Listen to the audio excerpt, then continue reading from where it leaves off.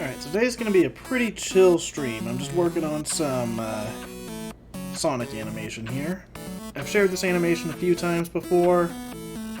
It's basically, the idea of it is like, you know how Sonic Origins added in a bunch of animated cutscenes?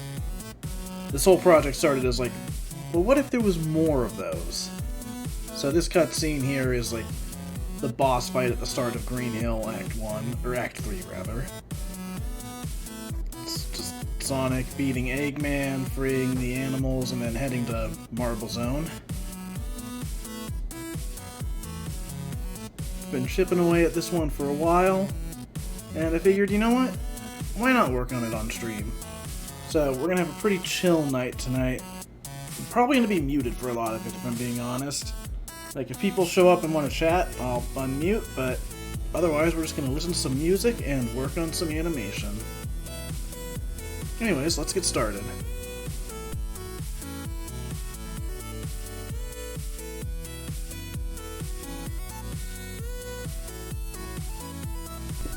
So this is the shot of this that I've been working on right now. So this is after he's defeated Eggman. He poses next to the capsule of the animals. He's like, hey, I found it. And then I'll animate him basically going up the capsule like that in like a spin dash form. Pressing it down, you see the animals escape. He high-fives a bird or whatever, and then chases Eggman to the next zone. That is what we're going to work on for now.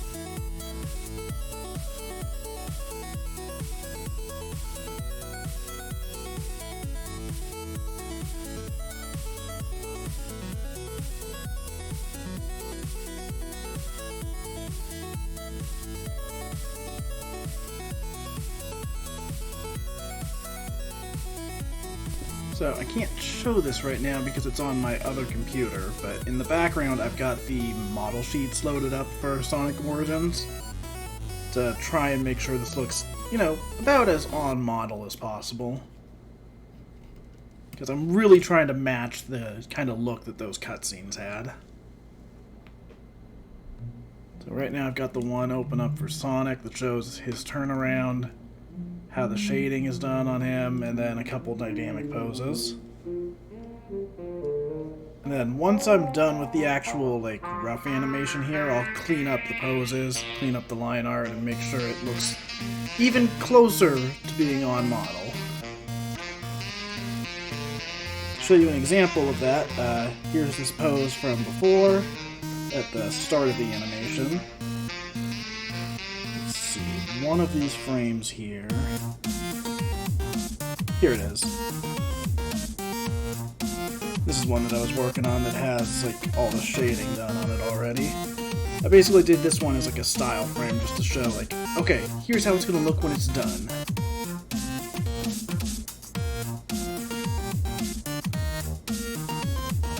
Let's see.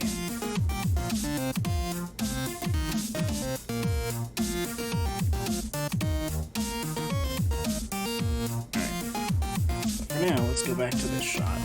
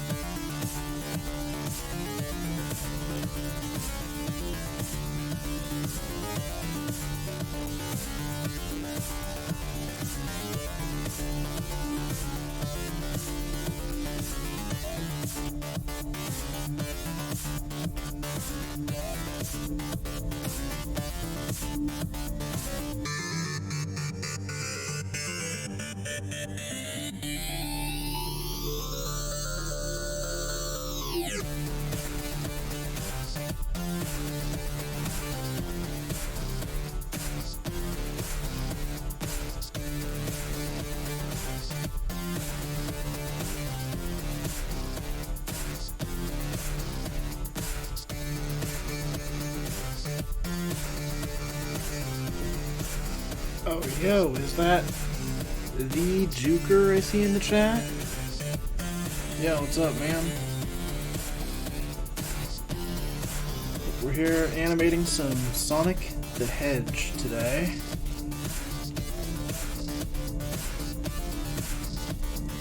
Trying to get the rough animation for this scene done so I can focus on getting the final animation done.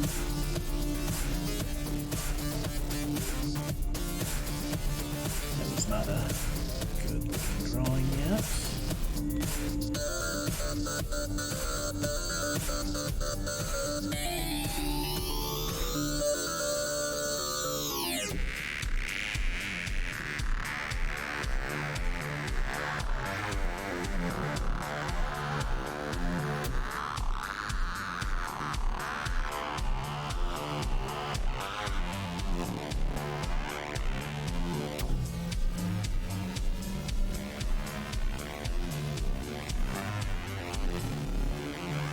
Oh, nice.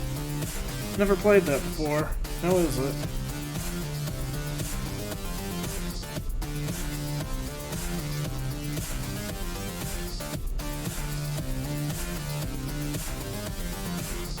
Also, I should rearrange my other monitor really quick because the stream chat is just like completely cut off by where my microphone is right now. Makes it a little difficult to check chat, you know?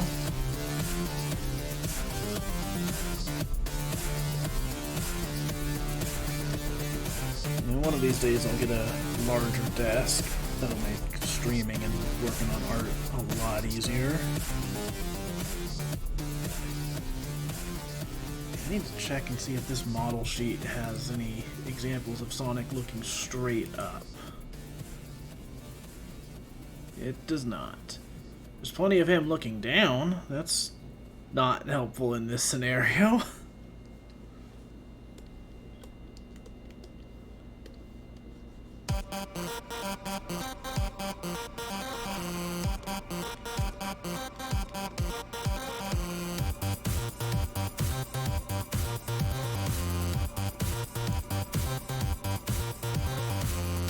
See, I mentioned it at the start of the stream, but I'm using the Sonic Origins model sheets for reference, because the animation I'm working on is meant to be kind of like a what if there was more cutscenes in the game kind of thing, you know? And as a result, I kind of need it to look very similar to that style.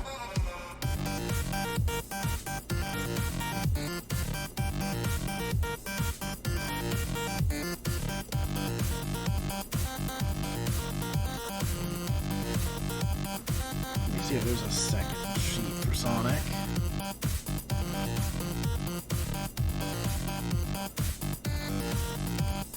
Well, there are some references from Sonic's CD. I could lean into how he's drawn here.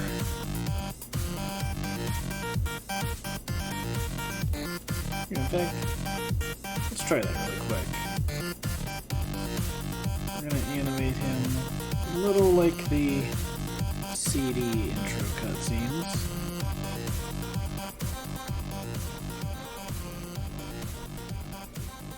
Where he... the bottom of his face is now 90% of his face.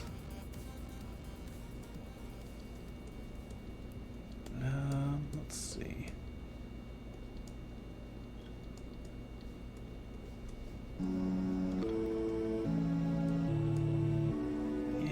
It's not really working either.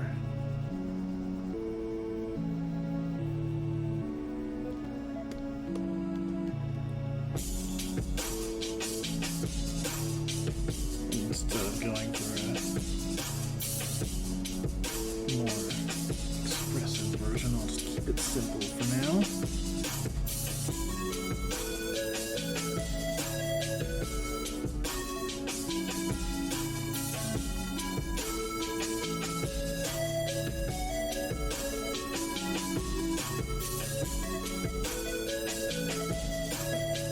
This is actually working. I just need to change that nose.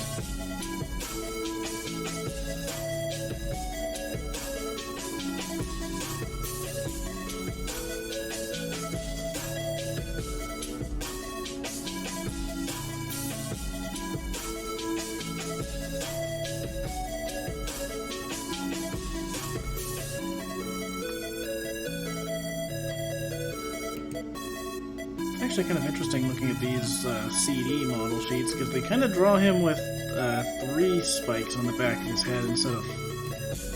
oh, that's right, he usually does have 6. See, I always think of 5. I forget that he's got one right in the middle as well. So normally if I was drawing him from behind, I'd draw it like this. He's actually got one extra one back there. Meanwhile, the CD reference I was using actually kind of draws him a little bit similar to Sonic X, where it's like, that's the back view, where it's just always 3 spikes. I don't think CD actually used that kind of design for him, though. I think the animation gave him 5 or 6. I don't know, man. It's been a while since I've watched that animation.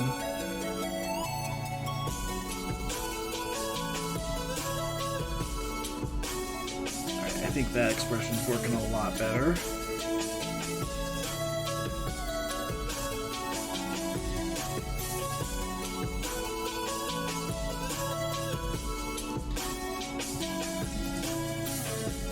Music's a tad louder than you? Alright. Yeah, I had it a little higher than usual since I'm mostly staying muted for this stream. I'll turn my mic up and the music down just a bit. Alright, how's this?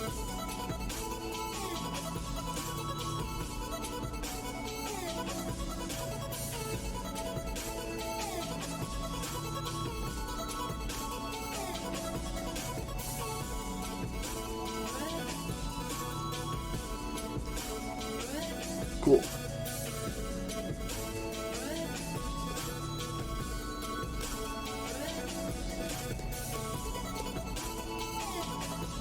Yeah, I'm probably going to be muting on and off during the stream, just because, you know, when you're drawing, it's a little difficult to carry a conversation and focus on what you're drawing.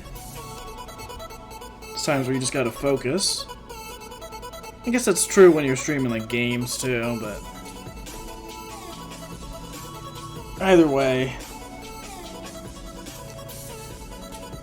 it's just gonna be times where I'm like, alright, gotta focus, gotta figure out what's going on with this drawing. So, what I'm doing here, in my original storyboards for this scene, let me turn up the opacity just so it's visible. So yeah, this is the original shot. He poses next to the capsule, which was oddly small in this animatic. Eggman was going to be like, no, no, no, don't do it.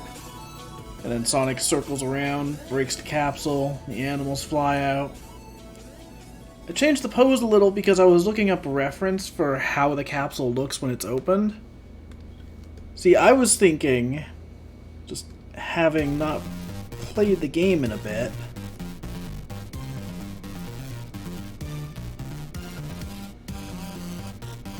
let's see.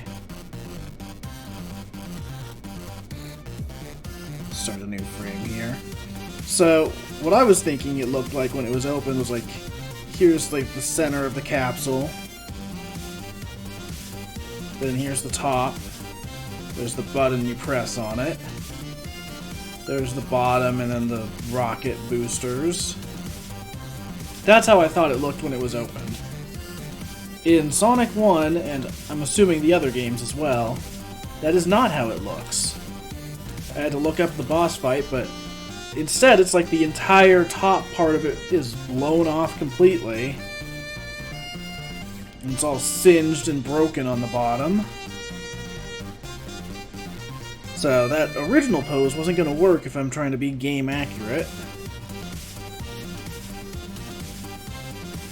So now I'm going to have him do a flip off of the capsule. This top piece will bounce off and then you'll see it like hit the ground in the background. And Sonic will land and do some sort of victory pose. Then we'll move on to the next section.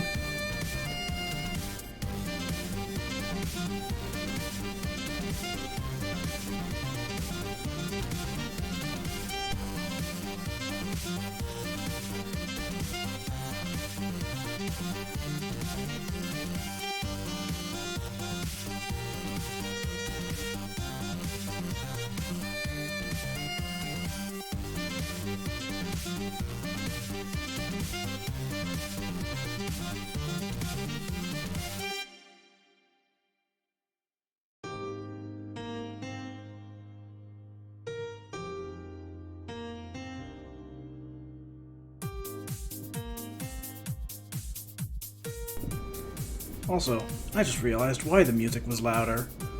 Normally when I'm in my music app here, I've got the volume slider pretty low.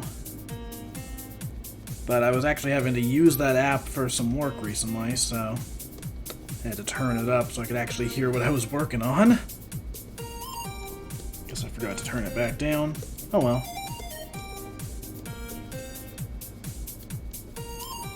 As long as it sounds good now.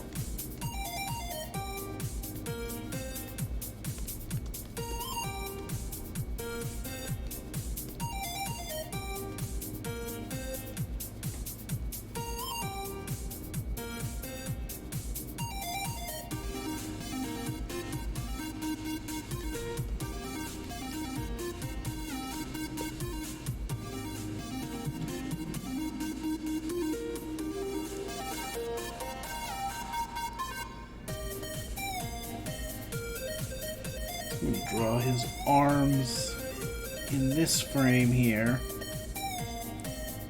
so that the next one can lead into like a falling frame rather than being another spin dash.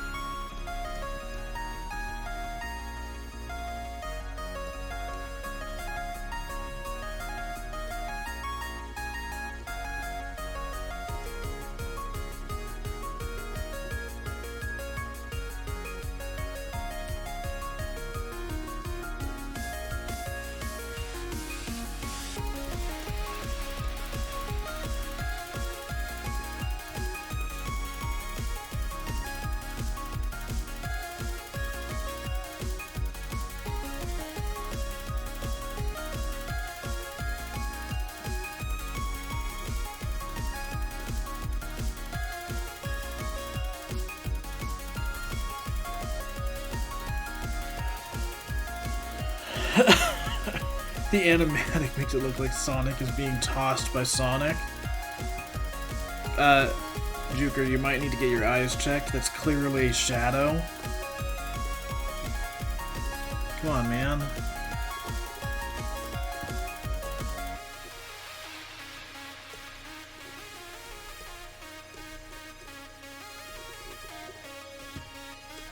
Dude, how could you make a mistake like that? I mean, come on.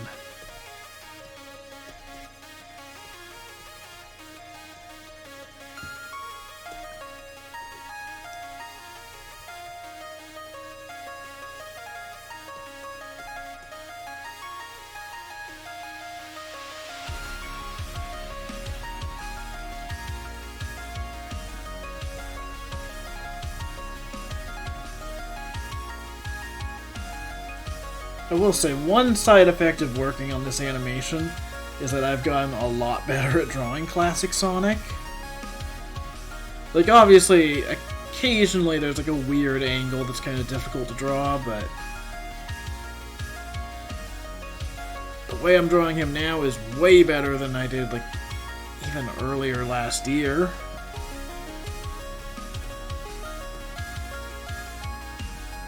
Alright, so let's see how this looks.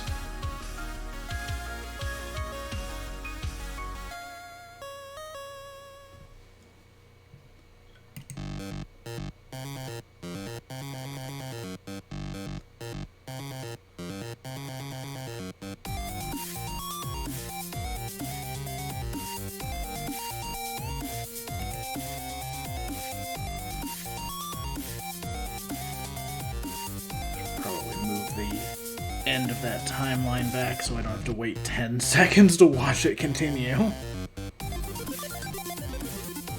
Okay, come on. Okay, so there needs to be more of a pause there.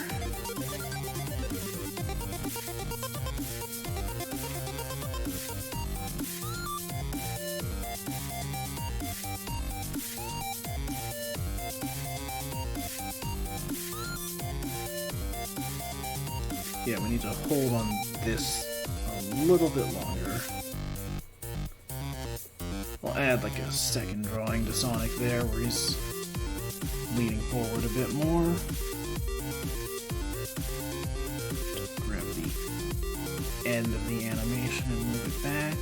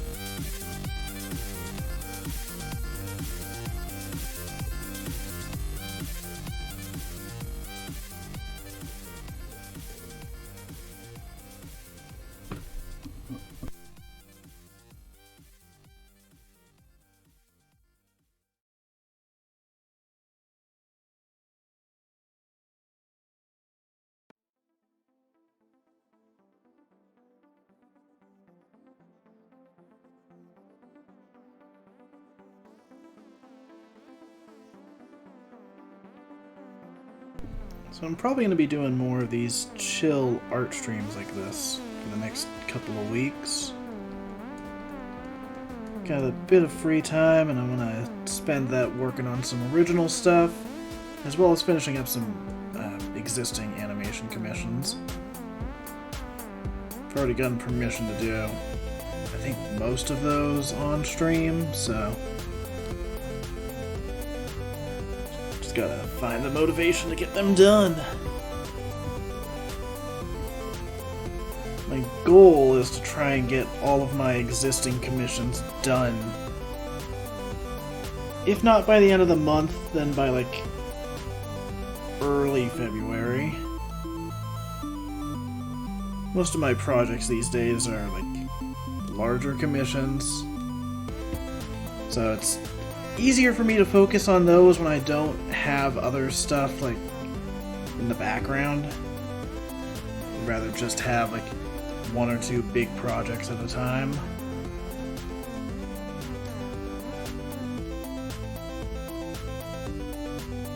Plus, there's also a bit of that where it's like, you know, I love working on my original stuff like Smash Time or this animation, for instance, where it's not necessarily an original concept, but, you know, it's just something I'm working on for fun. But it's hard to do that when I've got other commissions just waiting in the background, because anytime I'll start working on something for fun, it's like, why aren't you working on that? It's a very difficult balance when you're an artist, because, you know, you gotta draw for fun occasionally. You can't just have everything be for work. But it is impossible to get past the feeling of like, oh, I'm drawing for fun, then I'm wasting my time. I need to be working on stuff that's paid.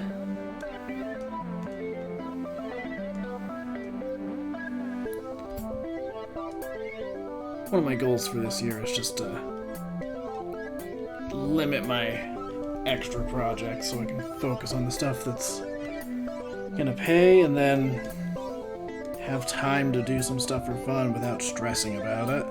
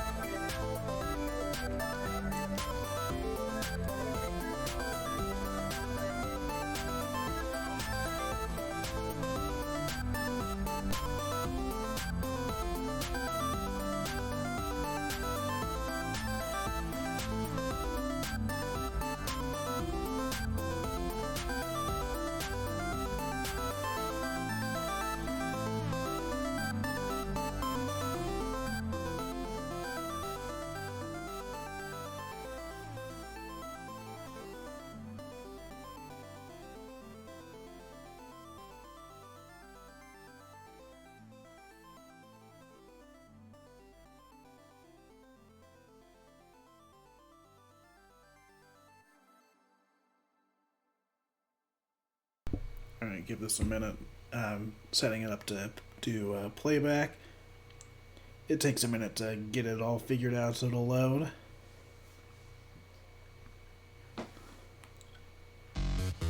So yeah, I'll have the camera pan up as he goes up the capsule, and then it'll follow him back down when he lands.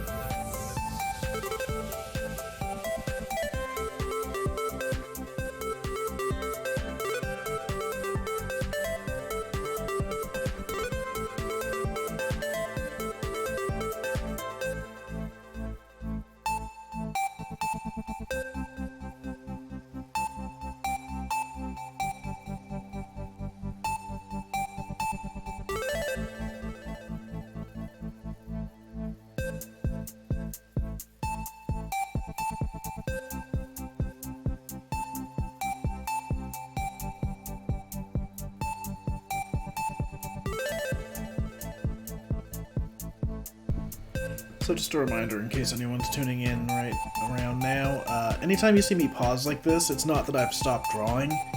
That's me hitting the render playback button. So it takes a minute to render each time. So I've been doing that a few times here because I'm trying to get the timing on the camera motion just right. I think this is about right now. There's going to be a little bit more of a bounce upwards whenever, at the end of this playback. So I'm going to add in a pose of Sonic, like, winding up for a victory pose, and then there'll, you know, be the victory pose. And then I'll have the camera bounce up when he does that.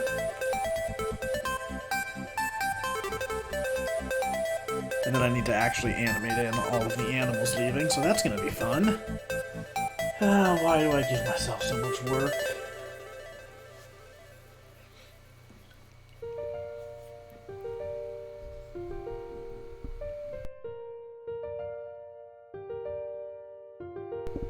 Juker, how dare you put that in my chat?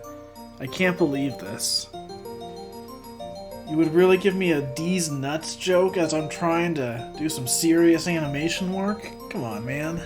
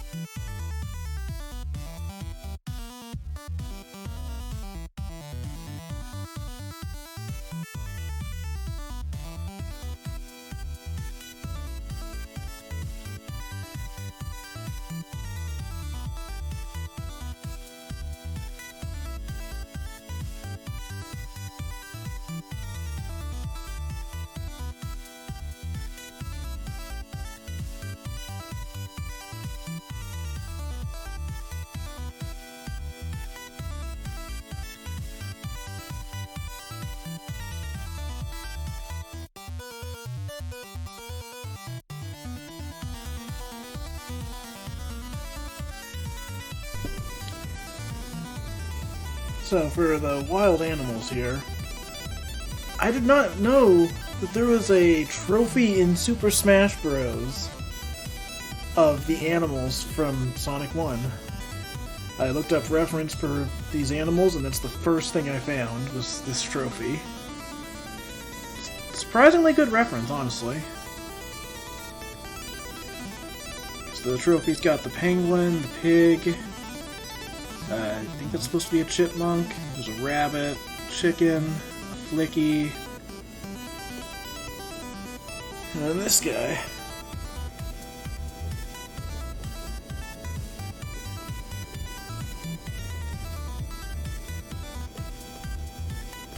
So yeah, for the final animation I'm probably going to have to reference this, and then there's a few cutscenes with the flickies in Sonic Origins, so I'll probably reference those to make sure I'm getting the design accurate to how they look in that game.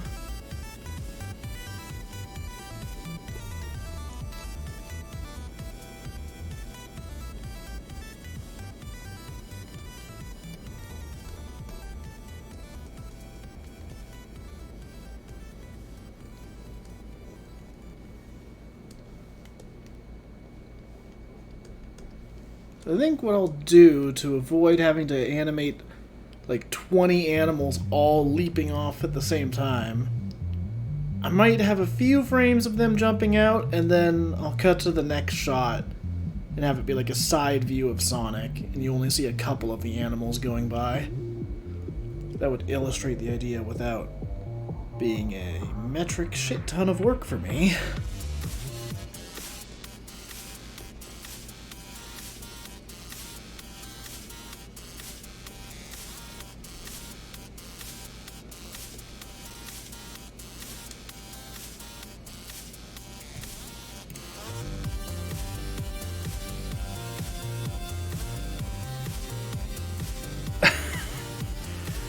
I am not gonna fall for that one. What's up, Bagnall? Just working on some Sonic animation tonight.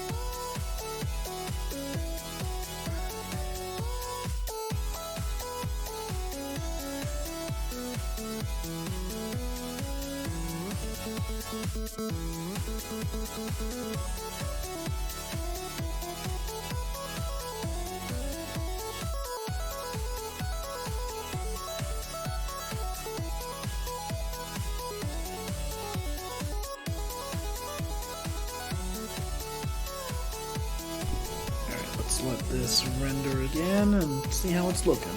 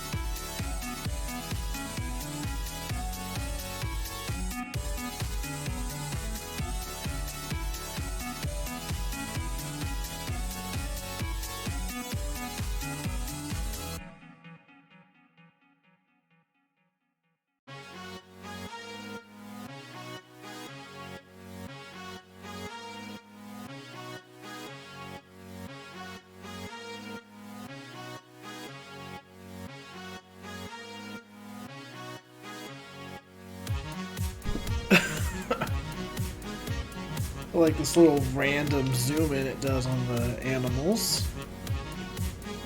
Should probably fix that.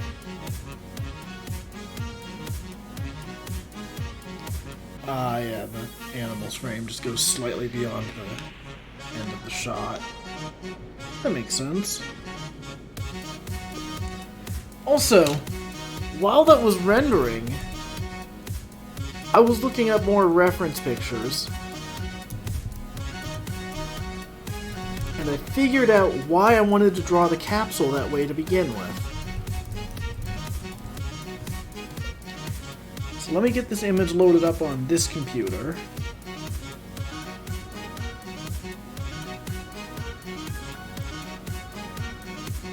So this is why I thought I should draw him standing on top of the capsule originally. Because that's how it looks in the later games. But in Sonic 1 specifically, that's not how it looks.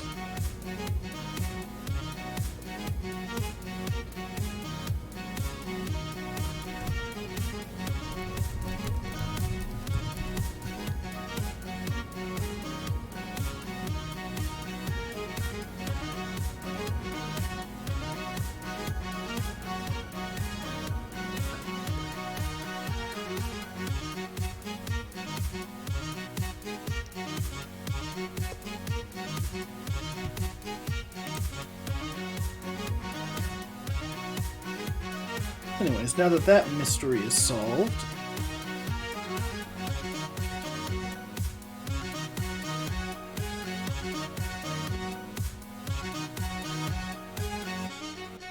so I think for storyboarding purposes we need 2 more frames of the animals.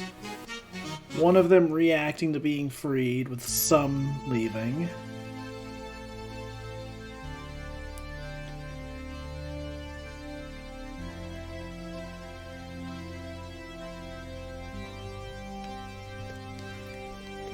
Put that there.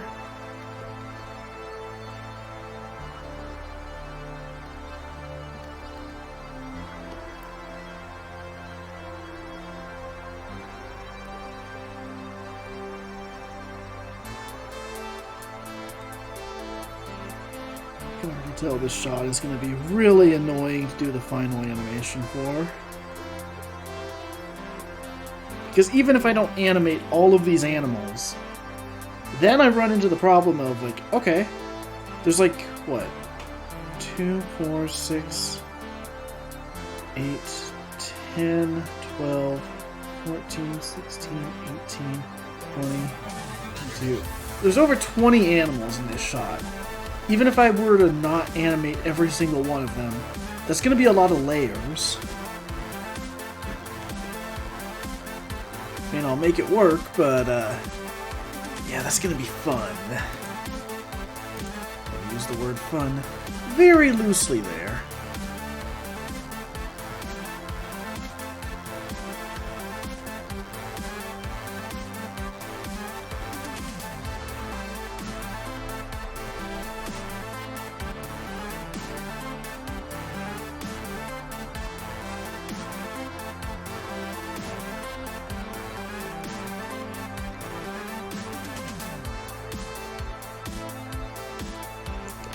It's funny, one of the things that I've learned as I've gotten better at animating,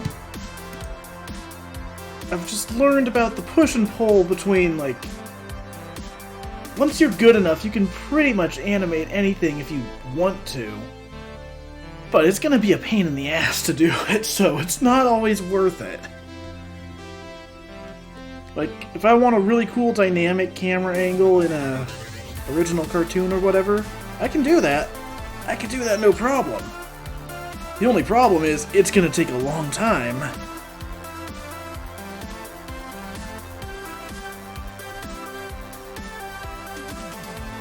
It's part of why the next Smash Time short has been taking so long.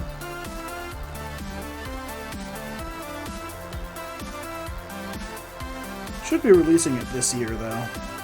Been making some real good progress on it lately. Having a bit of time off between projects has been great for just finally getting to work on that.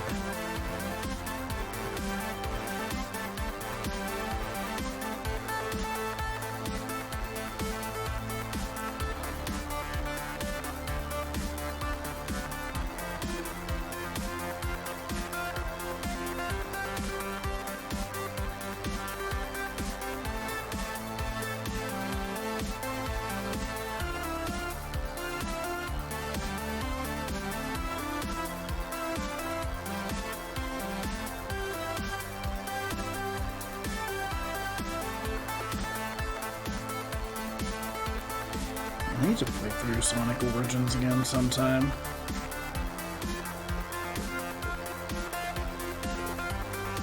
It's interesting, like, Origins, I feel like it gets a little bit more flack than it deserves. Like, if you're playing on PC, there are better things you can do with, like, even official emulation for that game. But, like, those versions in Sonic Origins are the ones that people were begging to have on console for years. And, I mean, they are what they are. They're exactly what people asked for. Just not a whole lot more than that. I don't know, I've seen a lot of negativity around that collection. Like, aside from the price, I think it's good. It's fun. It's a good collection. I do wish there were more extras, though. That would have been nice.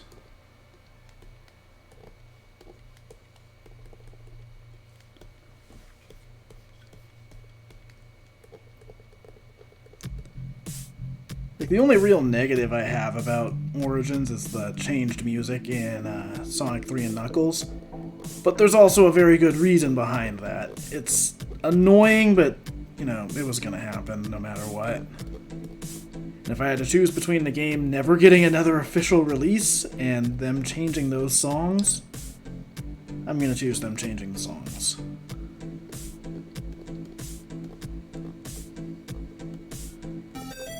That said, you know, if you're gonna get it, probably get it on console.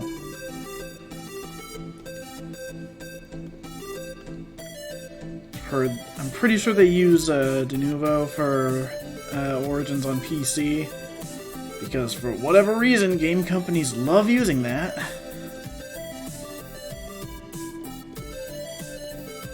And the game is worse off for it.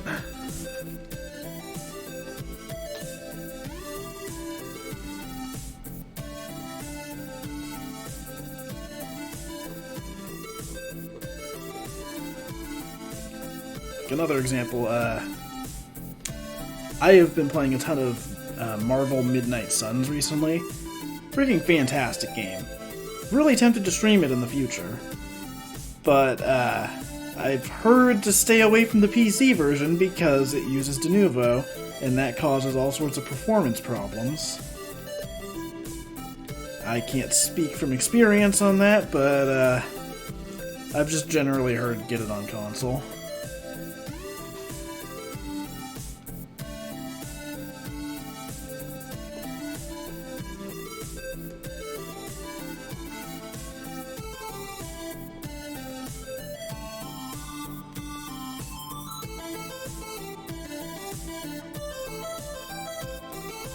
Oh, that's funny.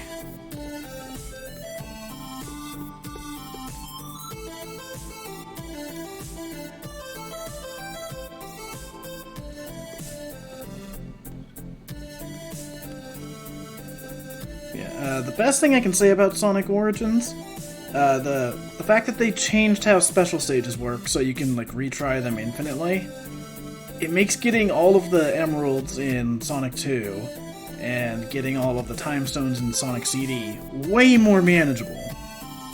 Like, you can actually get the good ending in Sonic CD pretty easily because of being able to just retry those special stages over and over. And that's a big part of why I actually really like Sonic CD now. I had tried it a few times in the past and it never really clicked with me, but playing it in Origins, I actually loved it. I might like it more than most of the other classic Sonic games. Not more than Sonic 3 and Knuckles, and certainly not more than Mania, but it's up there. Not really a huge fan of Sonic 2, if I'm being honest. Like, I know a lot of people love that one, but the levels are just so short. It's hard for me to get invested in a Sonic game when the levels take like 40 seconds to complete if you know what you're doing.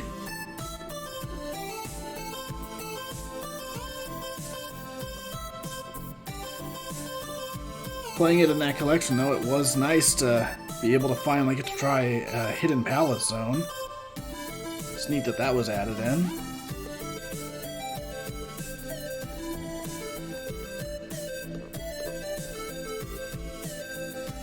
The other thing that's cool in that collection, and I think you can do this in the mobile version too, assuming that's still available,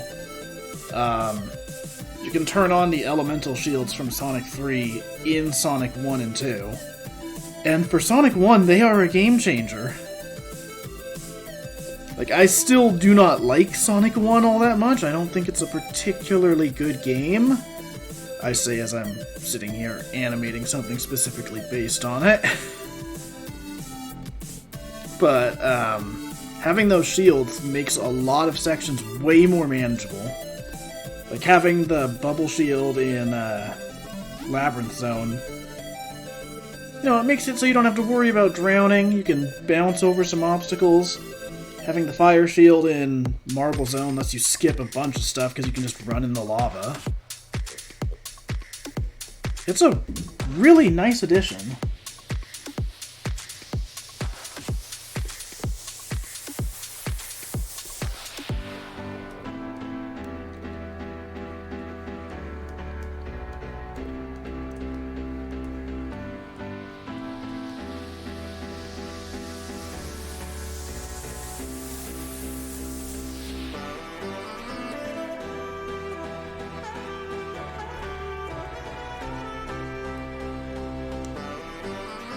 So I think we'll probably wrap this up pretty soon. I'm nearly done with this shot. And then once we're done, see if we've got enough people to do a raid. Otherwise we might just end early.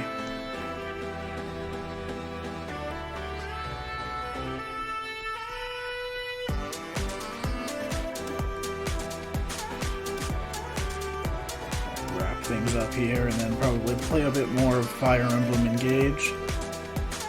I'm really enjoying that one so far. Like, it's not reaching the same heights as Three Houses for me, but like, it's also clearly not trying to be as ambitious. It's more of something in the line of like Awakening or some of the other earlier Fire Emblems.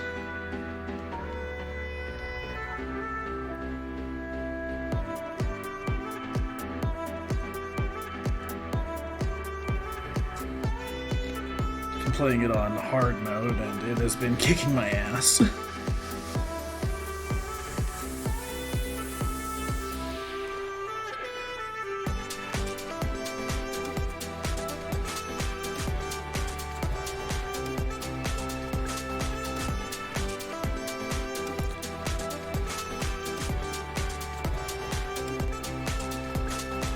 I really wanted to try and finish Midnight Suns before Fire Emblem came out, but that is not happening. Midnight Suns is a lot longer than I anticipated. And I'm enjoying the game so much that I really don't want to rush it just to be like, oh yeah, I'm done. I'm gonna get this done just in time for another strategy game.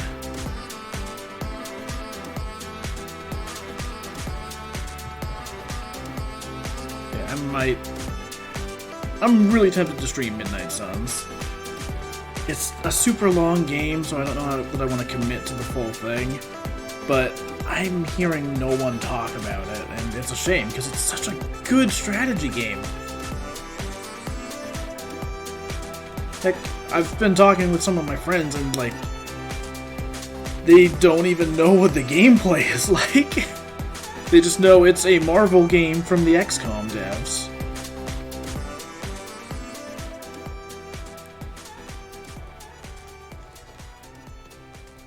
Yeah, the combat in it is super cool.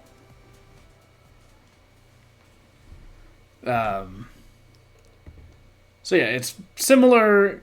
It's kind of similar to XCOM or Mario plus Rabbids. Honestly, I think that might be a better comparison, just because it's a little bit simplified. Yeah, the Marvel characters can't die. If you lose a character, you can either, like, revive them, or they'll just be revived after the mission.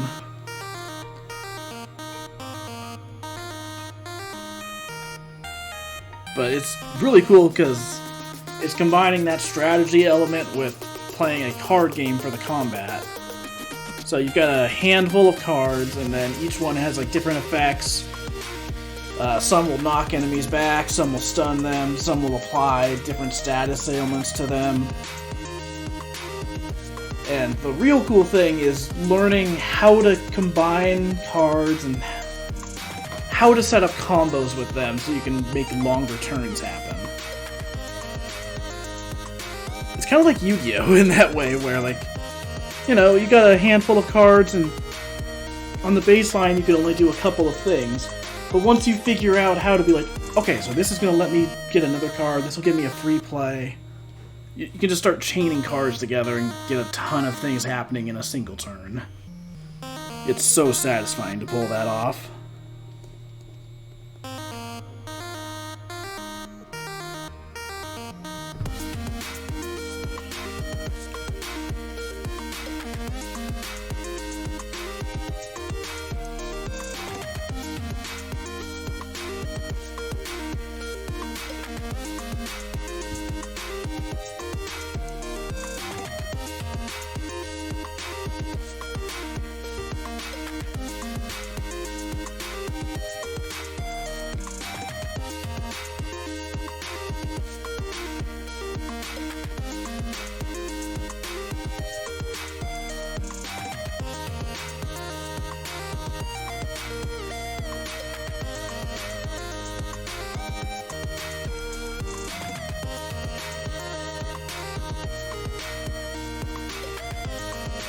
The other thing about Midnight Suns that has honestly surprised me is the stuff between the missions.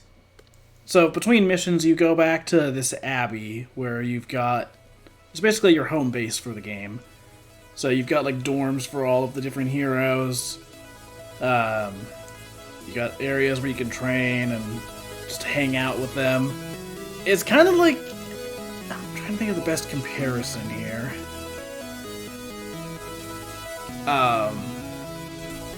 It reminds me a bit of, like, the school life portions of playing Fire Emblem Three Houses.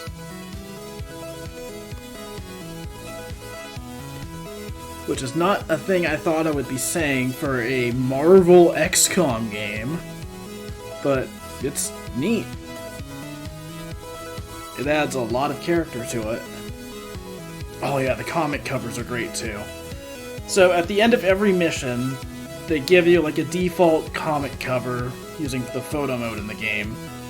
And usually it looks pretty bad. It's just like a random character plastered on like a generic background with some dumb title or slogan on it. But you can go in and edit it, and you can make some really goofy stuff with the photo mode. So I've been making it a point after every single mission to make a comic cover, and I've got some really good ones out of it.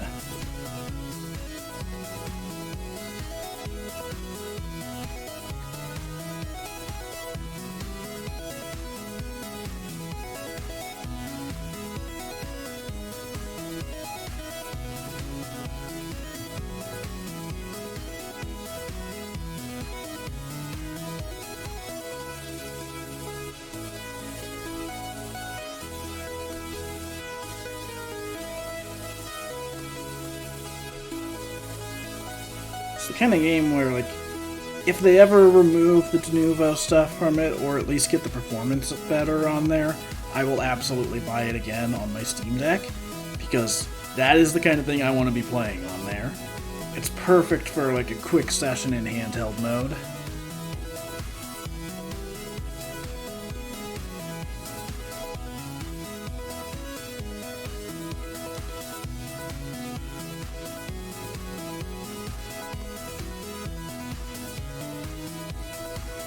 Actually, that reminds me, I should see how the performance is for Fire Emblem Engage in handheld mode on the Switch.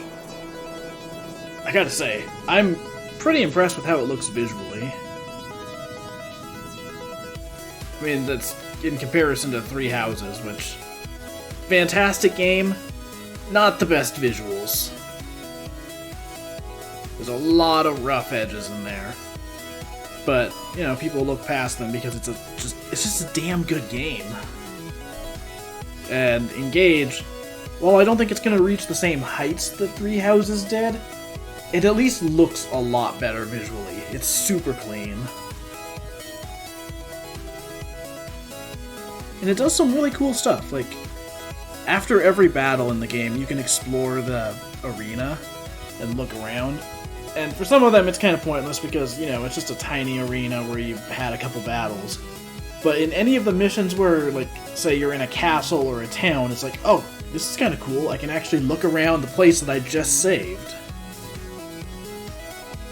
It helps to make it feel a bit more like a world rather than a stage.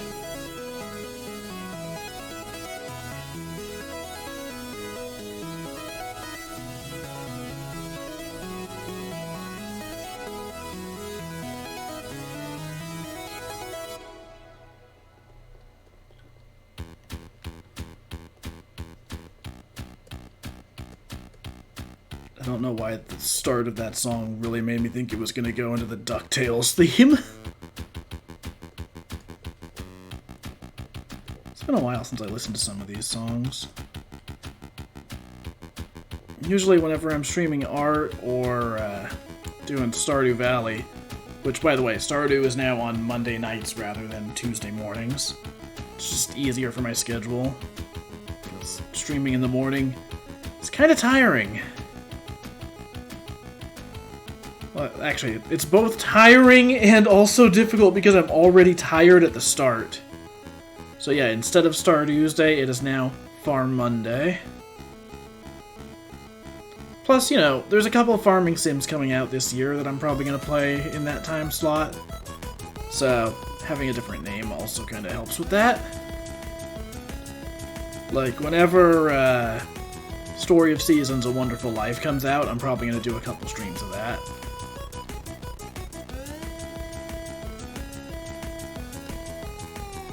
And whenever Harvest Moon 64 comes out on Switch Online, you can bet I will be streaming that. I don't care if I'm streaming it in Japanese, I am going to be playing that fucking game. Because it is one of my favorite games of all time. I feel like they'll probably give it an English release, but we'll see. If it doesn't happen, it's a game that I know like the back of my hand. I can play it in Japanese.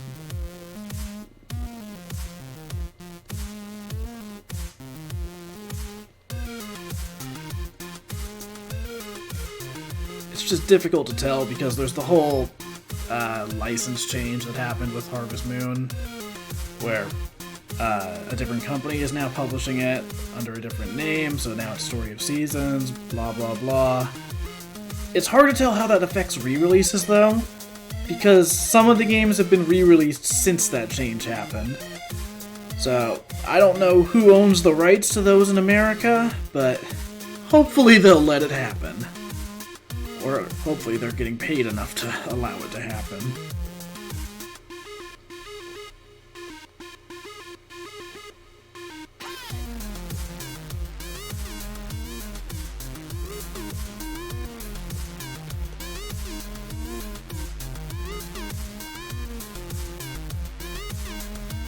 I'm still curious when GoldenEye is going to come out. I've never actually played the original.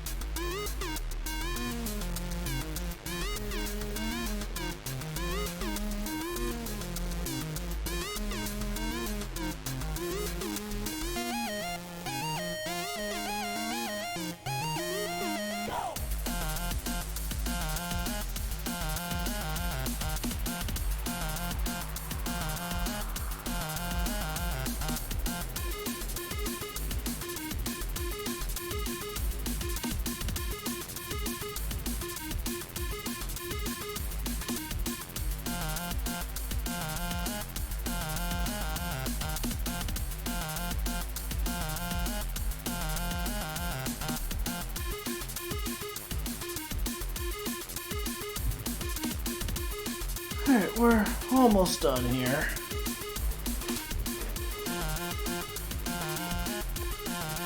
We'll just wrap up this shot and then call it a night.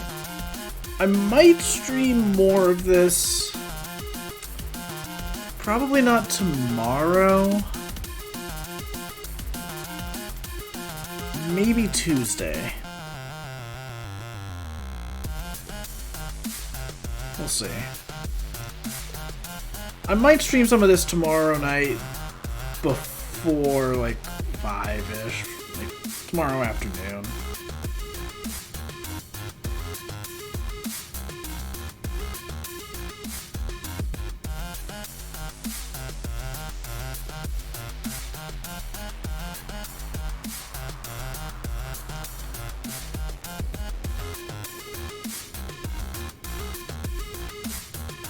I'm also probably going to stream some work on the next Smash Time short pretty soon. But right now I've been working on some of the later shots in the cartoon, and I don't want to be spoiling that, so... I'm working on adding a new intro to the cartoon, though, so... whenever I'm done storyboarding that, I can probably stream parts of it.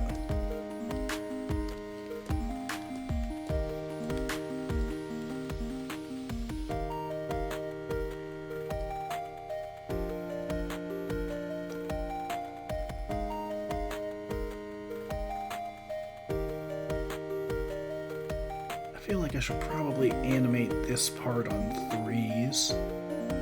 That would make this part a whole lot easier if I'm just animating all of the animals on 3s rather than 2s. So basically, like, instead of having 2 in-between frames between these poses, or between this pose and then the next one, I would just have 1 in between.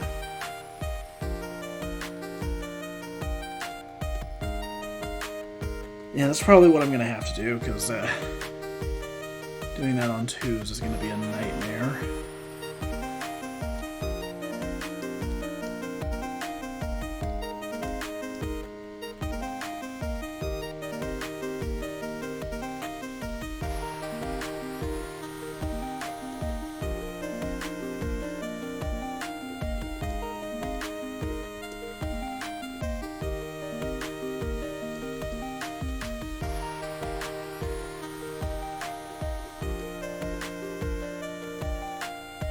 Doesn't help that these animals, there's not a ton of reference for them.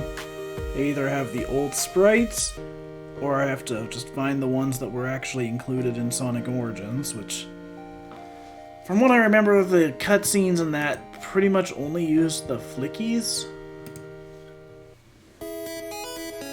So there's not... Actually, you know what? Is there reference art for them in Origins? I'll look that up.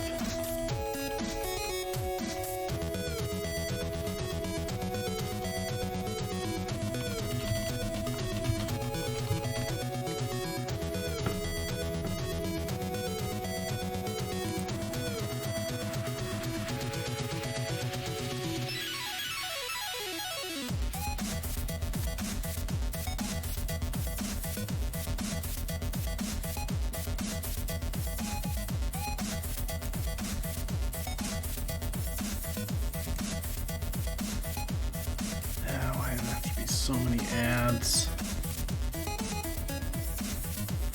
I hate when you go to a website and it's just full of ads.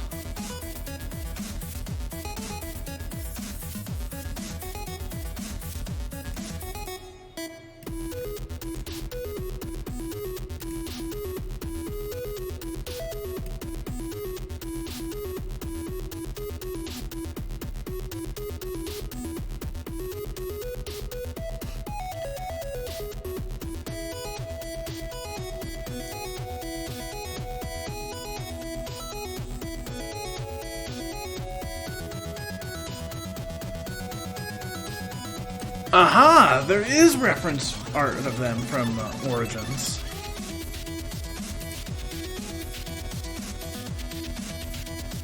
Hang on. Let me at least load the image onto the stream so you can see what I'm talking about.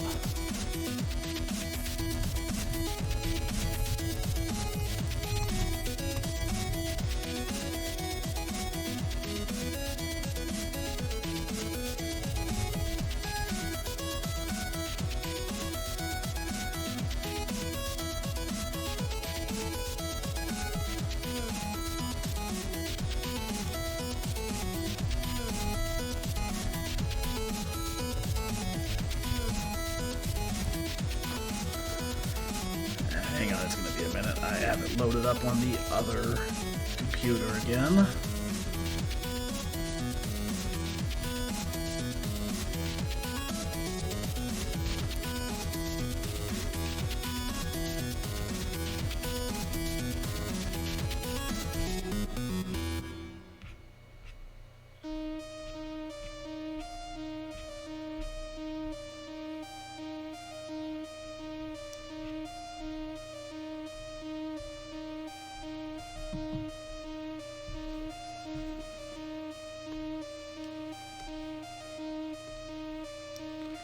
So yeah, here is the concept art for these animals from Sonic Origins.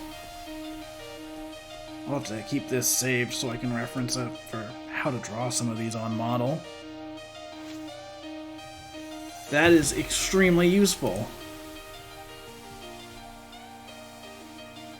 I thought for sure there was no concept art for them, because as far as I'm aware, these guys don't appear in any of the cutscenes. Well, except for these ones. Cool. Well, whenever I get around to working on the final versions of that scene, I will be able to make it on model.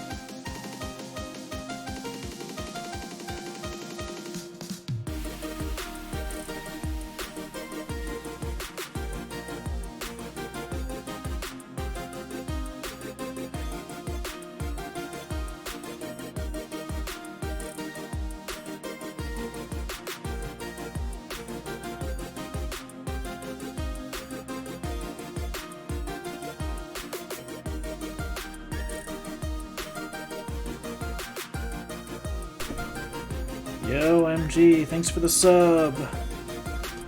How's it going?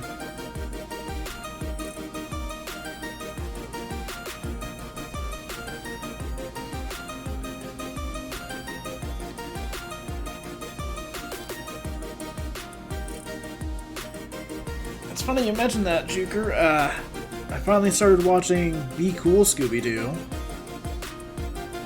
on account of a certain other Scooby-Doo product being not very good recently. Made me go back and reevaluate that show, and yeah, Be Cool is fun. Still not a huge fan of the art style, but it fits for what the show is. Yeah, the animation's coming along pretty good so far. Pretty close to wrapping up for tonight. I think after I finish this frame, we'll see how it's looking.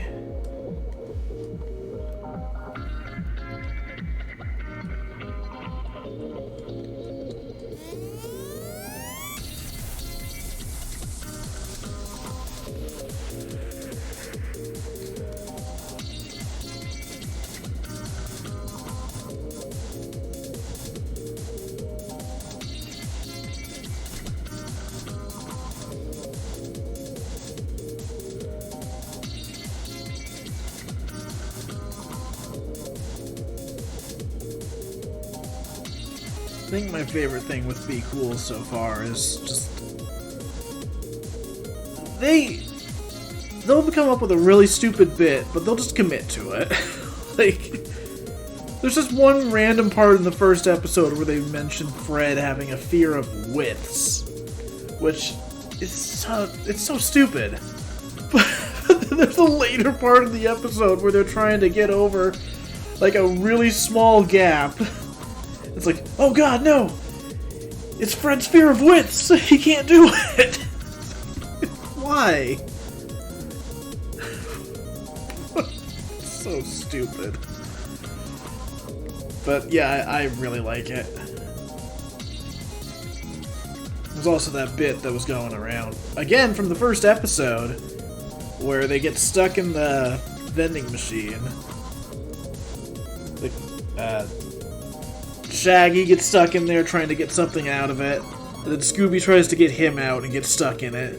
Then the monster tries to get them and gets stuck in the machine as well.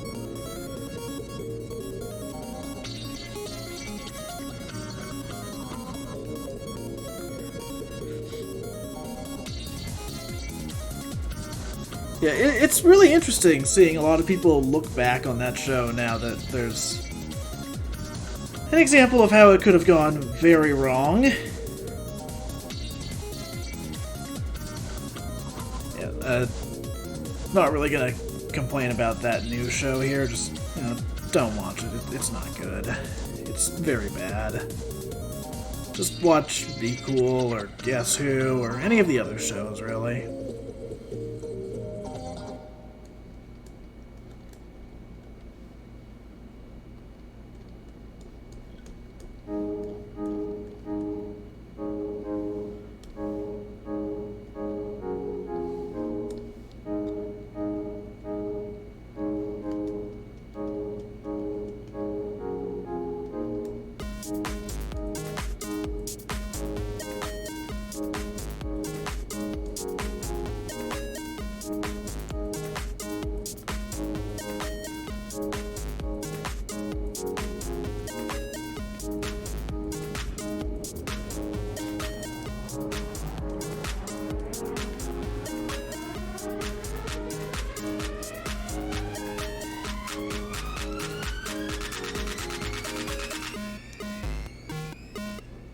So, let this animation work tonight be a lesson to all of you who are curious about animating.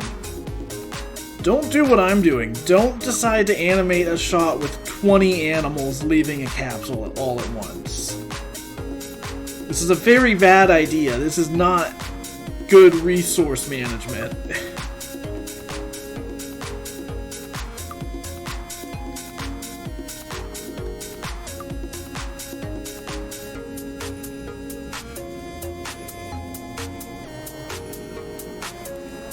I could be on the next shot by now. And yet here I am being like, oh, yeah, let's animate 20 animals.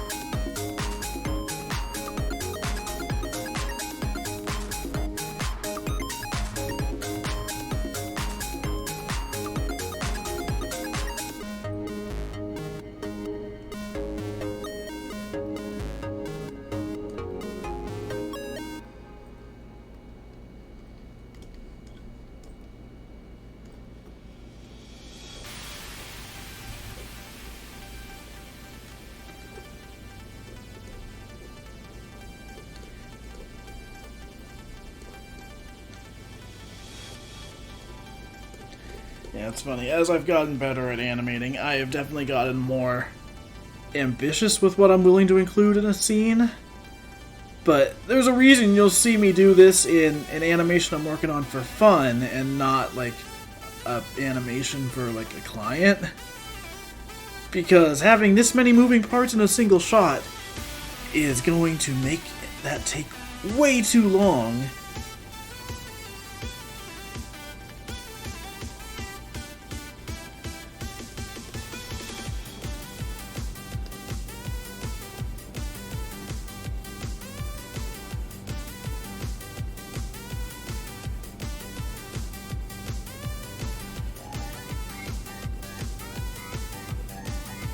Next time I do an animation stream, I might work on finishing this, but I might also work on, there's this one animation I've got that's like a Twitch alert for TBG Hunter that's based on, like, a scene from Yakuza 0.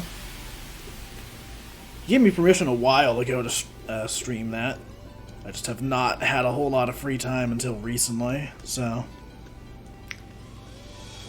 I think one of my upcoming streams will be working on that, because I've got a little bit of progress on it. I just need to sit down and get it done.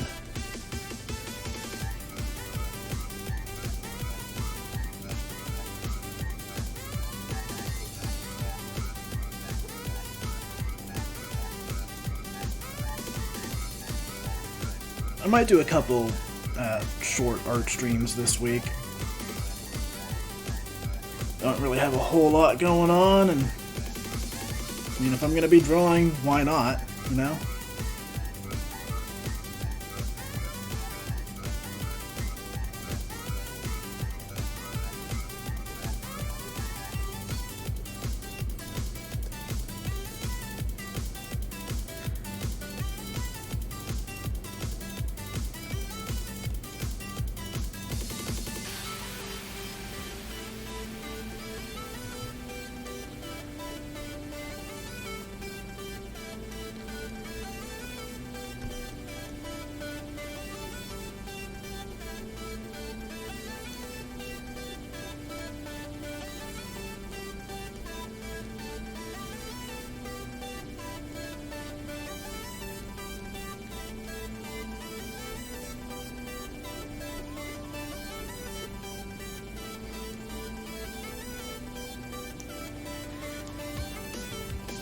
Yeah, I'm doing evening streams now, so usually it's probably going to be around like 7 to 9.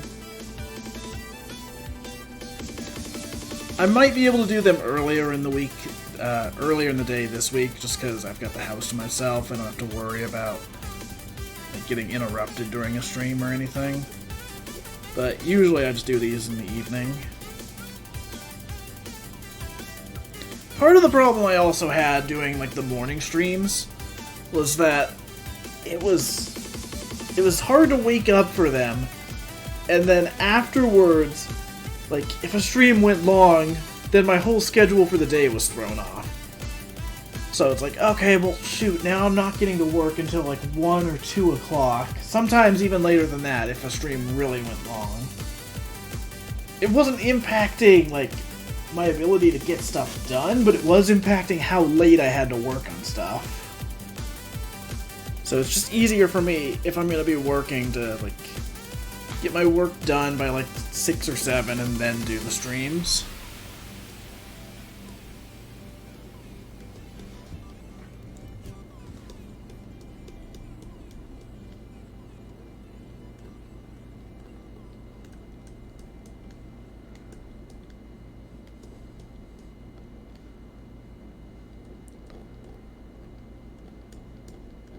So I don't need to actually animate, I think, these couple of animals here. I need to animate, like, this ear. And we'll animate this ear, too. And I'll just put a simple shape so I know where the animal should be. But, like, these ones are behind Sonic.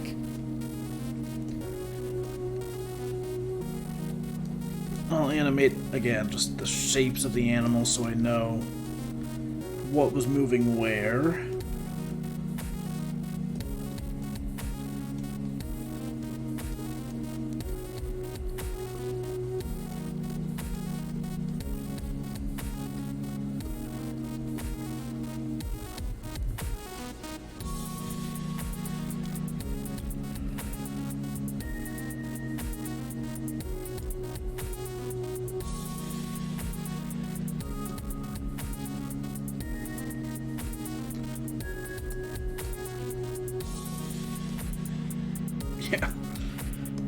Yeah, what I really should do is just really zoom in on Sonic here.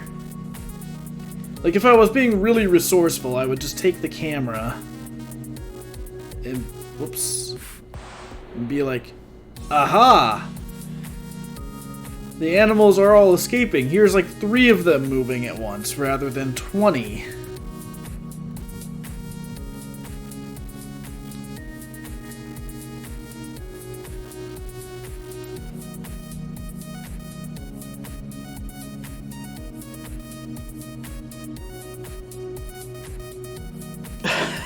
I like how this one over here,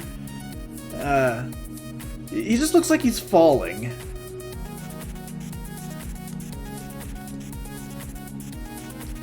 You okay, bud? Alright, let's move you over.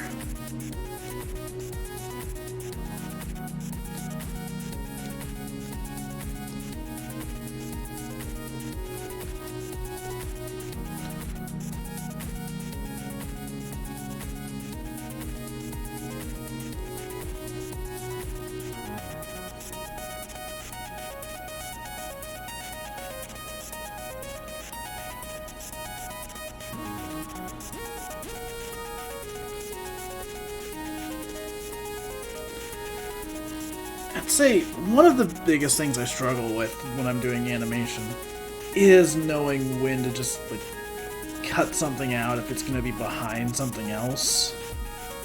Because every time I work on something, there's always that thought of, like, okay, but what if I need to move the thing that's in front of it? What if I don't draw, like, this flicky back here, because the chicken's going to be in front of him? But then I decide later on, like, oh wait, no, but what if I need to move the chicken? And then there's no flicky back there. So then I end up drawing it anyways, and wasting time. Something I've gotten better about over time, but, it's one of those things where, like, it's so easy to just get caught up in it. Like, yeah, but what if I need to draw it? What if it's needed back there?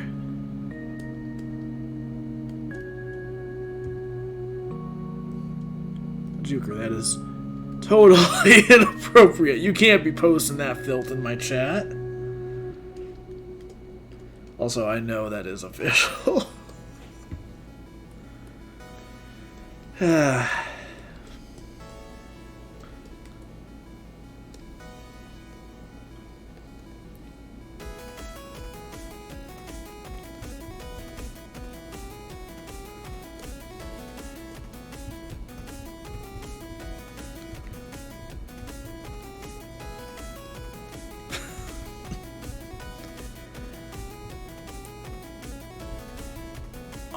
it's the tail. I was looking at this one right here, and I was like, what animal is that?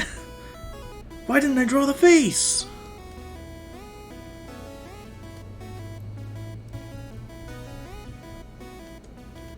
You know, I would love to do like some Pokemon animation sometime.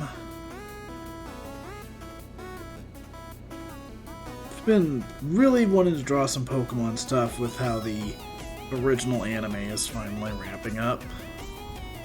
Still can't believe that's happening. The show has been on the air pretty much as long as I've been alive.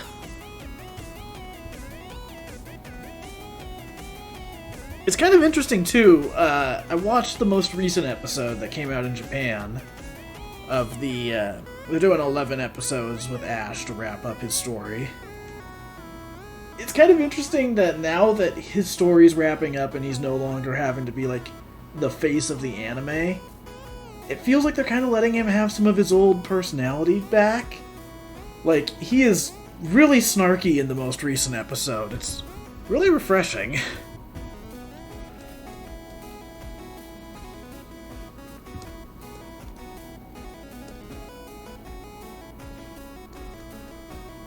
This is one part I really like where,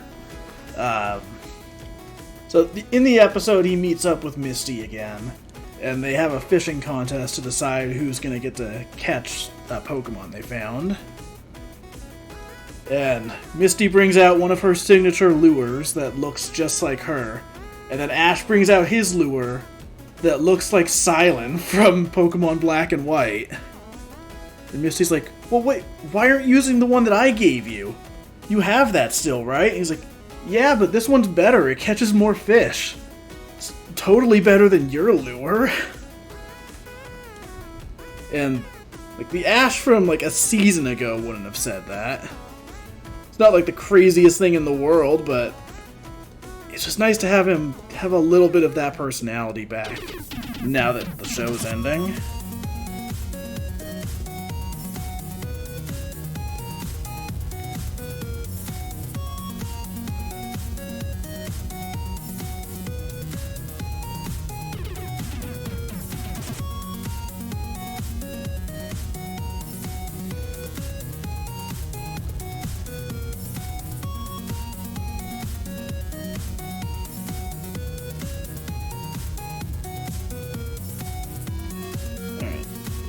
Let's render this and see how it's looking.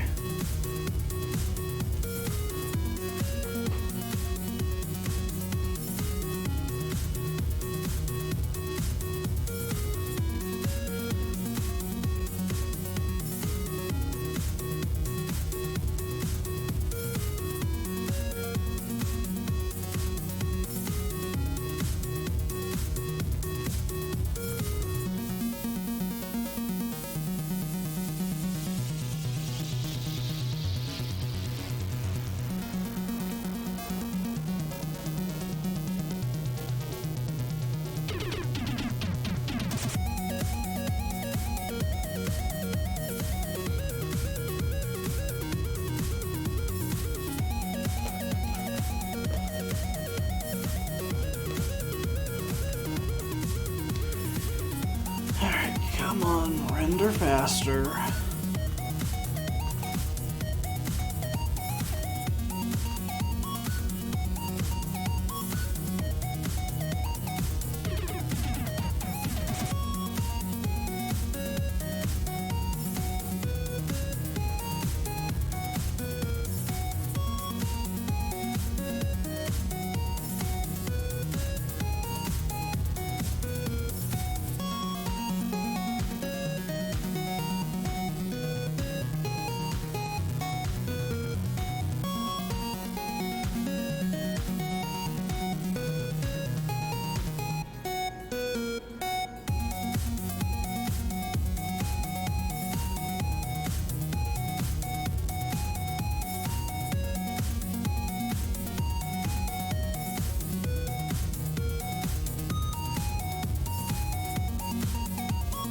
Cool. Like how that's looking. And then I think for this next shot,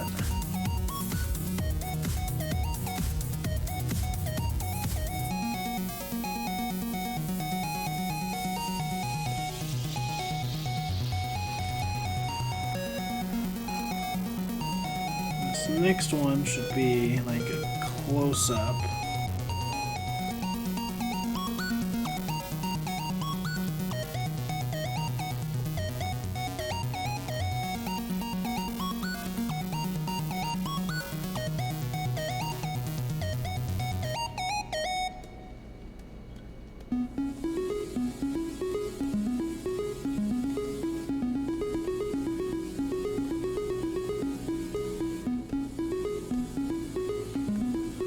So what I'm thinking I'm going to do for this last shot, I'm not working on this tonight, I'm just setting it up so I'll have the work file ready to go for next time. So you'll have this close-up of Sonic.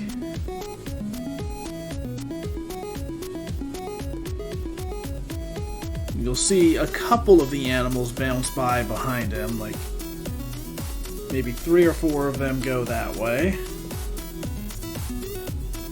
Then have a Flicky fly behind him, then go in front. Sonic will look at the Flicky, they'll have a high five, and then Sonic will turn around and see Eggman flying off, and then that's when he will run into the next zone. And that'll be the animation. So, to recap, in this scene, it's Sonic, he defeats Eggman, he saves the animals, and then he runs off to Marble Zone. Pretty straightforward. All of these animations, all of the cutscenes in Sonic Origins were pretty straightforward. They're like just an intro and then an outro. The idea with this project was to animate like, well, what if there was an in-between cutscene between zones, you know? I've got one other idea for a transition like that between Labyrinth Zone and Starlight Zone, where Sonic like climbs out of the water, all annoyed that he had to go underwater in the first place, and then he's like, he comes out of a cave, and then there's like construction going on, because Starlight Zone is pretty much like a construction zone, you know? So basically you would have him see the zone, run up a slope or two, and then it would try to transition into like where the start of the level is. I'm not going to do that one right away. I'll probably finish this animation and see how people are feeling about it. And then if it gets enough views, I'll probably do like a, well, what if Origins had more cutscenes part 2 kind of video. There's a couple scenes I've got plans for that I would love to animate. Like, it'd be cool to animate the race between Sonic and Metal Sonic. Even if I don't animate all of it, it'd be fun to at least like do a little bit of animation like that. And then the other one I've been thinking of is at the end of Death Egg Zone in Sonic 3. The part where you beat the final boss, or the, you know, the final boss in quotation marks. You have Sonic and Tails beat that robot. Eggman would get away with the Master Emerald. Sonic would go hypersonic and fly out into space. Basically like a transition between that boss fight and then the final boss fight. Yeah, there's a couple scenes like that I want to animate, but for now we're going to stick with this one and we'll see if it does well.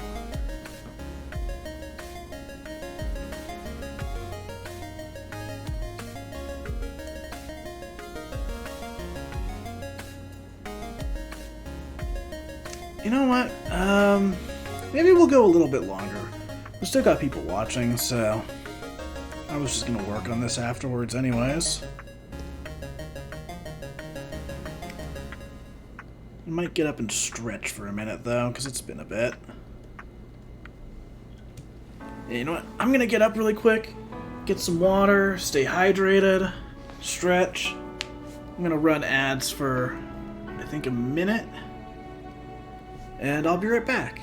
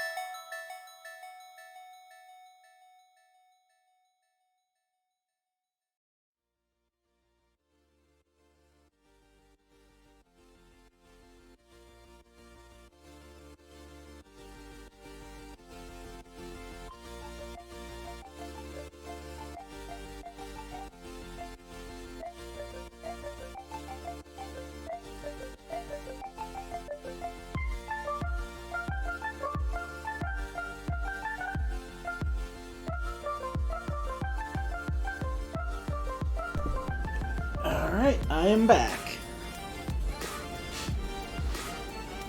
So now I'm thinking we'll probably go until the end of the hour.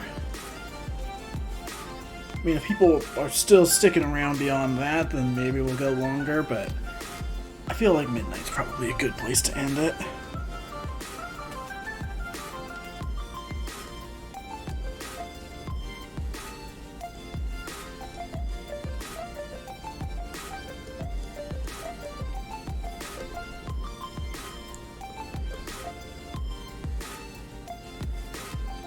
Yo, welcome to the chat. So tonight we're working on some Sonic animation. Basically working on a concept of like, what if Sonic Origins had more cutscenes? So what I'm working on is like a transition cutscene between the boss fight of Green Hill Zone Act 3 and the start of Marble Zone.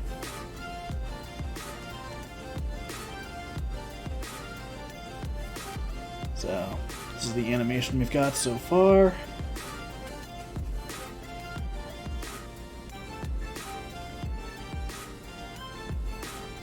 Sonic freeing the animals, they all start flying off.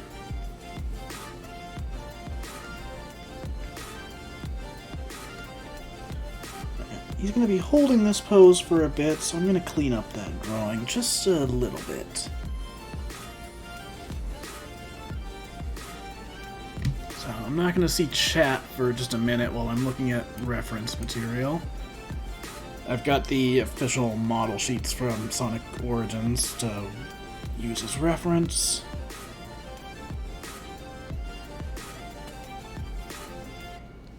Trying to really make this look like it could be official, you know?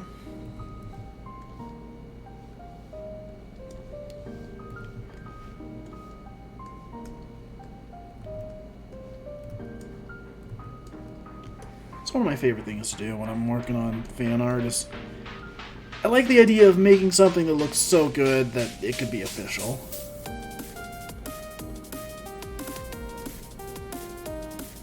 It's part of the reason why one of my favorite projects I've done was that Harvest Moon video, where I just learned how to do the art style from Harvest Moon 64. It's still some of my favorite art I've done, and it's not even my own style.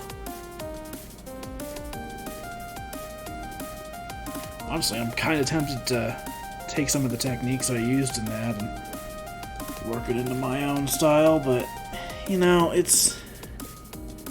The style I use nowadays is really focused on animation, and all of that colored pencil shading that I used in that video, it looks great. Not great for animation, you know?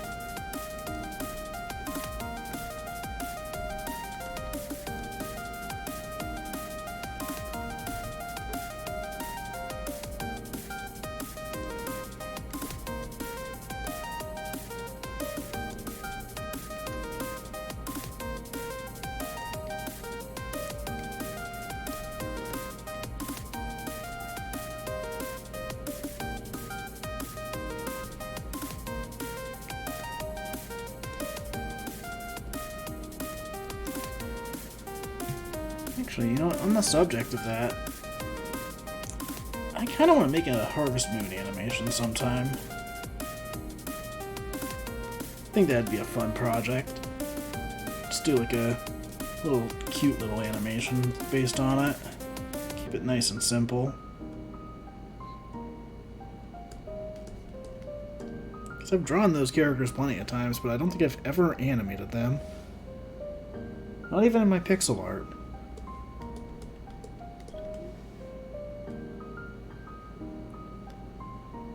So,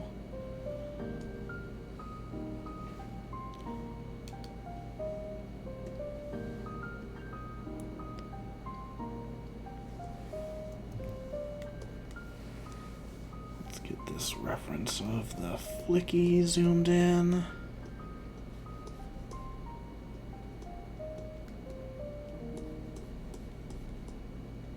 I think we'll go with... We've done that first one a lot, so let's do this one.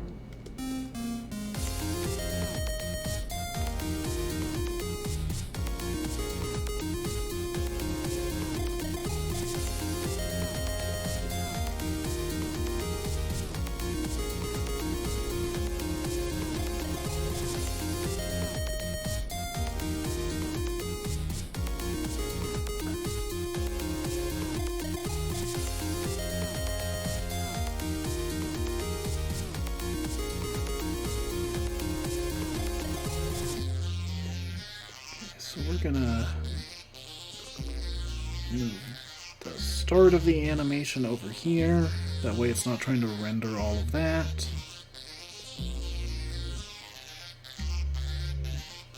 I'm just gonna do something really quick.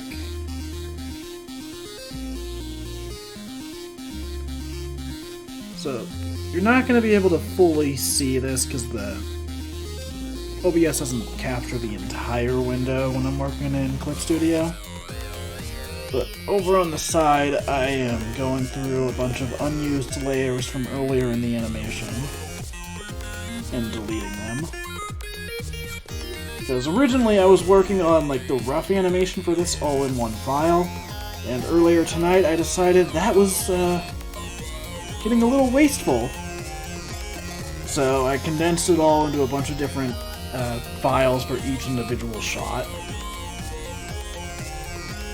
So it might help to make things render faster if we don't have all of these excess frames.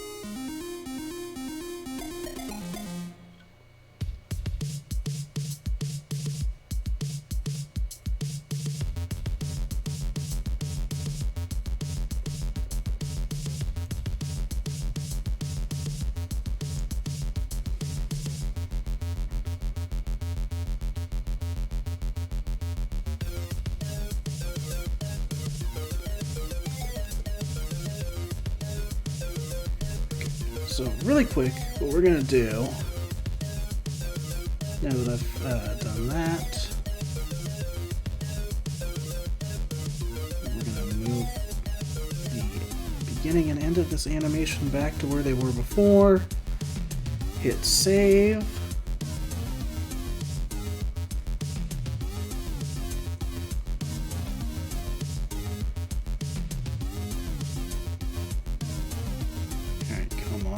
there we go. Now we're going to move this back.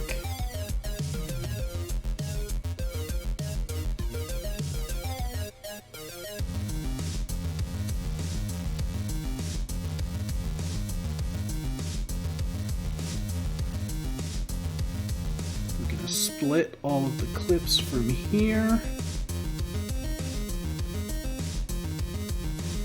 This is the less exciting part of working on this kind of stuff. Just file and layer management. So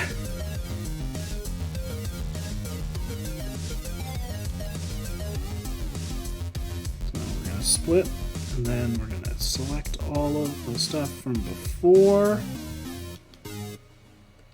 Hit delete.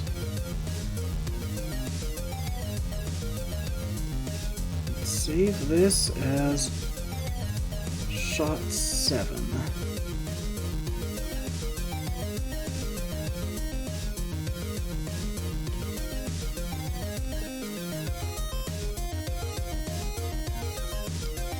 I'm going to crop this down to about here.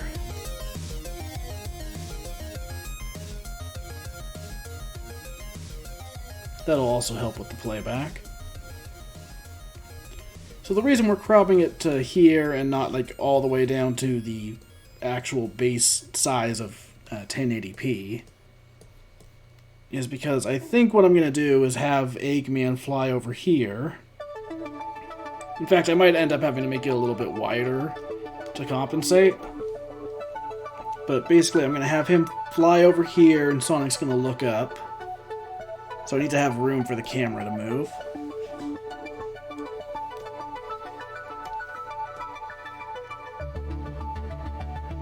Oh yeah, that's already moving a whole lot smoother than it was before.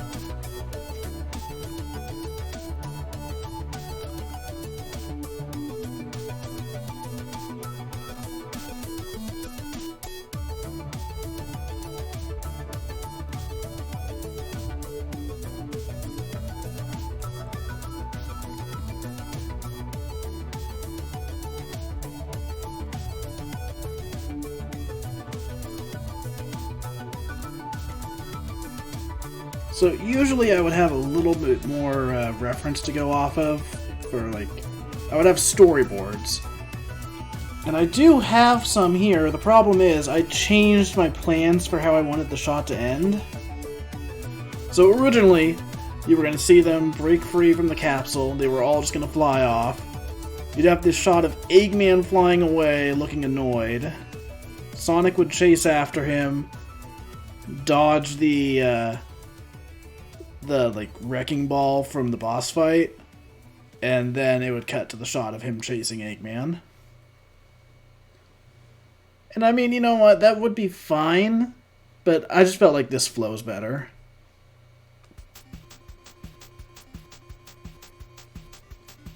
So for anyone who might have missed it, what's going to happen is this bird's going to circle around him, they'll high five, Sonic will realize Eggman's flying off. We'll probably get a close-up of Eggman looking like devious or maybe a little bit frustrated, like, ah, oh, come on, gotta get out of here.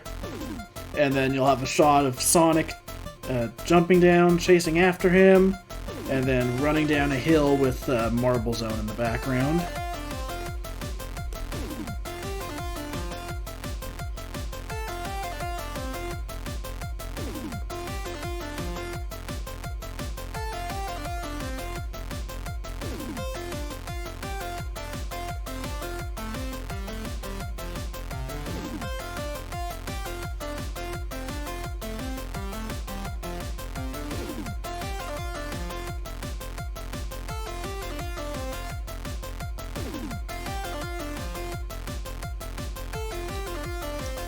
To make this one work a little bit better, we'll have Sonic turn his head just a bit.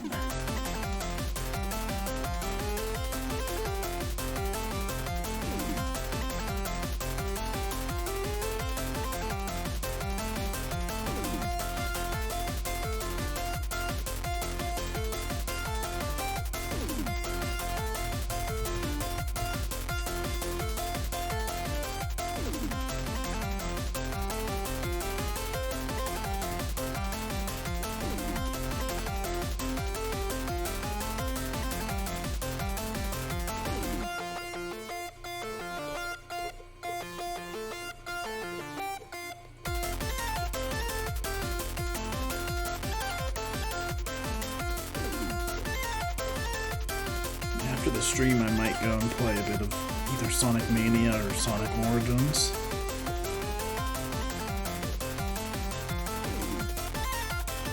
Probably not going back to play Sonic 1, but, you know.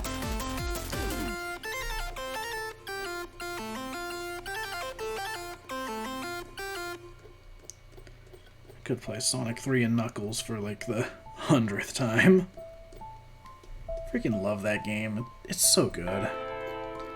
One thing I realized I didn't really appreciate enough about it was just how good the environmental storytelling in it is.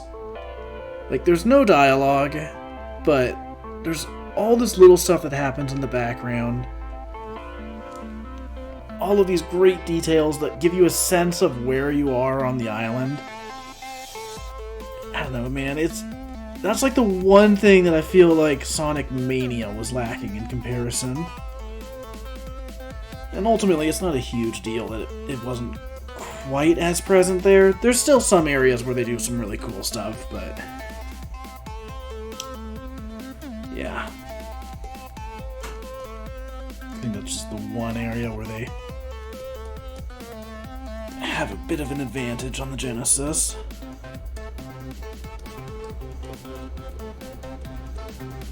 Like, one of my favorite parts is when you get to Lava Reef Act 2, and then you're underneath you're like inside the caves, and you see the Death Egg crashed in the background.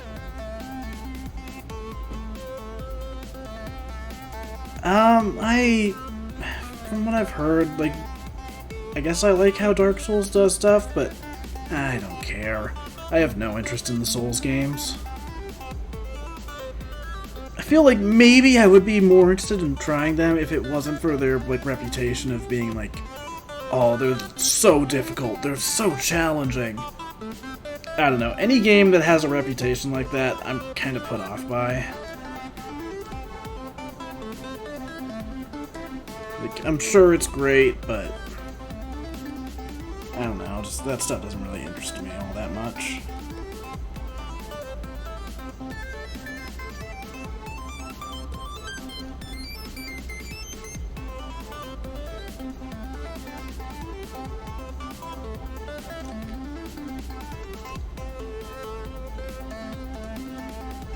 I feel like Elden Ring might be the one that I'd be able to get into, but the other thing is I'm not really that into, like, the aesthetic of the Souls games.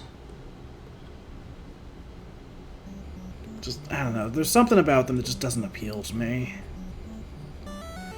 But people love them, and that's great. I'm glad they enjoy them.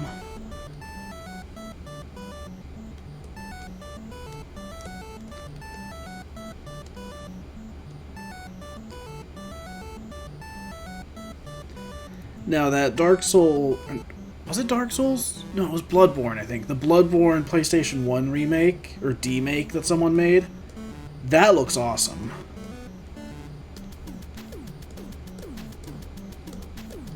Like, I still don't really like the gothic aesthetic of it, but when it's paired with the PlayStation 1 aesthetic, that's a different story.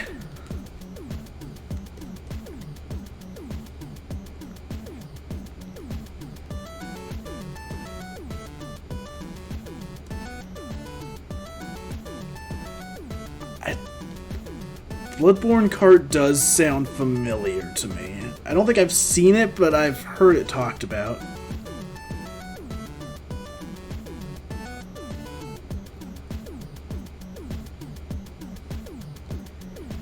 I'm still waiting for Uncarded. Someone's got to make that eventually, right? Like, if Naughty Dog's not going to do it, someone else will.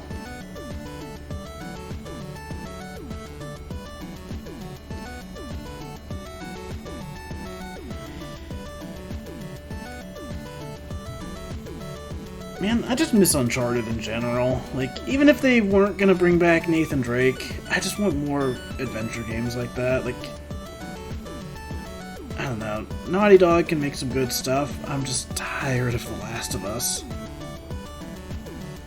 I was more interested in Uncharted just because, like, that whole vibe of being like an adventure movie was a lot of fun.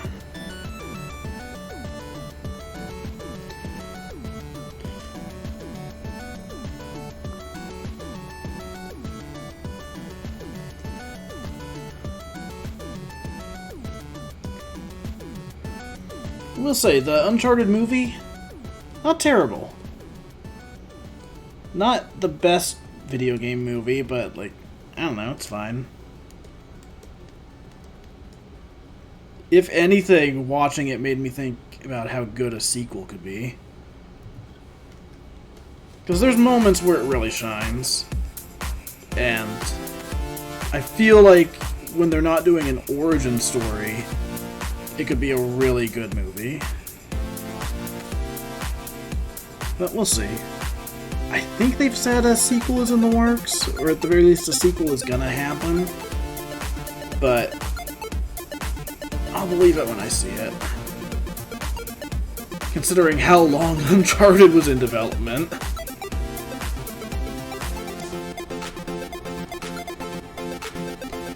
I just don't get why they cast Tom Holland in that. Like, I really like the dude. He's a good actor. He's just not Nathan Drake.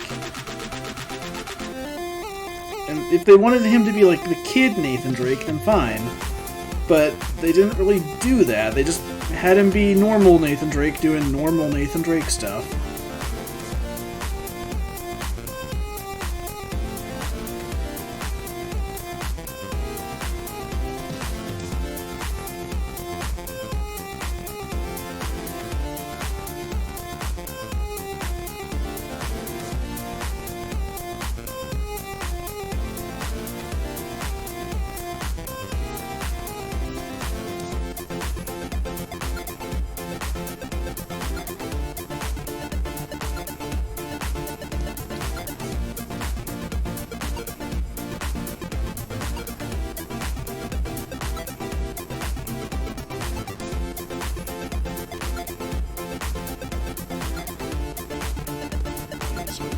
These up.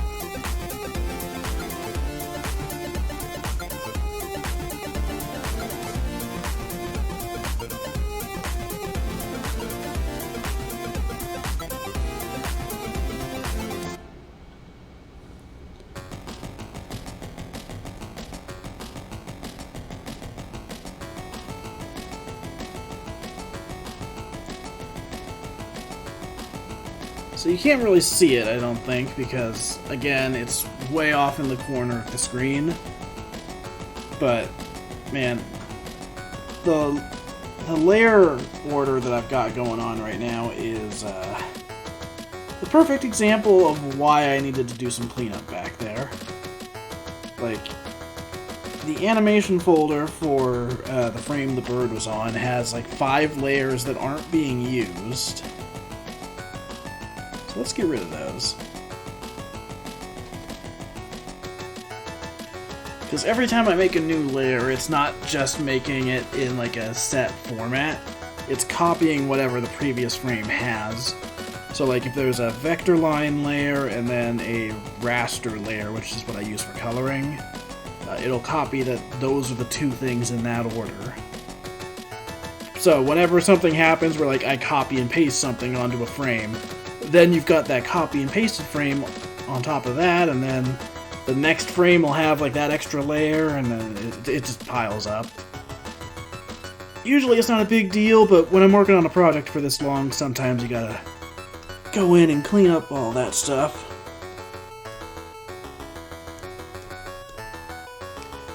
I wish I could make that a little more clear, but like it's down in this corner of the screen that you can't see.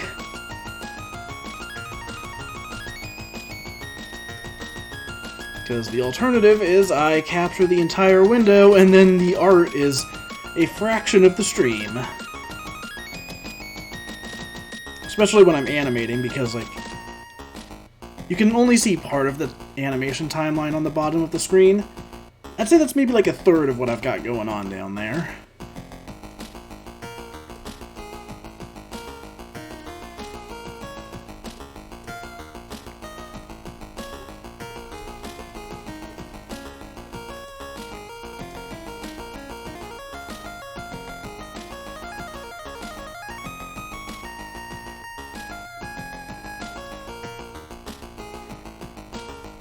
So yeah, this stream has been fun. We're definitely going to have to do more of this pretty soon. I don't know how often I'm going to be going this late, but you know what? People are watching, so why not? I got nothing else to do, and I don't have to be up early tomorrow.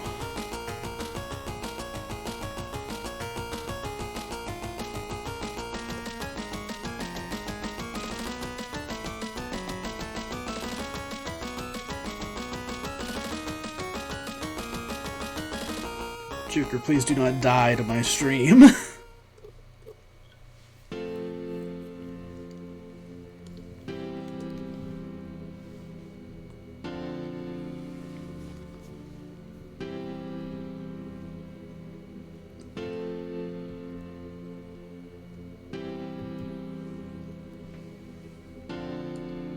So we're going to hide the bird for a second so I can draw this next frame of Sonic. So the real thing I'm going to have to look up for reference is how Origins handles animating Sonic blinking. Like, do they close the eyelids all the way like that? Or do they do what I've been doing and just do that?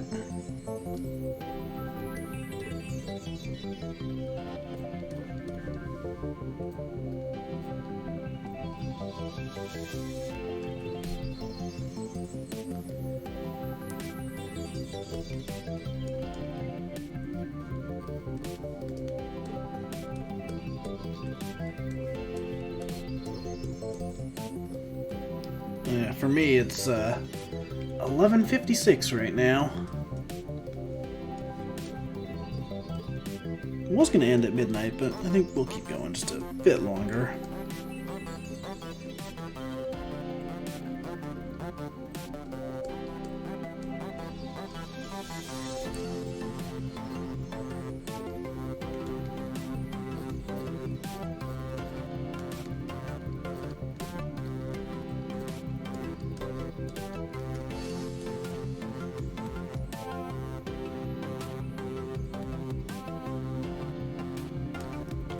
You know, instead of animating him blinking, because that's already what was going on, we'll just have his eyes move to follow the bird.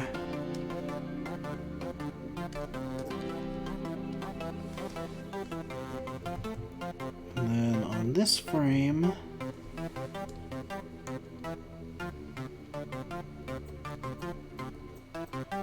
I'm going to change his pose a bit so that he's not staying cross-armed the entire time.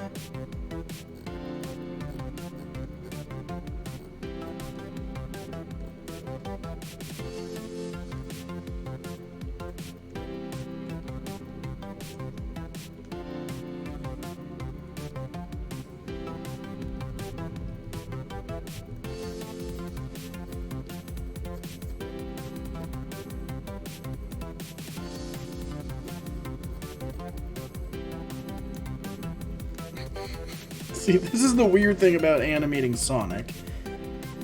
Because his limbs are so huge, like, this drawing right here is just a massive hand. His hand is most of his body right now.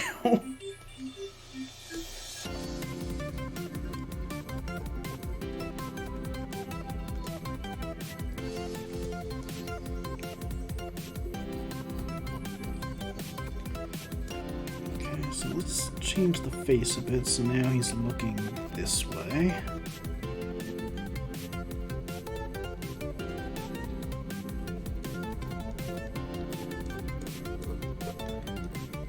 was saying it earlier, but animating Sonic for this little cartoon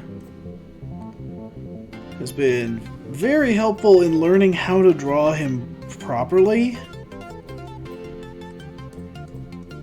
There was a post I saw a while back that is honestly pretty true, where it's like you can learn a lot about a person's art style from how they draw Sonic.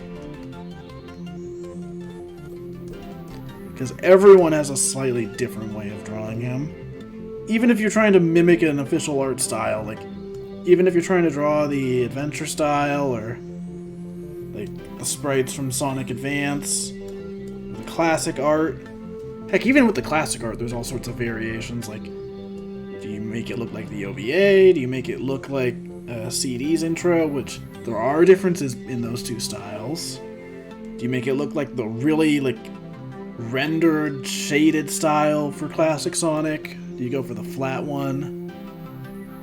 There's just all sorts of variations. And you can tell... You can see things about people's art styles and how they draw him.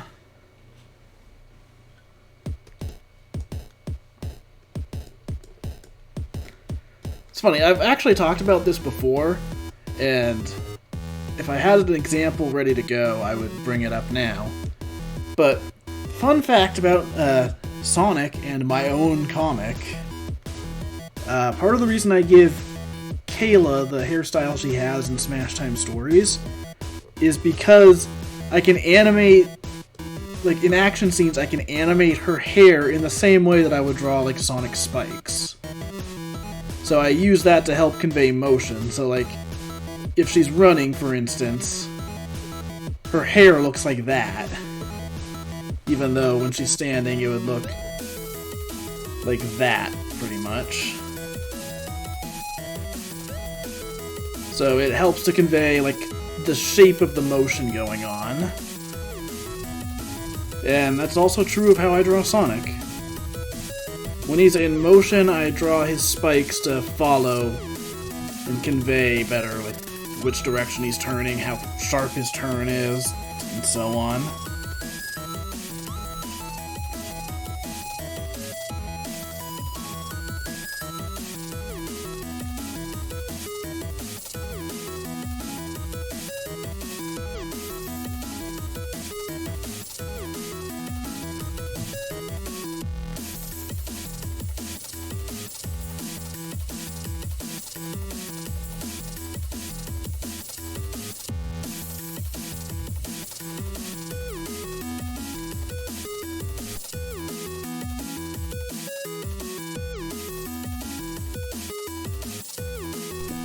Also, it's really funny, so on my other monitor, I have open my Twitch dashboard, which is what I'm using to, like, check the chat and all that, and I've got it paused on a frame from earlier in the stream that was pointed out at, like, the very start, where it's Sonic, like, taunting Eggman before he opens the capsule with all the animals. So the entire time I've been working tonight, I've just had this picture on my other monitor of Sonic just posing smugly next to all the captured animals, and rather than taunting, it just looks like he's like, yeah, I caught him. What are you gonna do about it, Eggman?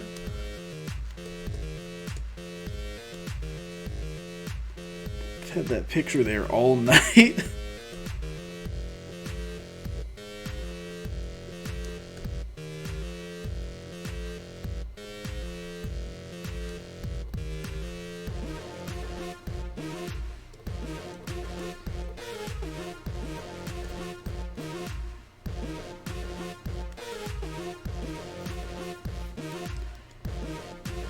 Ah yes, the true villain of Sonic the Hedgehog. Sonic the Hedgehog.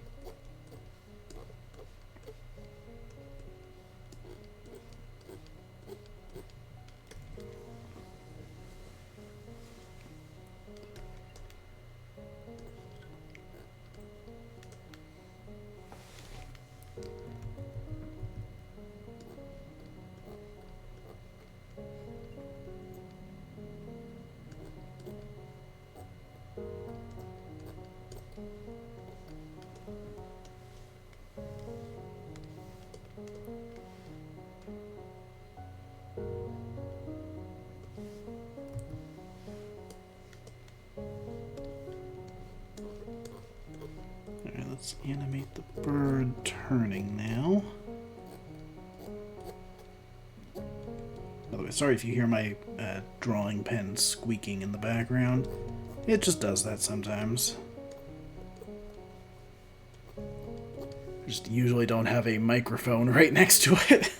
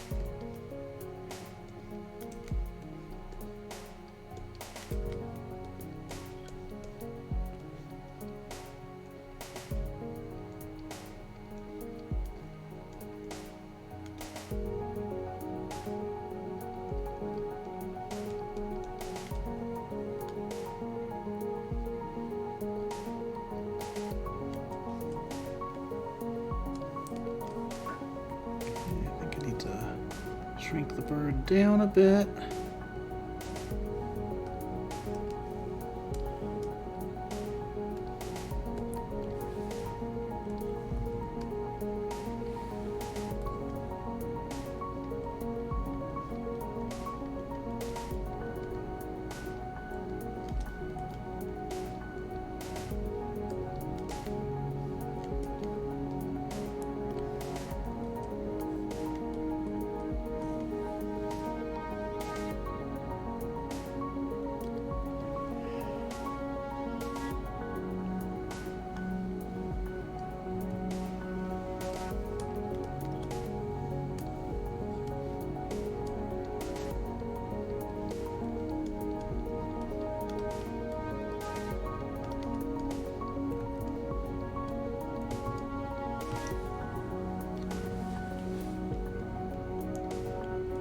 Yeah, it's been a good day.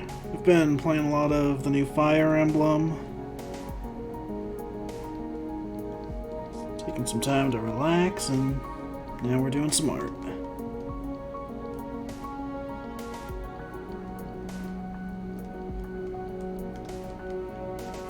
Not sure how much later we're going to be going for. Maybe once I finish this shot.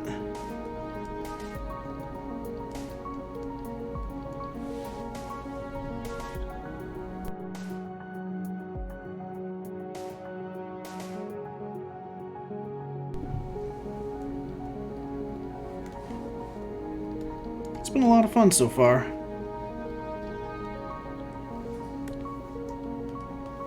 It doesn't feel as ambitious as Fire Emblem Three Houses was, but it's a lot of fun.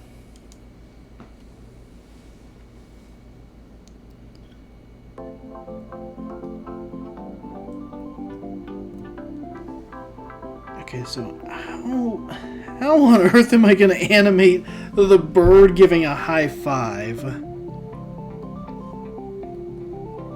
That's going to be a bit of a challenge.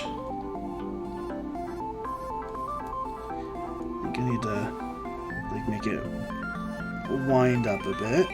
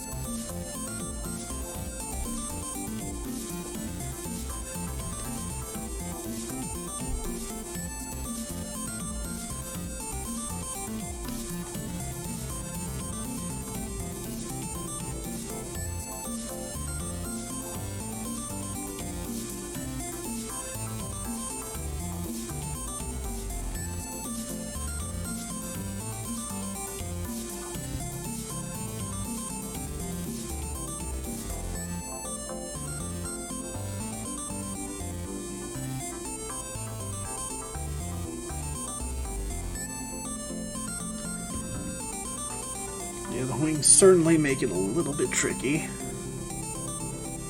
Also the size difference. I feel like Sonic's just gonna smack this bird out of the sky when he tries to high-five it.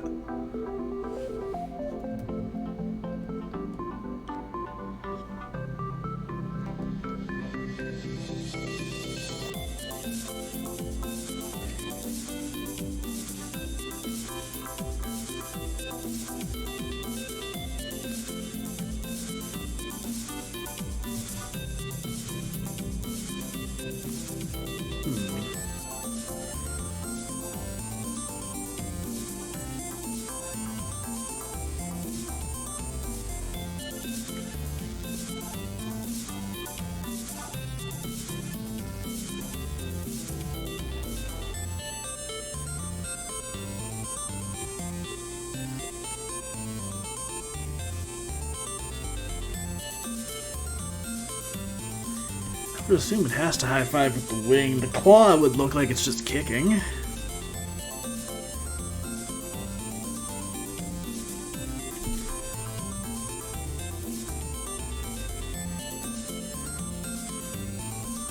The other thing I'm going to have to figure out is, right now I'm having it so it's this arm over here that's going to do the high-five. So I think what I'm going to have to do is have Sonic wind back a bit.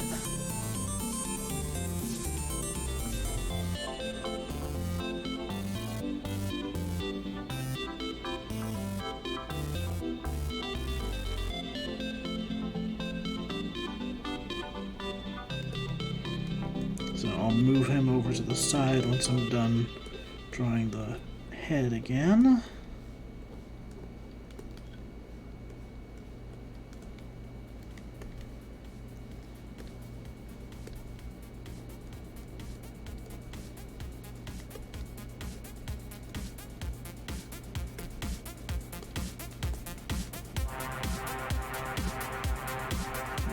Erase this version of the hand, that's not looking great. Alternatively, I could have him high-five with the hand that's already up, but I feel like that would lack any weight to it.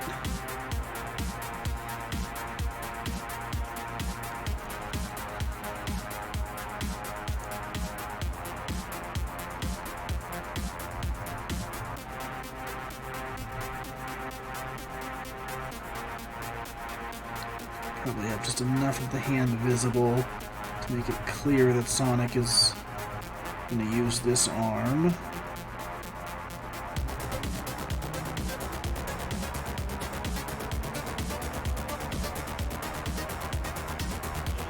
Oh god, this music is so intense!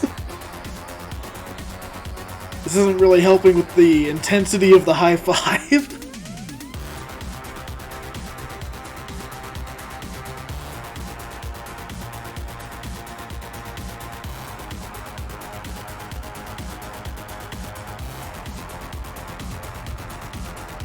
Yeah, all of this music was done by Bluesky.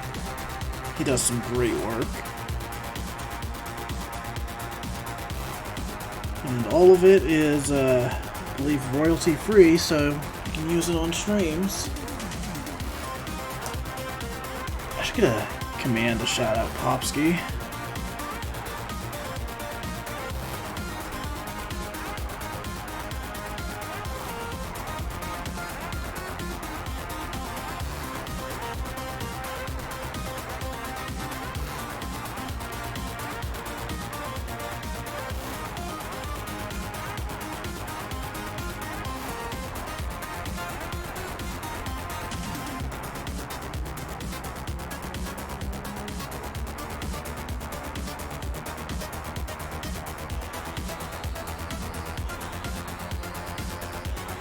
I'm glad people showed up to actually watch this. I was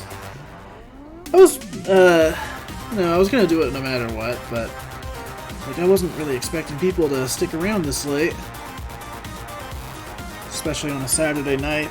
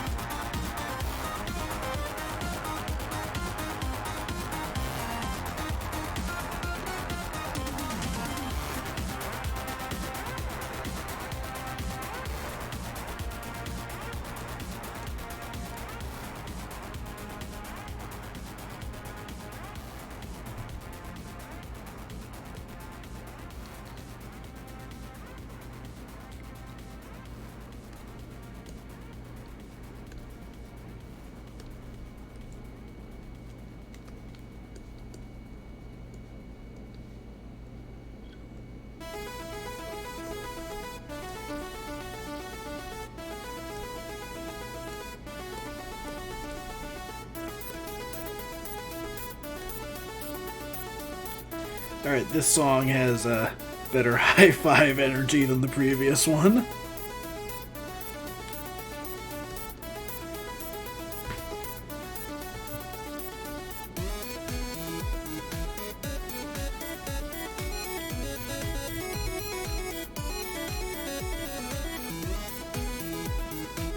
Actually, what song is this? Oh yeah, this one.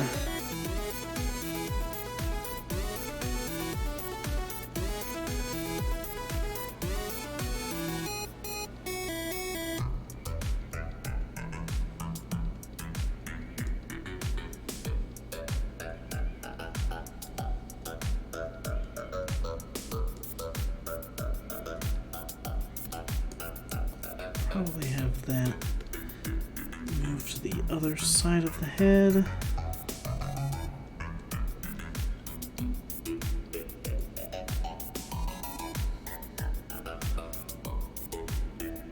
And now I can do a pose similar to the previous one I wanted.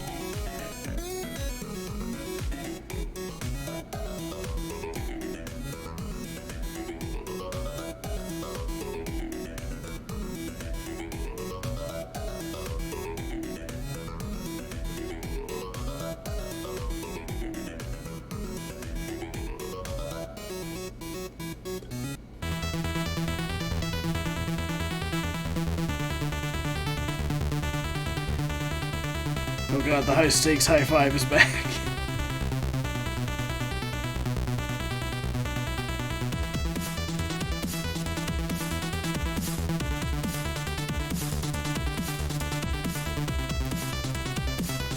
This is oddly fitting for Sonic, though.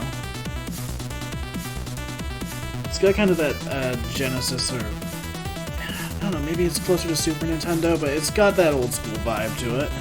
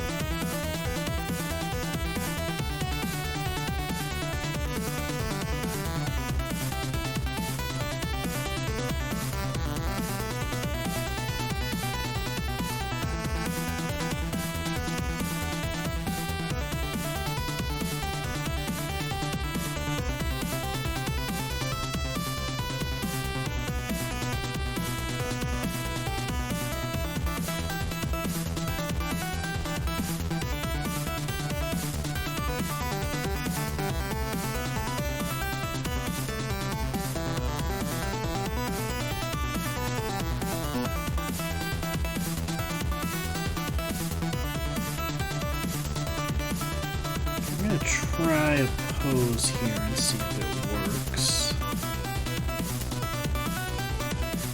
I kind of feel like you should do that one anime thing of like doing a nose flick into a thumbs up. No, that's a pose they've used for classic Sonic plenty of times. So we'll start here, and then the next pose would be on the other side.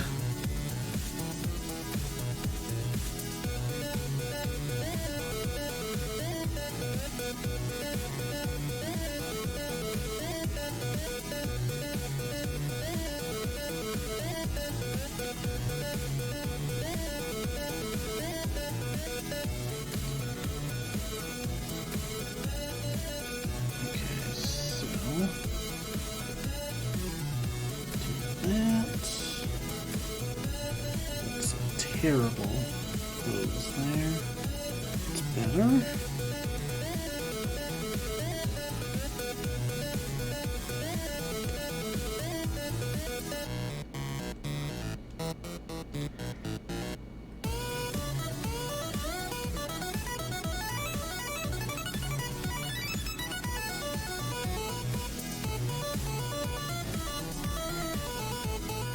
The other thing with drawing classic Sonic for this is it is very difficult not to fall into drawing modern Sonic.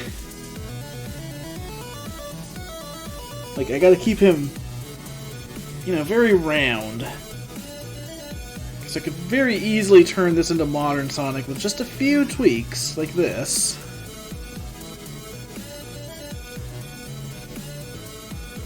I don't think that last spike would be that long.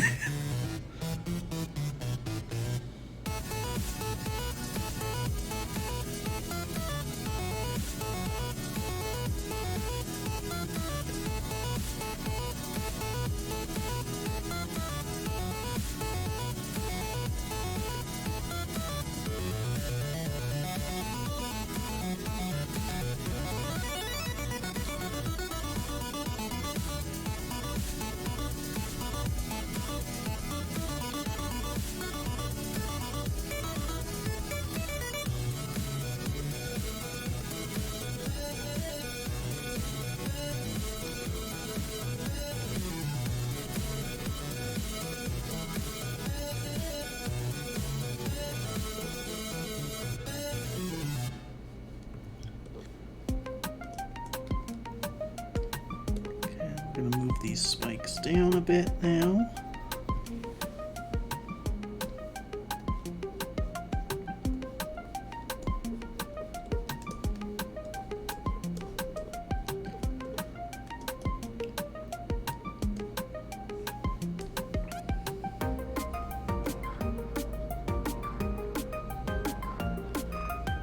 So one of my personal favorite things with drawing classic Sonic is combining these, like, the bottom spike from his head and then the top back spike into like one continuous shape. It's a simple thing, but it makes him look a little more cartoony, or traditionally cartoony.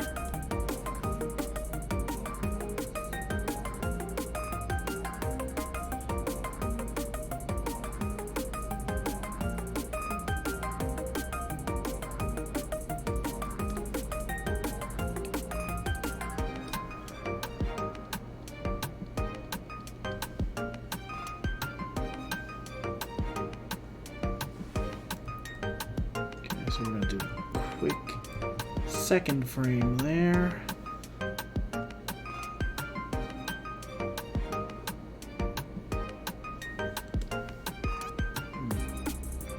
Make this one nice and simple. Move the arm a little bit further. And then go back to this frame.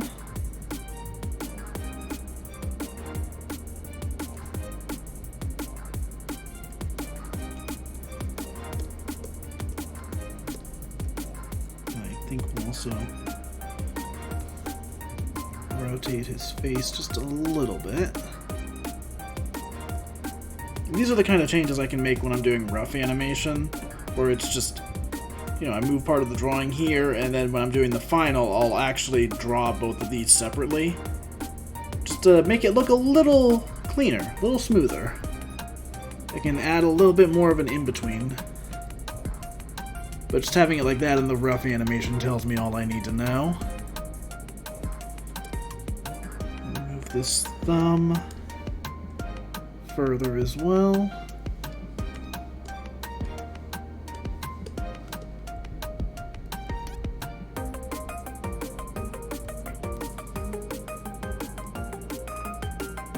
So then from here, he's going to have like a surprised reaction.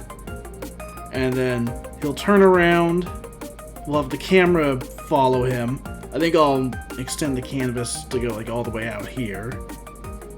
So the camera will flip, have Sonic on the other side of it. And then over here we'll see Eggman flying away. And then cut to a close-up of Eggman.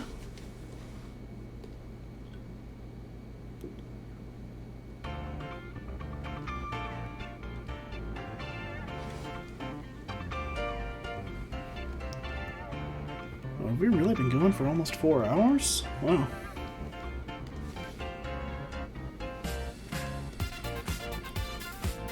So, usually when I'm working on animation like this, I've got, like, Let's Plays open in the background, or I'll be watching other people's streams. It's part of why I don't do a ton of art streams, it's just, I like to have something to listen to myself.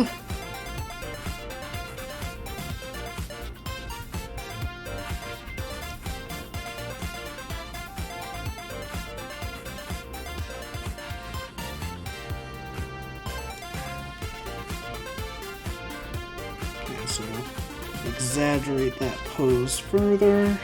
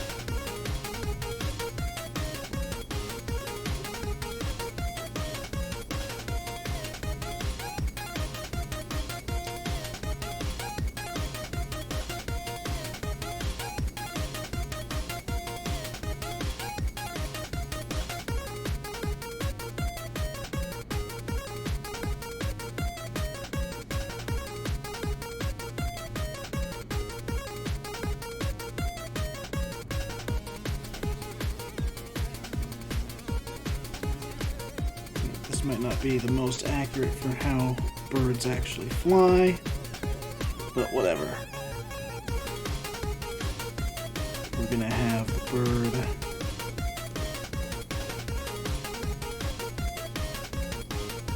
pose like this, and then kind of launch up.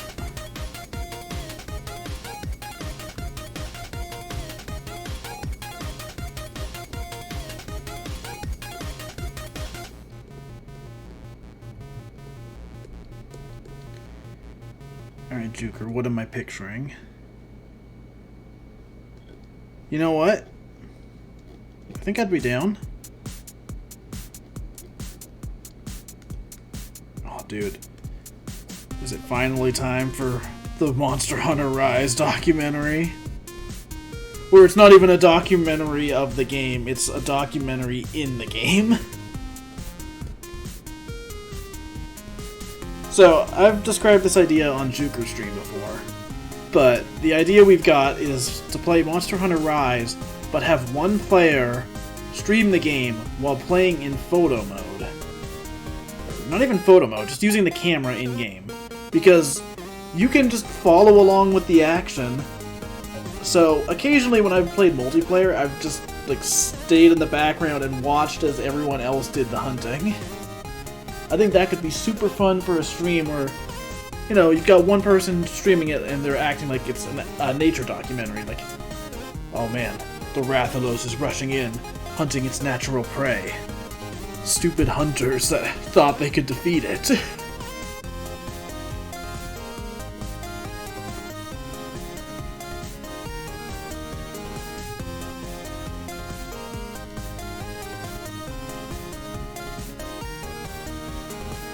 Yeah, we might have to do that sometime.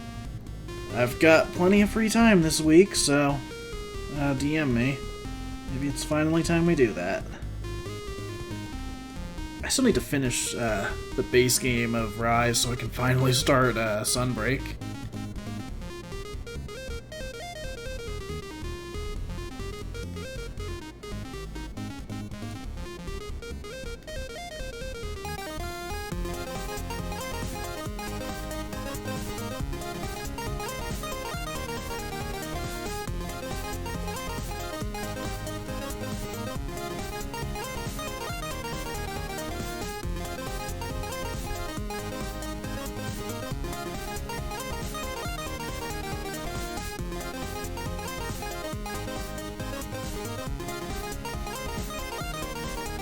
Dude, MG, we gotta play that sometime as well. Like, I really want to get back into that game now that I've got a bit more free time.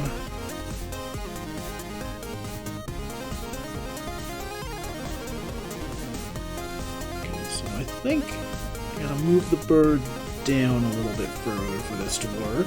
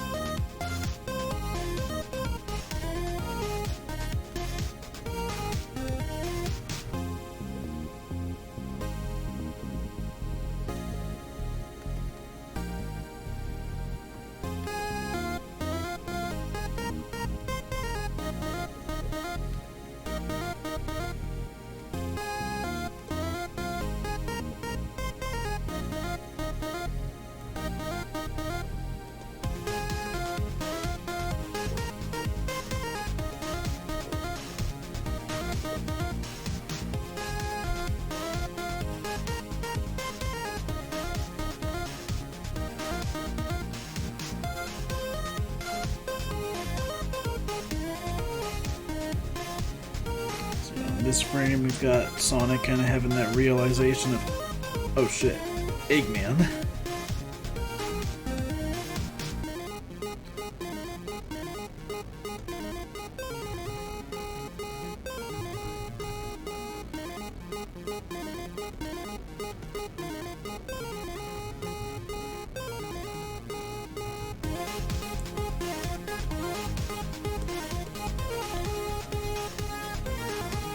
We're gonna select all of this.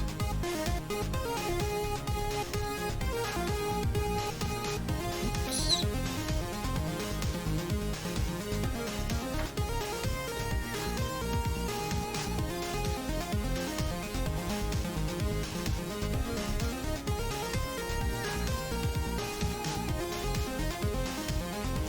let's see what we got so far. Hopefully this renders a little bit faster than the previous one. Yep.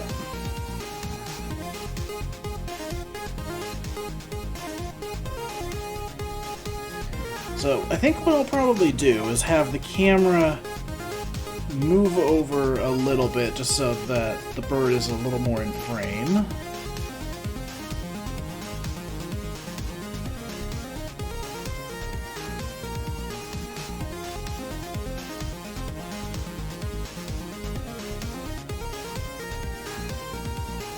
So yeah, we'll start from about here.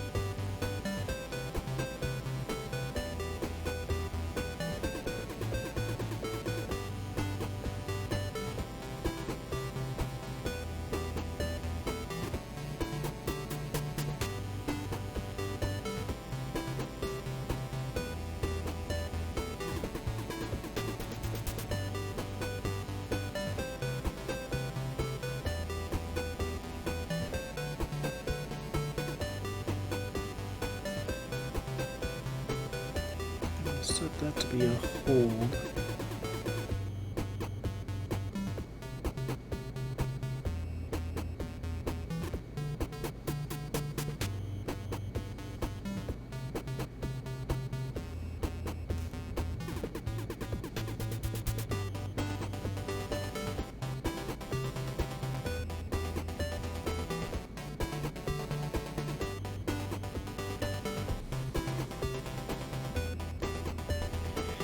Let's see how that looks with the camera motion.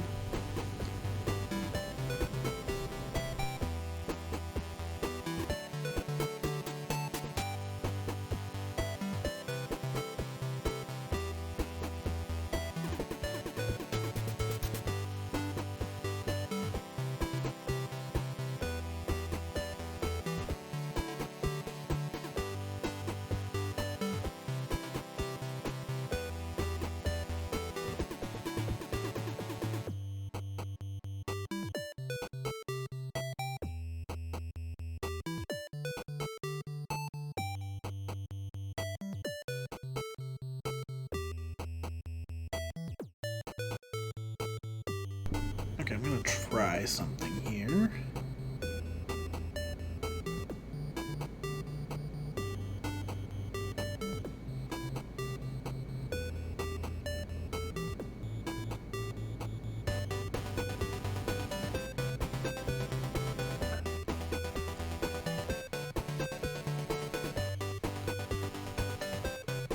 Thinking maybe let's zoom the camera out on the high five.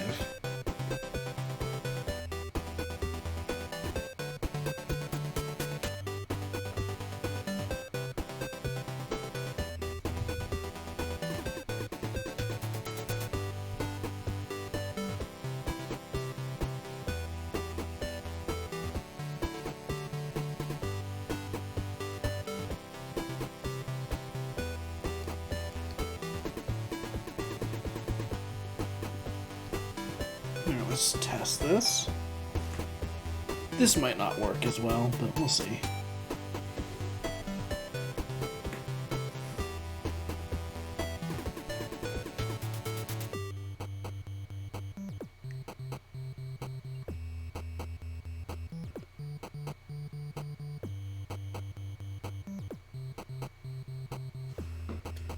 Yeah, I think rather than the quick, rather than the like slow zoom out, we need to make it quick.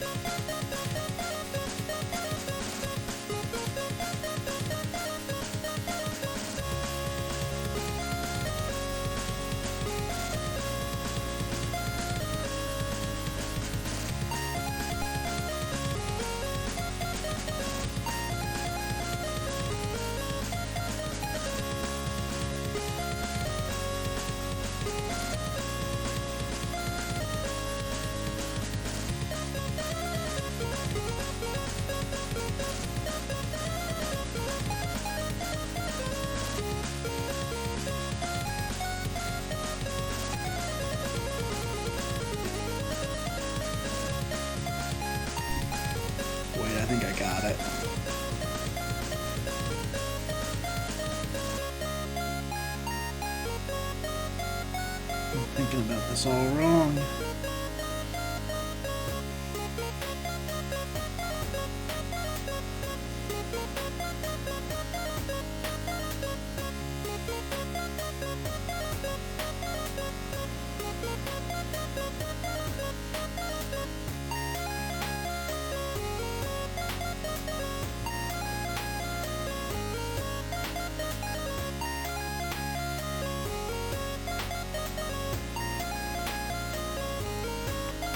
I think this will work better if that first frame of the zoom out is bigger. So it's kind of like a pop out kind of thing.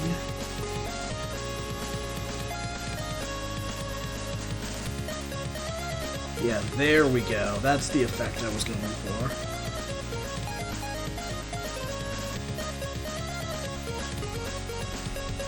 In fact, I might make that just a little bit larger.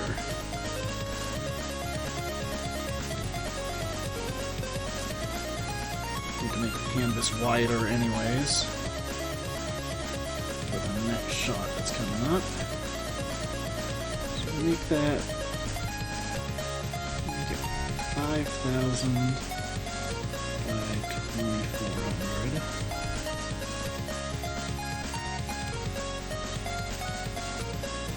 Actually, I don't need to make it that tall.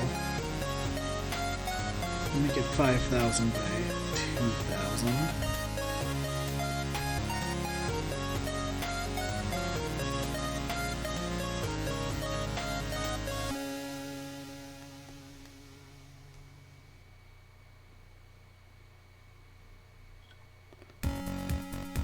Oh yeah, I can already tell. It started to slow down a little bit now that the canvas is bigger.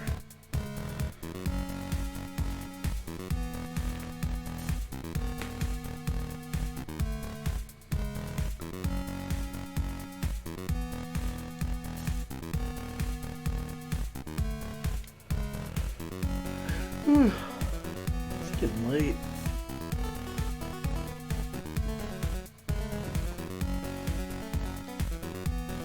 So I'm going to increase this just a little bit more. Not by much.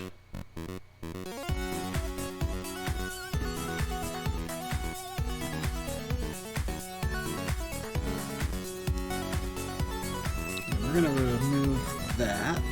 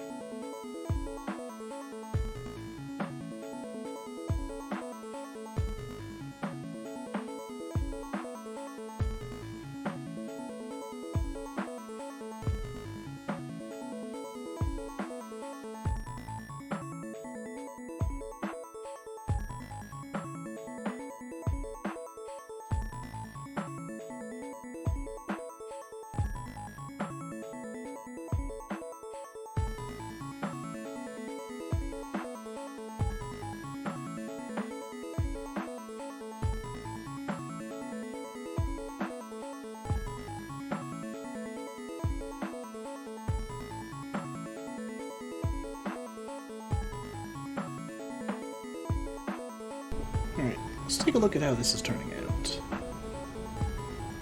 I can probably cut down the canvas a little bit now that I know how far I'm actually going to have to move it.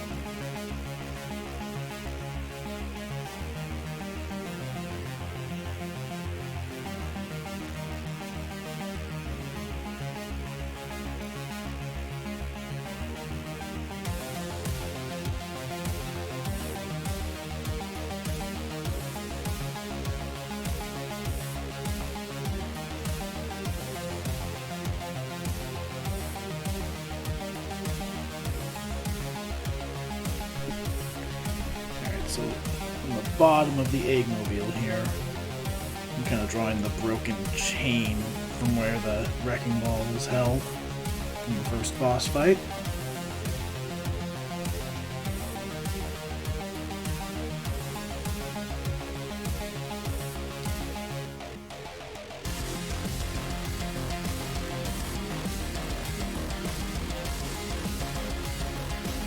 Thankfully, the opening cutscene to Sonic 1 in Sonic Origins has a very good back view of the Eggmobile, so it's a very good reference for this. I think they used CGI for it in the animation. Needless to say, I'm not doing that. Not to say anything about, like, using CGI. Like, I've used CGI in my own work, but, I don't necessarily have the tools to make a high-quality 3D model of the egg, almost the egg carrier. I definitely don't have the tools to make that, that's for sure.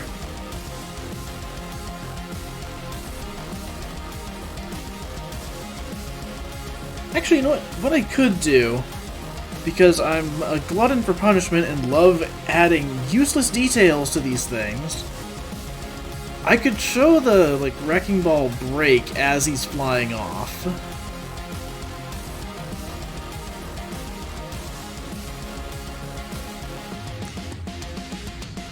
Probably shouldn't do that, because I don't need to make more work for myself.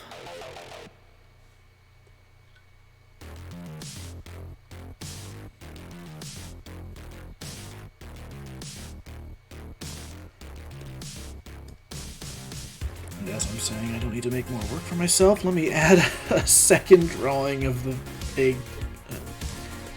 what is this called? The Eggmobile? I'm assuming that's what it's called. There's so many different egg-related things in the Sonic series that it's easy to get them mixed up. Like, oh man, don't you know this is actually the egg?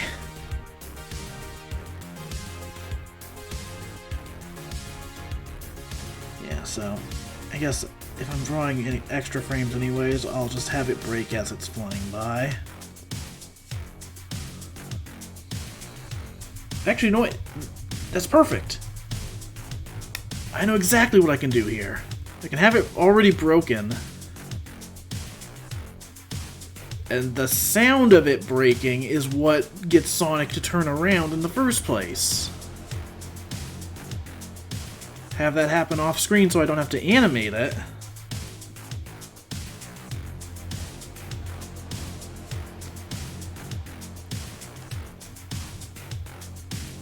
While still having that little bit of visual storytelling.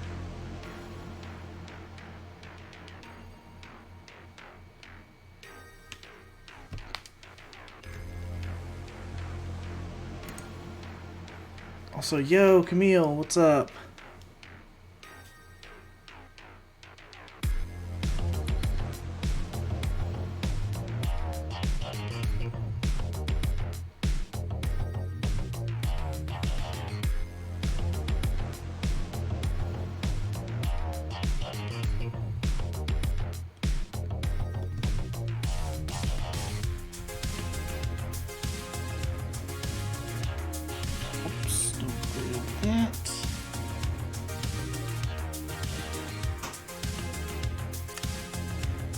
Alright, I think this is where this shot will end. And we'll cut to a shot of Eggman looking frustrated as he's flying.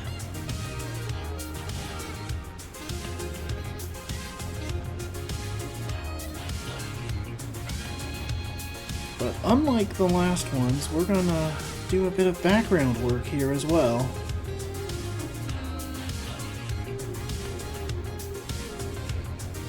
Let's open up these old storyboards. Oops. That's actually the frame we need. So yeah, you can see the original plan was for Sonic to like chase after Eggman, dodge the wrecking ball, and then you would cut to this shot. This shot's gonna be the same, I think. Like exactly what I had planned from the beginning. But what I'm gonna do here is use that as reference for how I'm gonna draw the background.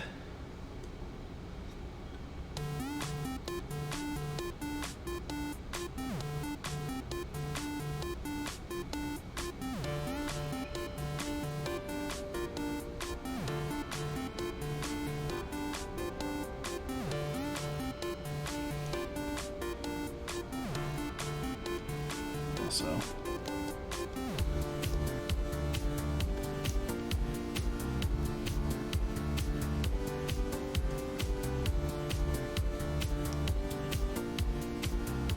yeah, this shot of Eggman.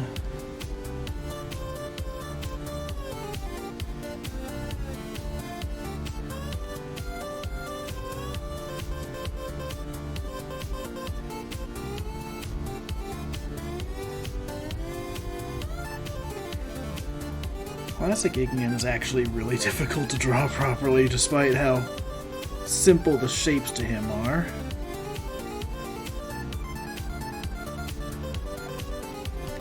Yeah, right now the canvas on this one is 5,000 by 2,000.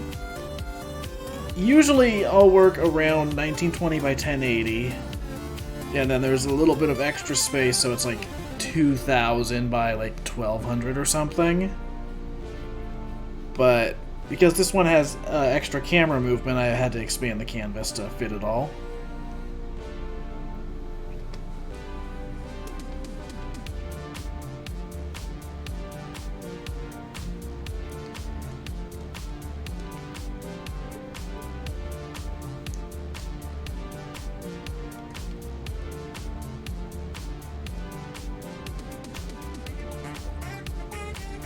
Yeah, the tricky thing I learned from the Origins model sheets for Eggman is it's kind of hard to tell when to draw his like mouth versus when to just hide it behind the mustache.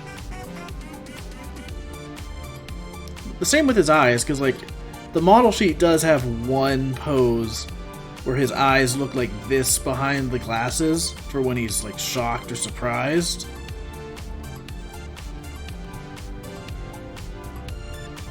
And then, for the most part, like 90% of the drawings on the model sheet have like that for the head. But then there's like the occasional pose where you get like the big smile out of Eggman.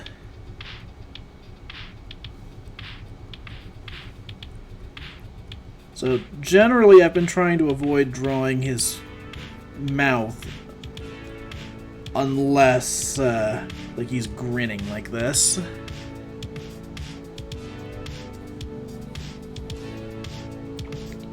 So I'll have him like doing a little evil laugh or whatever as he's flying off. Do I use stabilization? Yeah. I've got it set to 30.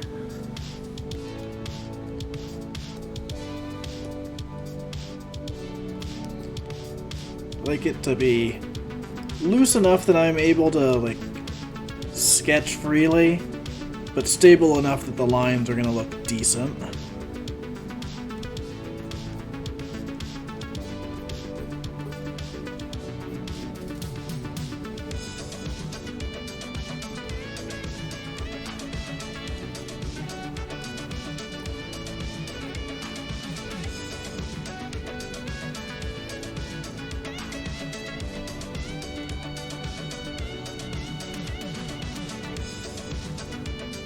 This shot will be pretty straightforward. It's just gonna be Eggman looking like this. Maybe I'll add in like a pose of him.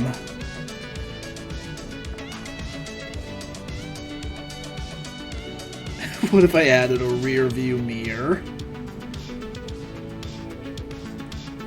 Just a normal car rear view mirror on there.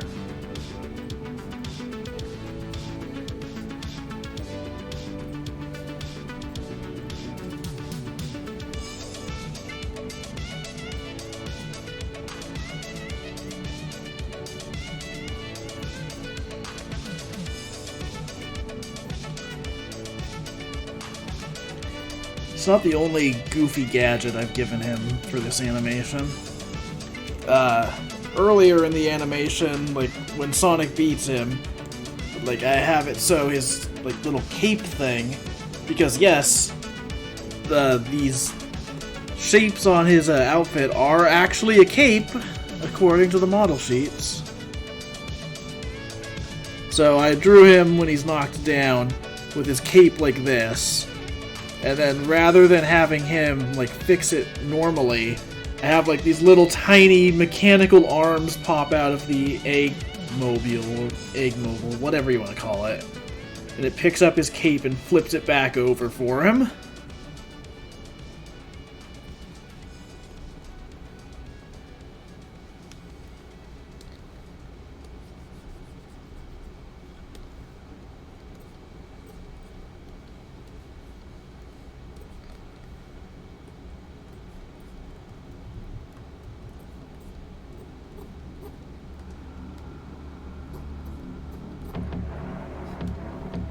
He's got a rear view mirror. He's got to, like, adjust it.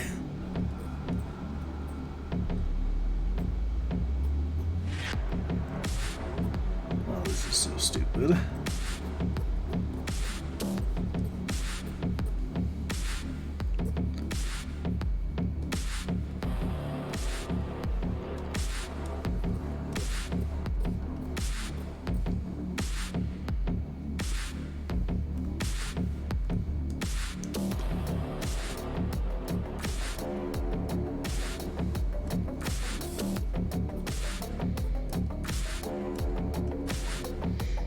Maybe I could have a shot from the perspective of the mirror where you see Sonic chasing after.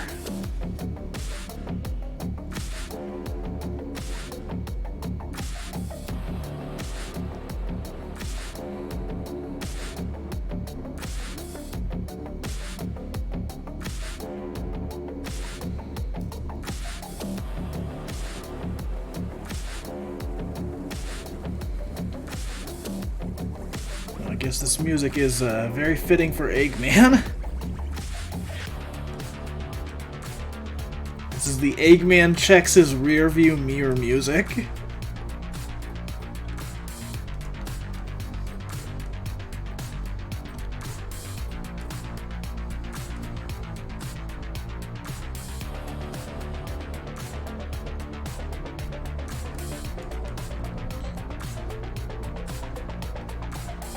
I'll just sketch the arc it's supposed to take. I'm just going to animate him as, like, doing a spin dash.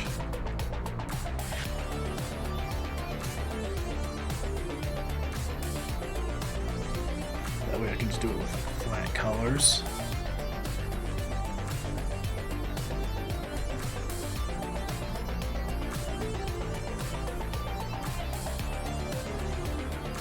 But let's stop getting sidetracked and sketch out a background. Let's lock all of these other layers so that I don't accidentally draw on them.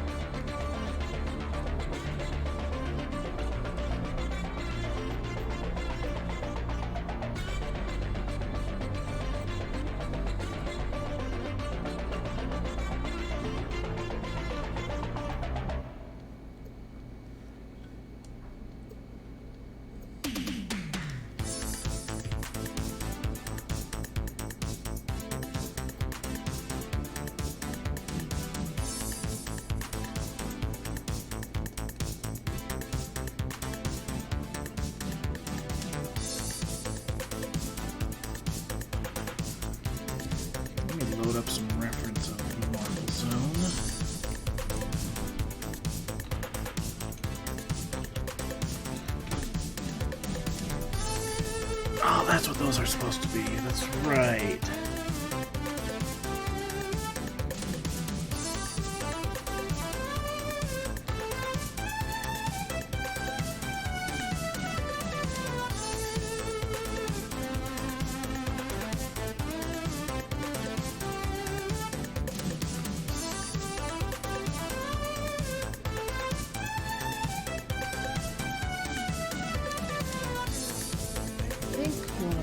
Do here.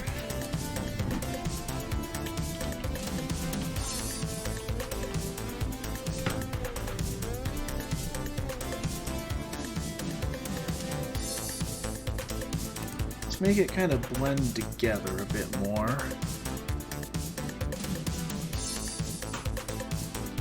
I'll make this one of those like Green Hill Zone tiki shapes.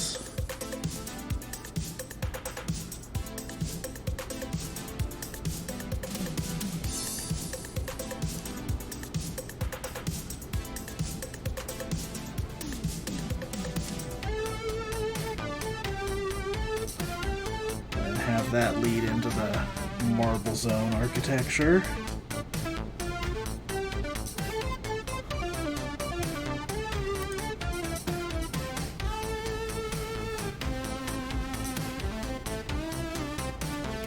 Alright, Joker, what do you got here?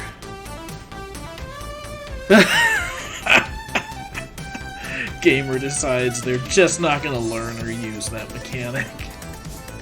Oh, that's a good one. I love the hard drive. They're so funny.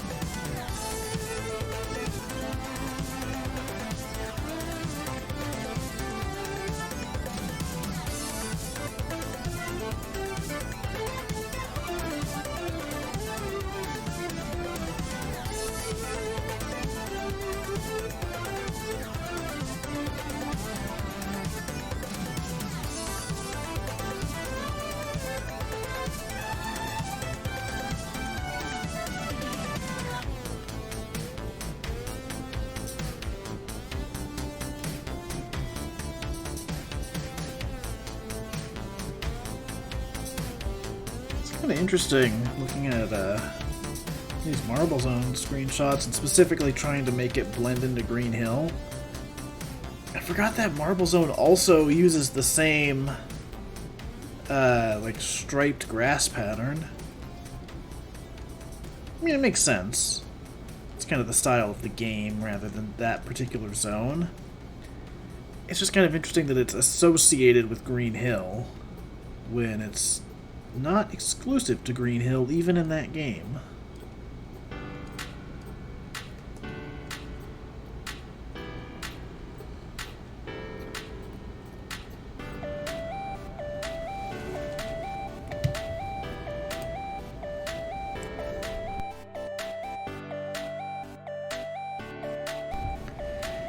Yeah, Juku, you're gonna do the art speed run where you just skip all of the learning and just make it. I'm sure that'll go swimmingly.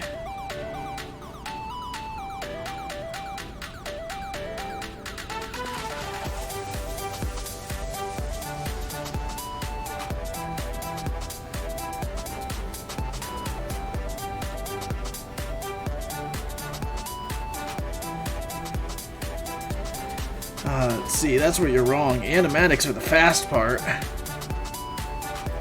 Animatics are the part that's actually fun. I mean, I enjoy all the process, but animatics are where, like, you really get to just let loose and figure out how you want something to look. Rough animation and line art are where you then hate your past self for thinking that was a good idea.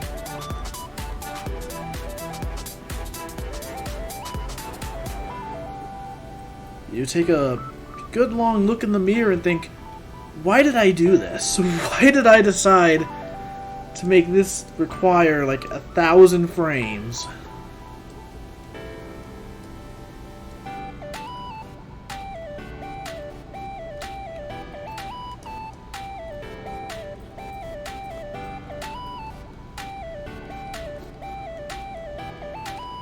I don't know why I'm making... I mean, I guess I can just use elements of this in the next shot anyway, so I might as well work on an expanded canvas. But I'm just looking at this and I'm like, wait a second, that's right.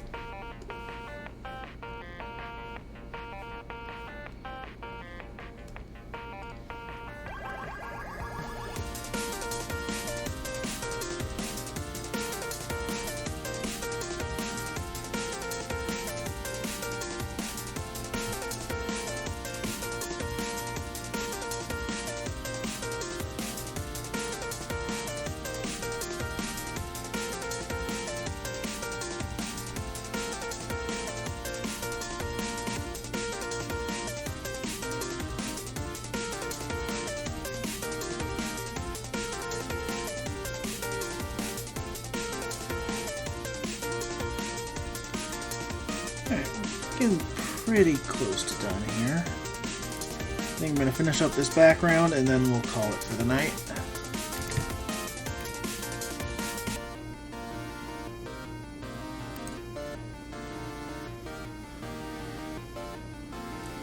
Okay, while I'm looking at Marble Zone screenshots, why is the sky so full of clouds? Like, Green Hill Act 1, or Green Hill in general, has like these really like dense, fast-moving clouds, and then Marble Zone kind of looks like it's getting stormy, but the rest of the game isn't like that? It's an interesting aesthetic choice, I guess.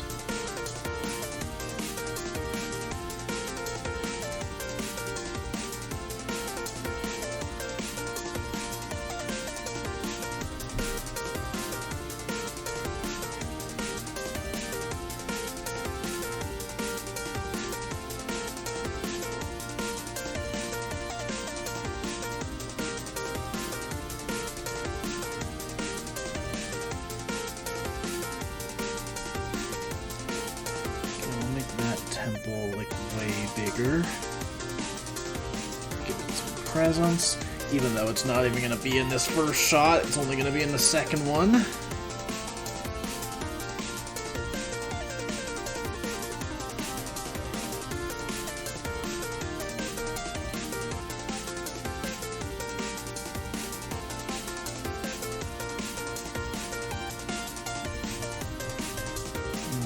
just like a huge wall.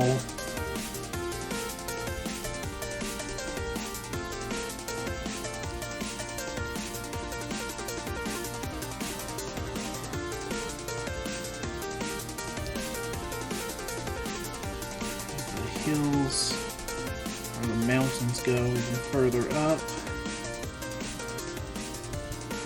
In fact, maybe we'll add some parallax here.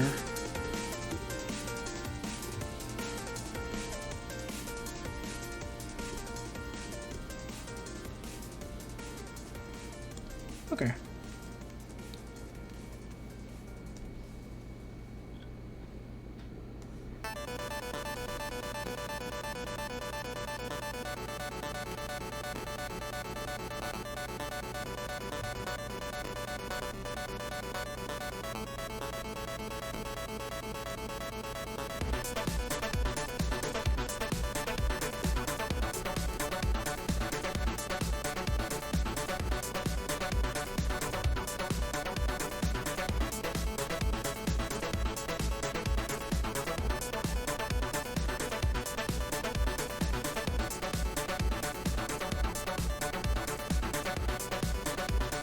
Add a little shading just for my own sake.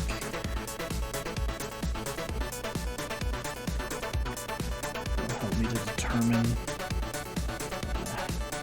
how things are layered. We'll apply some more pine trees over there.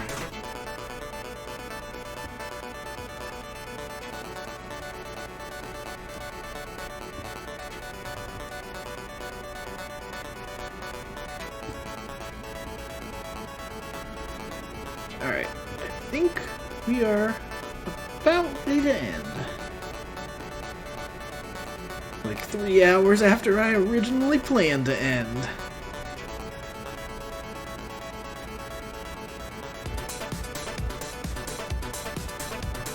So let's just get this.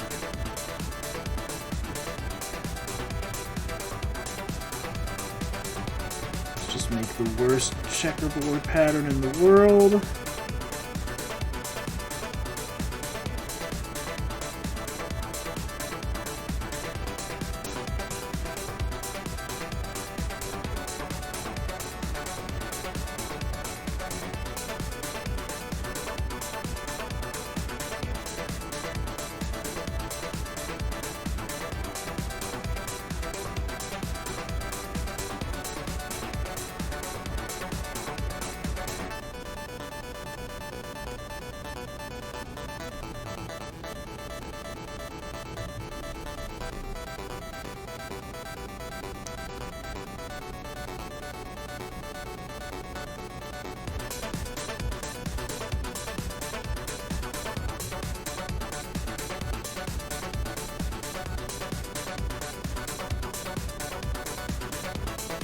There we go.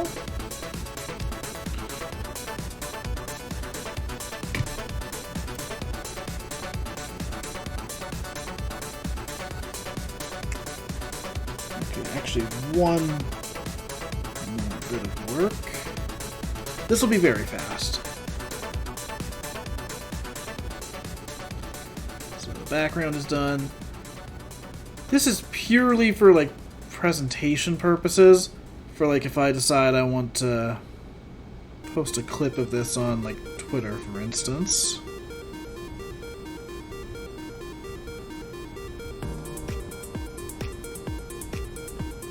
Like this has no purpose for me, but we're going to add in. Okay, we don't need those shots.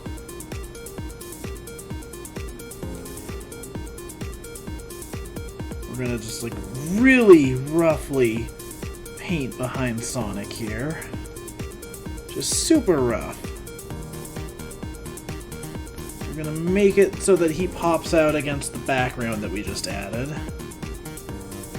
And like, I can very clearly just turn off the background layer. I don't need that to figure out where Sonic is. But if I want to post a work in progress clip of this on Twitter.com, then it's useful to clean it up just a bit.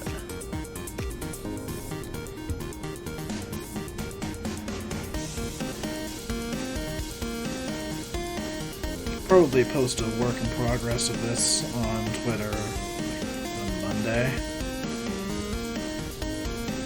Probably finish up the last bit of rough animation for this off stream. I mean, I could do it on stream. If I do it on stream, it's probably going to be one of those times where I just, like, don't plug in my mic. We'll just listen to some music and work on this.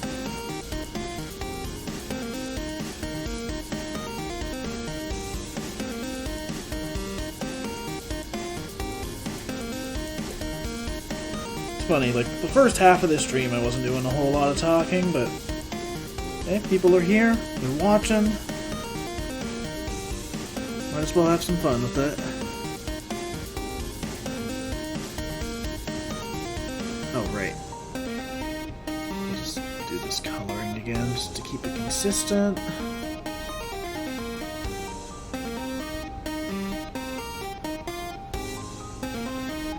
So one thing I did earlier in the animation was I would put a white backdrop behind Sonic for the rough. I should probably be doing this on the actual layer with the bird.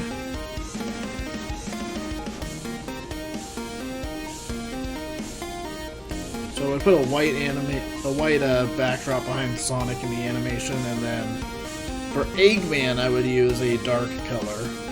Because, you know, good and evil, that kind of thing. So I guess the bird's evil now. If he's getting the darker shading. Then again, we established earlier that Sonic was the villain, so who's to say?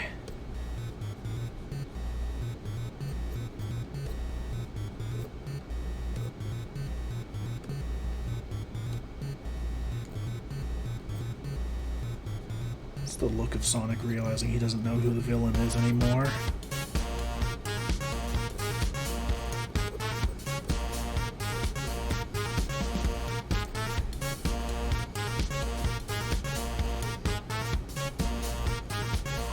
Alright, so once I'm done adding this backdrop, we'll play the animation really quick.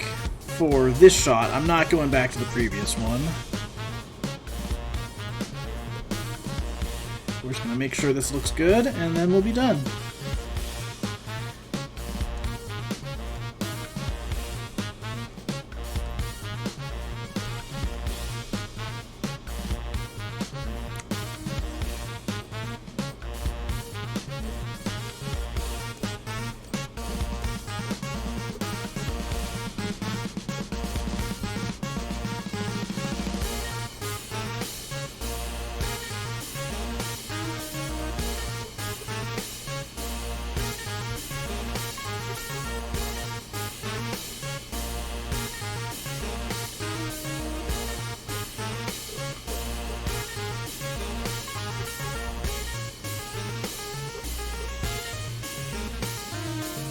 I'm gonna put this here. I don't have to keep doing that.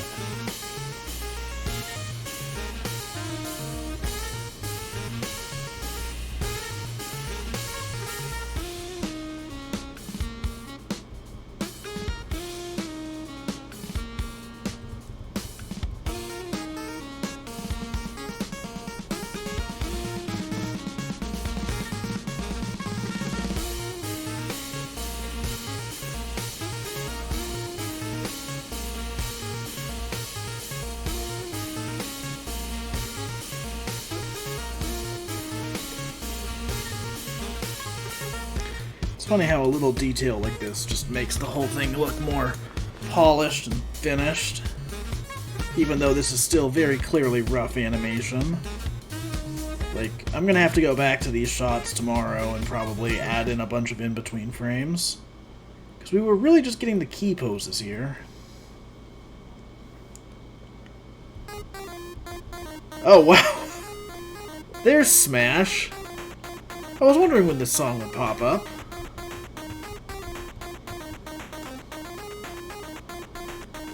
Very fitting song to end on, I guess.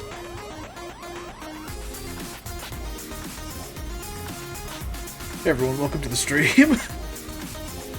Welcome to Dalton Draws, the series where the title tells you exactly what the show is. Today, we're finishing our stream. Forever.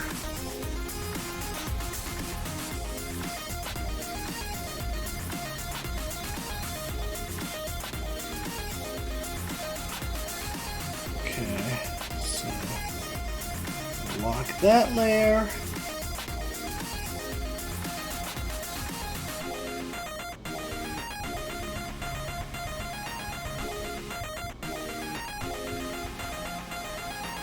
Oops.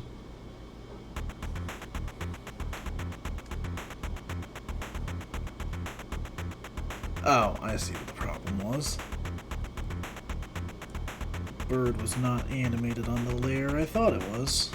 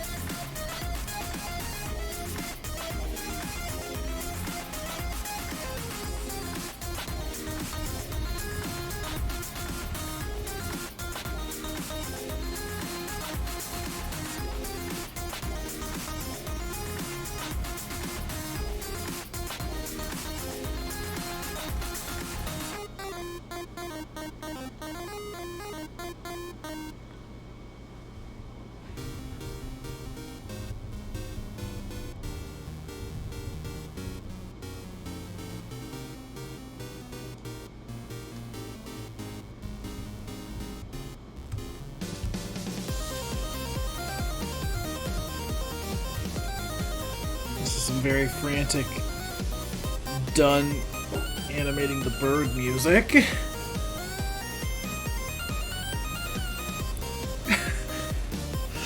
The series that tells you exactly what I'm gonna do is the Dalton Draws intro a threat?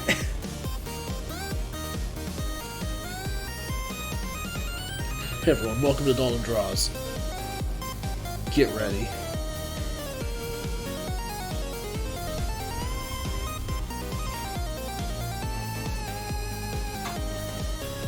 Alright, let's see how this looks.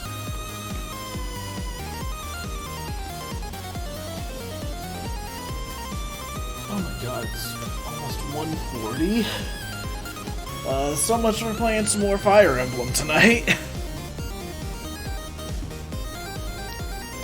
Check out this animation and then call it. I really doubt we're gonna have anyone to raid.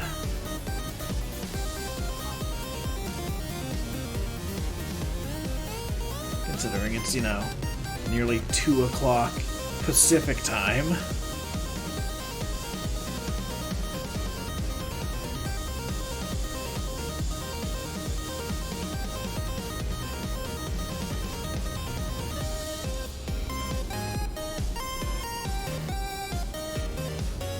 Alright.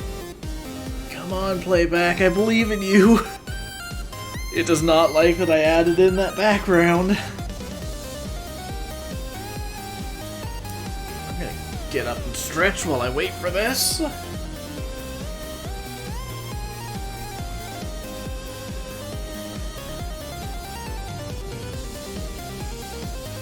Yeah, Clip Studio's like, why did you put this background?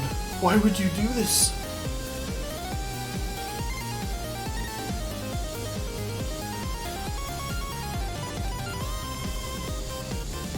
God, the stream has really been going for 5 hours, huh?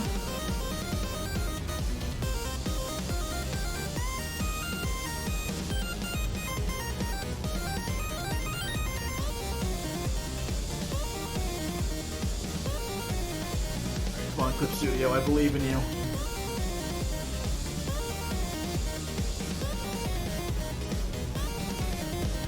You haven't let me down yet, except for that time you did let me down, but we don't talk about that.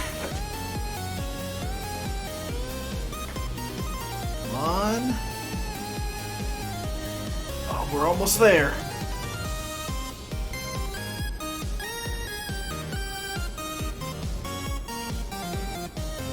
So just for the record, there is a loading bar on my screen, but those pop-up windows don't show up on stream.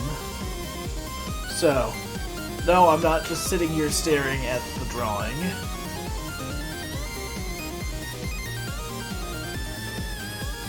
There we go.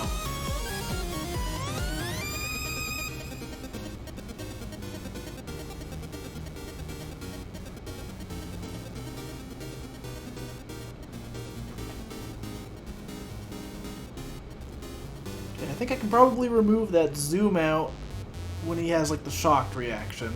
But otherwise, this looks good.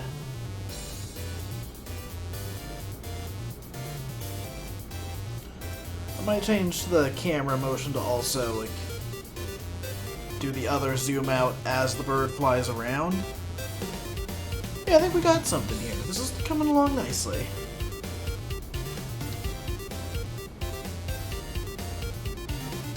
Honestly, I think I might cut out the frustrated Eggman. Oh god. Is this what I think it is? Yo, John, thank you for the follow. We were just wrapping it up.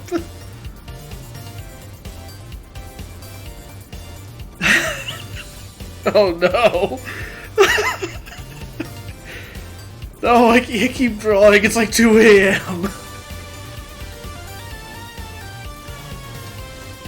Well, Raiders, you got here just in time to see what I've been working on.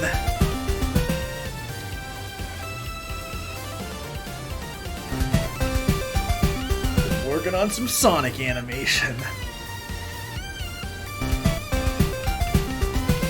Am I really about to keep going? Oh dear.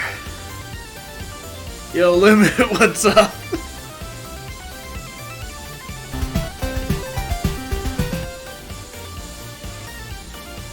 Thank you for everyone who is following right now. Oh, goodness. You know what, maybe I can go just a little bit longer. It's 1:42. I'll go till the end of the hour.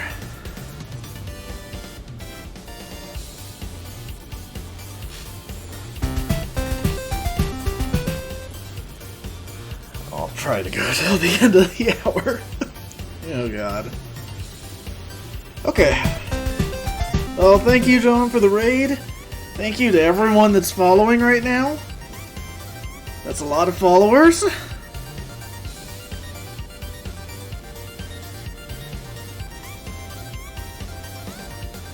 Alright.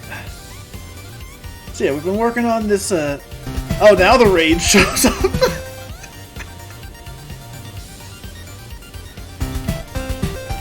Oh, that's right. That is how he does it. Hey everyone! Smash Tunes here, working on some Sonic animation. It's nearly 2 a.m. Was getting ready to head out for the night, but we're gonna go just a little bit longer. So we're gonna turn off the background on this first of all, because that was making the rendering take forever.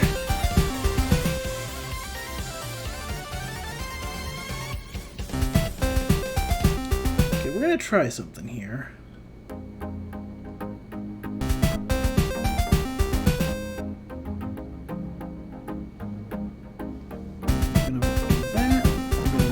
This.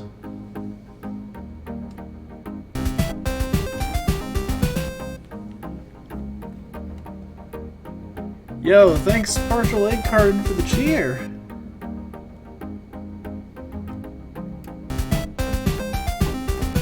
Oh god, so many viewers. Oh jeez. Well, thank you to everyone from the raid who stuck around and for all the follows. That's awesome.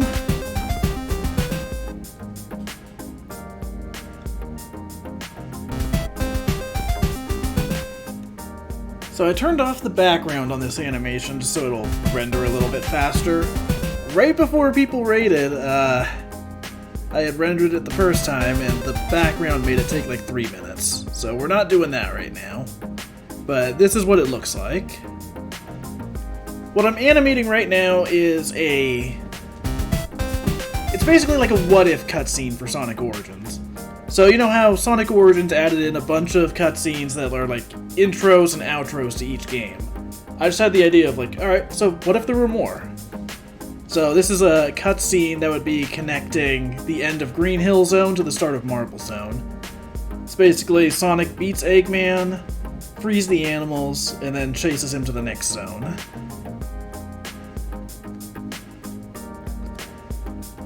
And this is actually like the end of the cutscene. So, I'm gonna cut out this little joke part. That was kind of fun.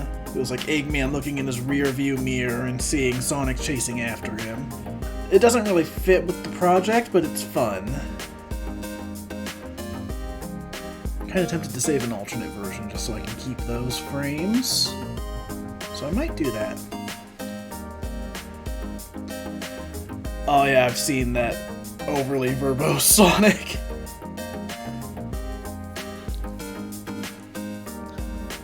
The very first line of that always gets me, the one that's like, "To much delight, the events that have transpired are most agreeable."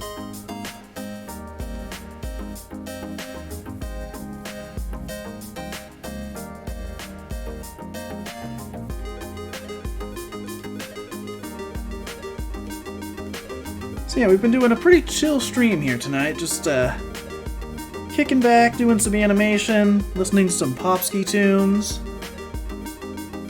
It's been a good time. So real quick, I'm going to save an alternate version of this just because I want to keep those frames that I just scrapped.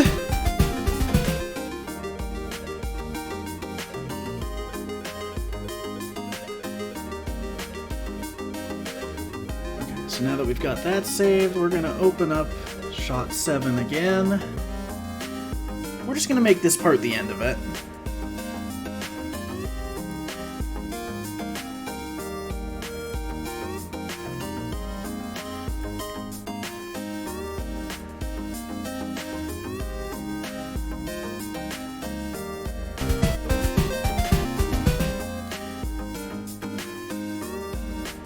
Alright, so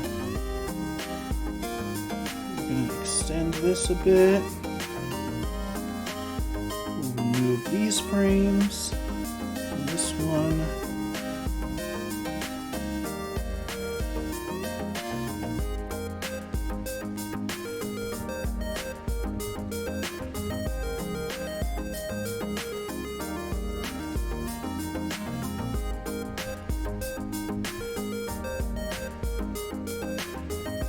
Put that back.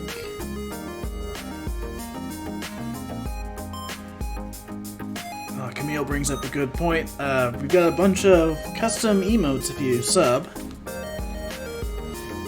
Most of them are of my original characters. One of them's just Chibi Robo. Although that one is called the Chibi Robo Pog, which I really like. Because obviously Chibi Robo can only communicate with yes and no. Got a couple other ideas for emotes, but right now I've only got a couple slots.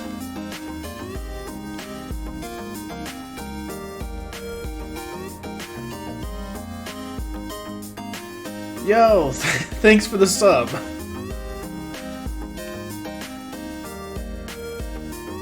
Welcome to the stream. Hope you're having a good time. We usually stream either art or retro games around here. Sometimes we play more modern stuff. It really just depends. Right now, we're just doing some art. Recently, I've been doing a playthrough of River City Girls 2 with Buddha Meds. That's been fun. That's a great game, by the way.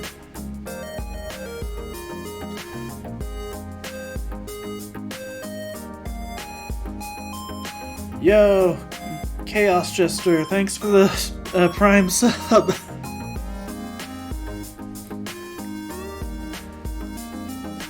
Okay, so think what we're gonna do here, we need to give Sonic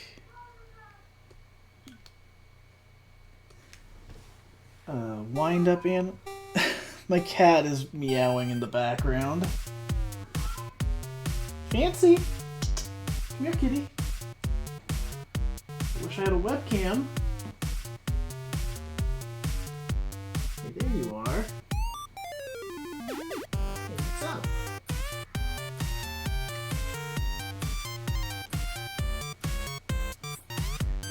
Hype train is close. Are we really gonna get my first hype train here tonight? This is not how I expected to be spending my... I don't even want to say my evening. My early morning. I don't know what breed she is, but she's a cat. She's a very good kitty.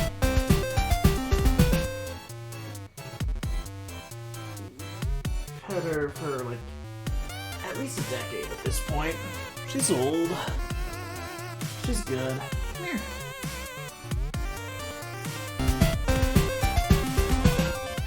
Yeah. And I am like her favorite person. Anytime I go and sit in the recliner in this house, she will immediately follow me and climb up onto that chair. Oh, so the other thing... Oh snap, did we actually get a hype train? Yo! Yo, thanks for the bits. So, the other thing we stream around here, every Monday in the evening, I stream Stardew Valley with Juker. It used to be Stardew's Day, because it was on Tuesday. Now it's Farm Monday. It's a lot of fun. We're almost done with the first year at this point. We're like literally on the first day of winter. Yo, Shotgun Dirge, thanks for the sub. This is pretty epic, not gonna lie.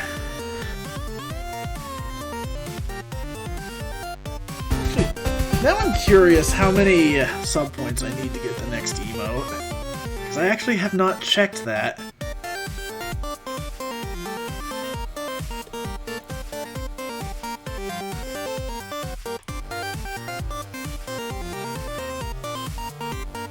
Okay, so...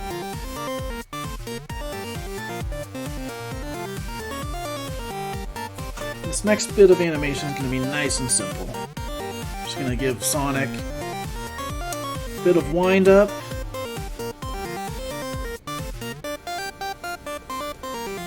And then he will dash forward.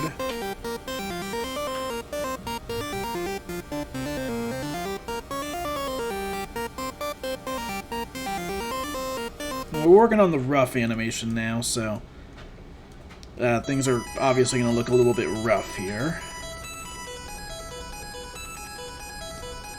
I'll be cleaning this up probably either tomorrow or maybe Monday. So yeah, every Monday at 7 o'clock Pacific time, we stream some Stardew Valley. We're doing a co-op farm, and it's been going good. My cat is going crazy on this chair behind me. What are you doing? Fancy, what on earth are you doing? She is just rolling all around on that chair and like gnawing at the different like... What are you doing? I wish I had a camera right now. She is being very adorable.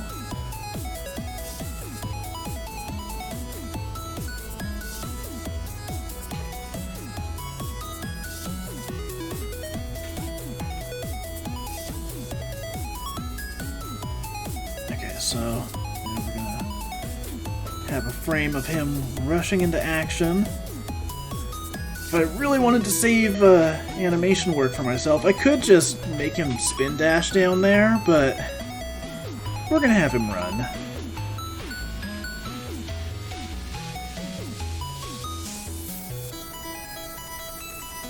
Okay, so...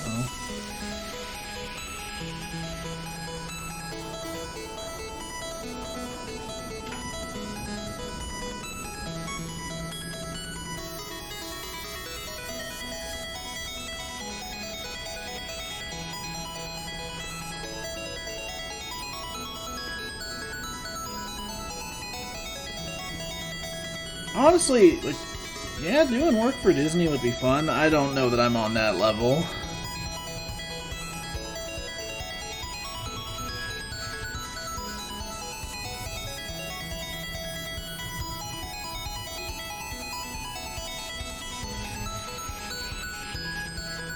Besides, a lot of what they do nowadays is 3D stuff, and my skill set's in 2D. Though Juker does bring up a good point. I did do some animation for Marvel in the past.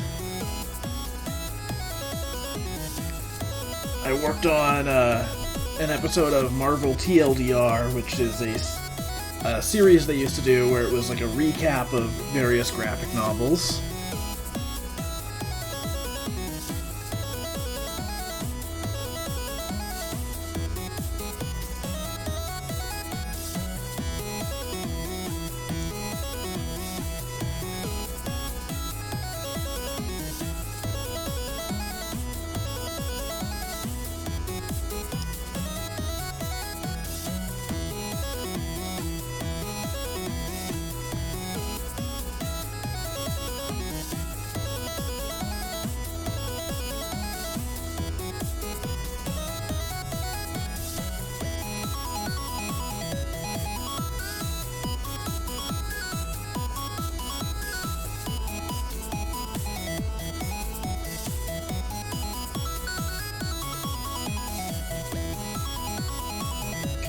I don't think I want to go with that version of the frame.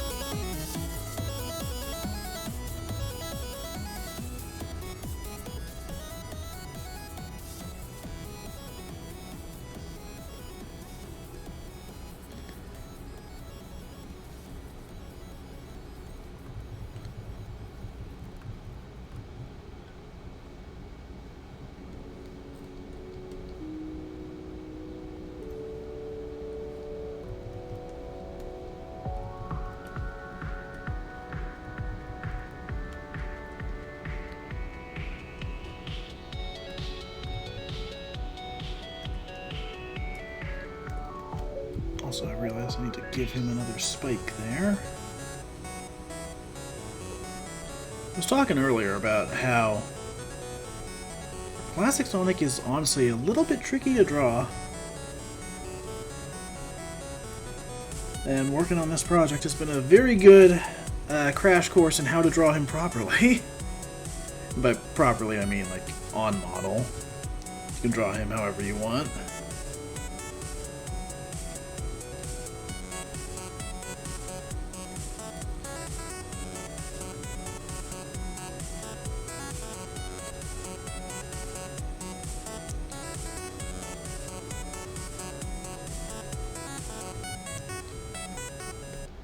Okay, so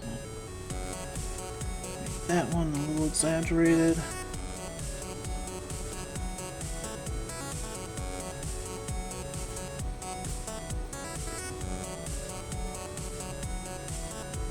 No, I've not met him, unfortunately. Dude has incredibly good art, though.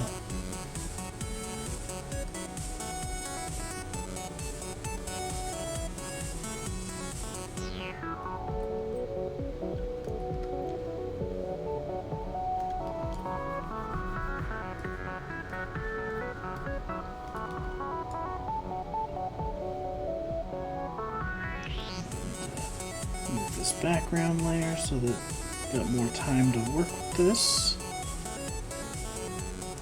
25 seconds total is good for this. Oh, yeah, of course I'd like to meet him.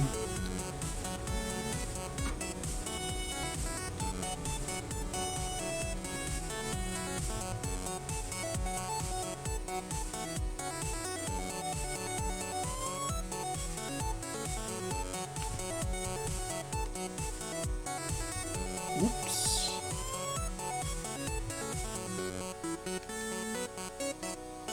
Okay, what? Why is this making it layer 30? Oh, that's why. Okay, so...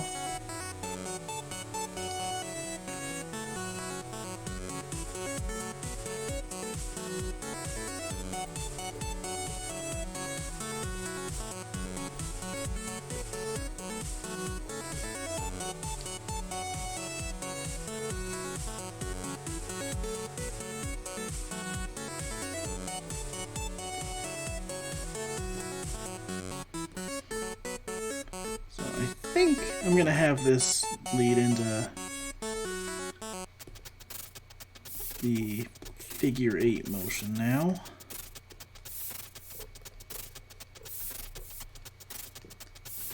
Alright, well, thanks for stopping by. Probably gonna be wrapping up in a few minutes anyways. I mean, I was already gonna be wrapping up before the raid anyways, so... Yeah, thanks for everyone who's stuck around from that.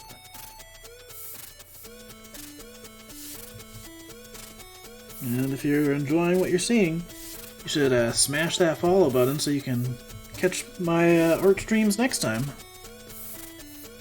Wow, Juker, how could you do this? How could you do this to me at this time of night, localized entirely in my stream?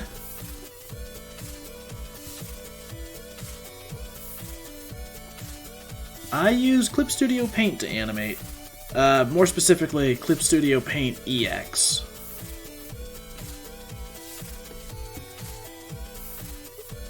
Took a little while to learn the animation process in this, but my god, it is so much better than working in Adobe Animate.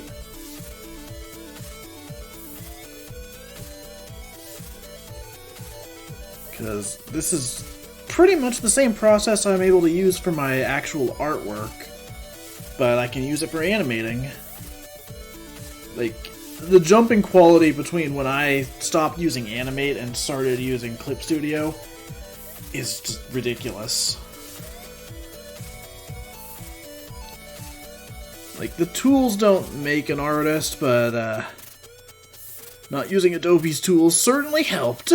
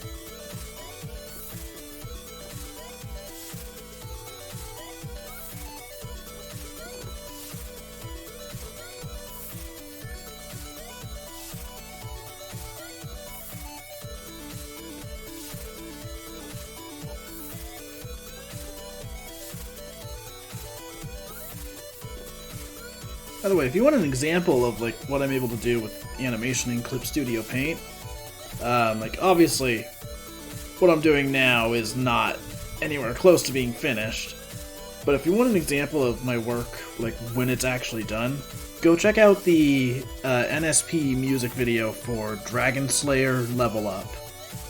I'll warn you, it's not entirely safe for work because of language and some references, but like, the animation quality in that is probably the best I've ever done.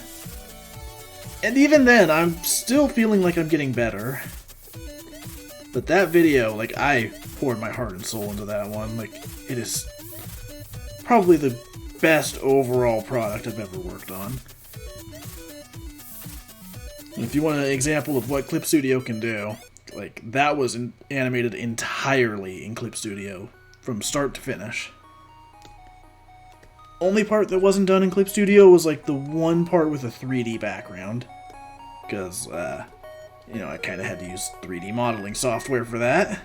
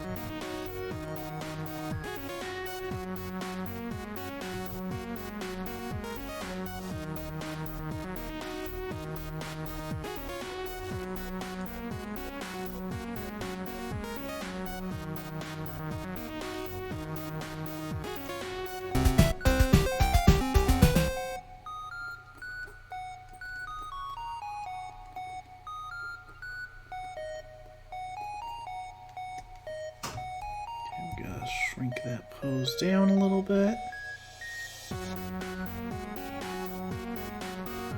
Let this go a little bit longer than 25 seconds. We'll have him, like, go behind that hill, and that's where it'll end.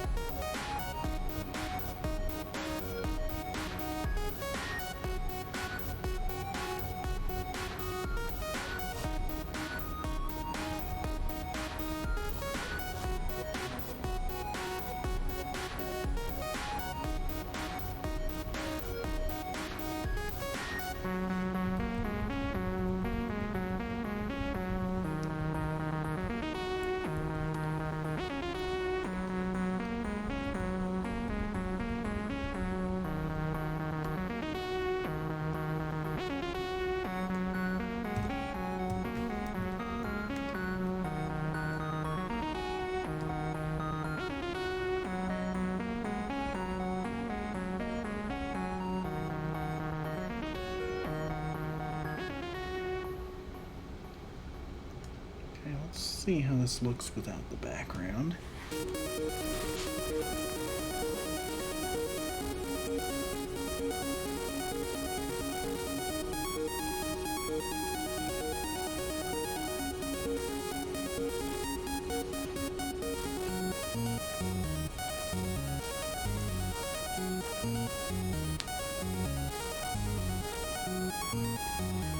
Alright, thanks for stopping by.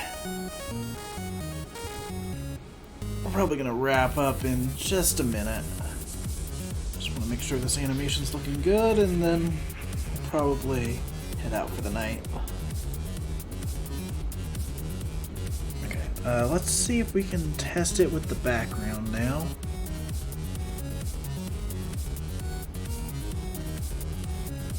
Okay, I'm gonna hit play again. It's turning on a layer in the middle of an animation tends to slow it down.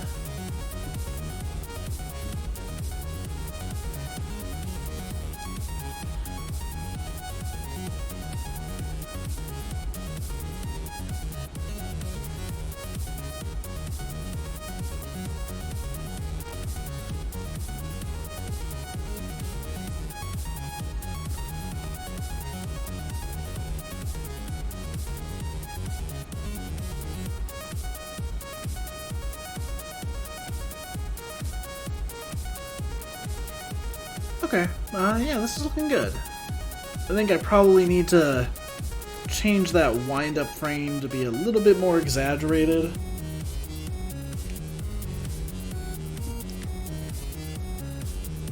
I think maybe what I could do is have him, like, run around in a circle at the very start. Like he's building up speed. So yeah, like right here. Instead of just doing that wind up, have him basically, let's see, have him then do this. I believe there's a animation in the intro to Sonic. Is it in Sonic Mania or is it one of the Origins cutscenes? But basically, have him loop around.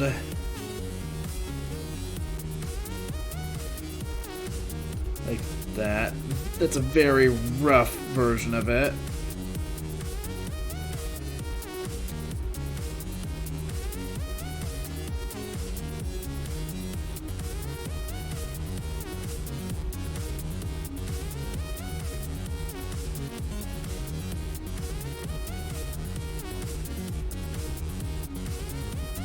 Oh, I know what I'm thinking of. It is from Mania, but it's not in the intro.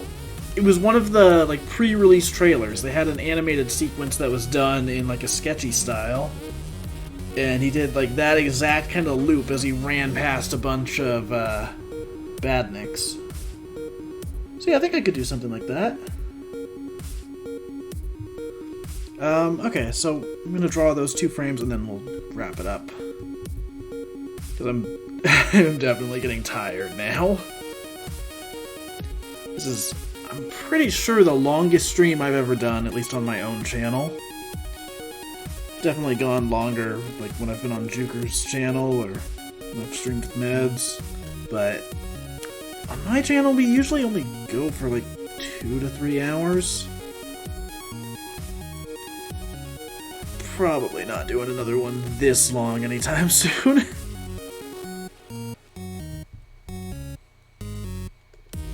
But it's been fun.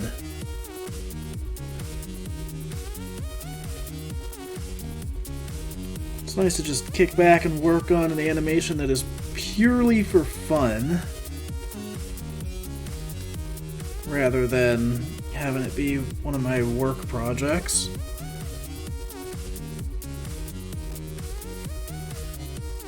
Okay, so we'll more exaggerated wind-up.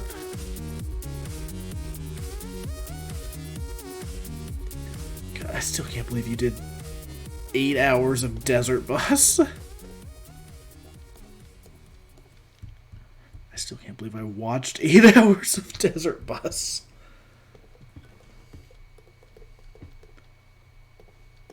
I mean, you're having fun. That's what happens. Just time flies by.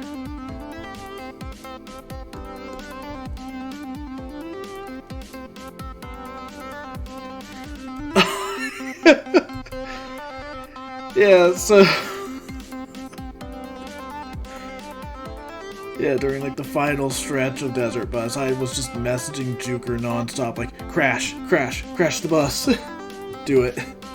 It's gonna be funny. It's gonna be some epic content.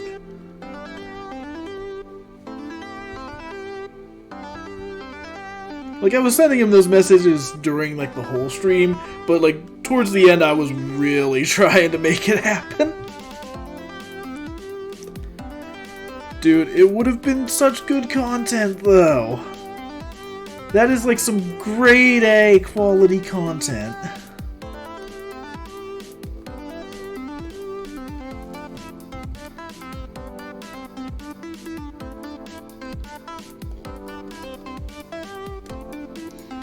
I shouldn't have Sonic grinning during this portion, considering it's him being annoyed.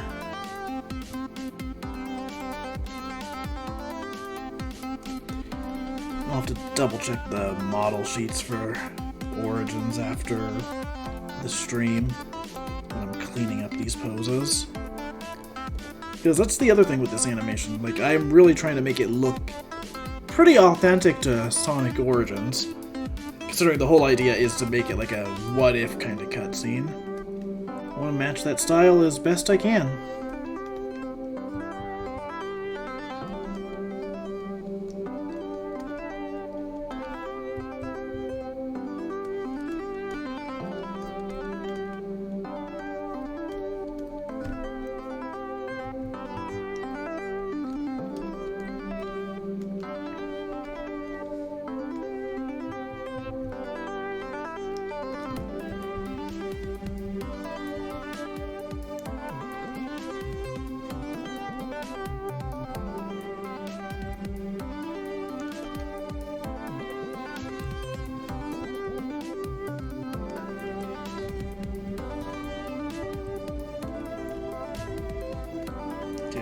Just one last bit of animation here.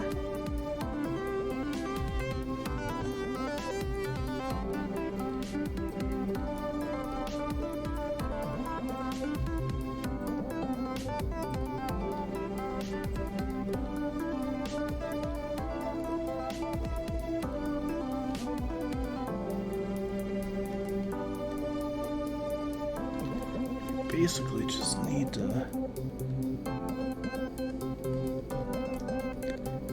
very exaggerated turning frame, and then I think we'll find a raid target.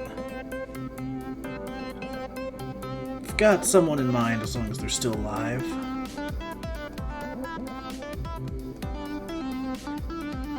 It's funny, I wasn't planning to do a raid tonight, and then I got a very big raid of my own, so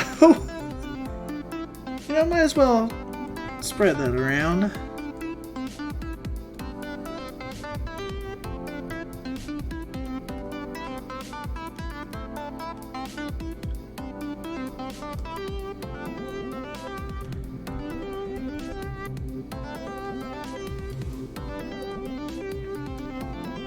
So I think what I need to do here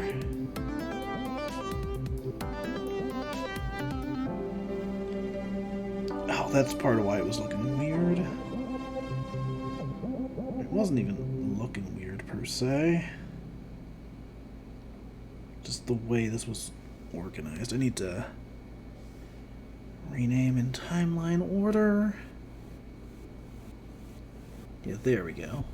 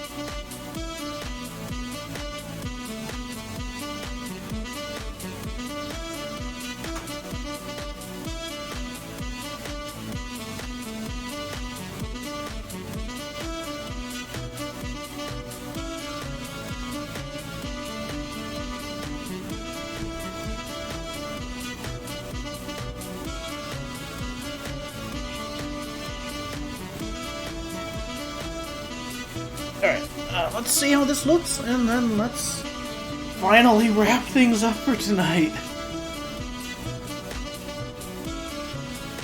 Oh my god, nearly 6 hours.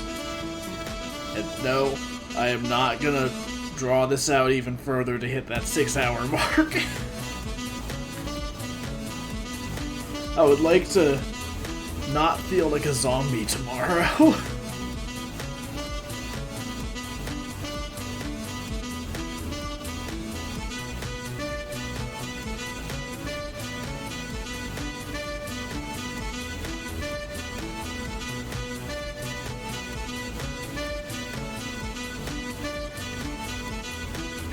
Yeah, I think that's working a lot better.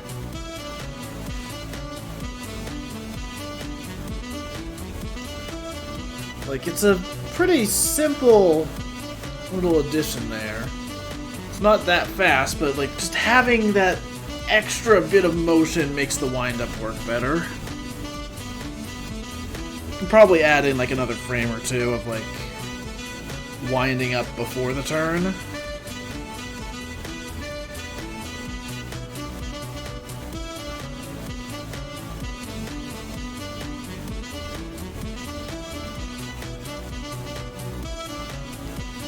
Yeah.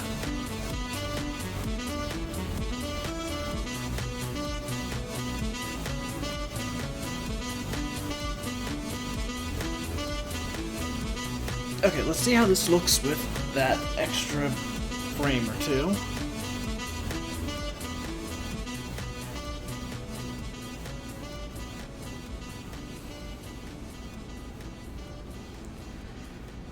Okay, so I might just go the extra 10 minutes.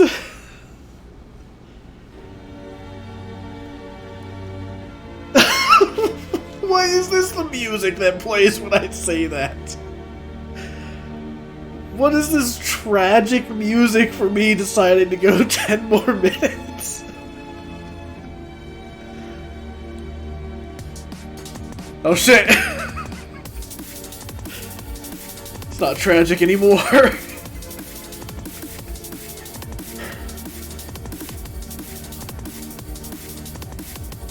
You know what, I might need a clip of me saying I'm gonna go 10 more minutes. The fucking music sounding like someone died. Holy shit. Yeah, this is inspiring now, but when it started it was like, oh god. Yo, remember chat, if you're enjoying this epic content, you can follow or subscribe or whatever.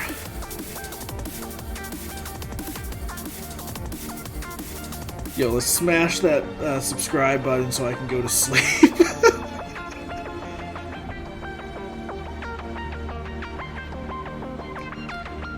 No, you don't have to do that, like...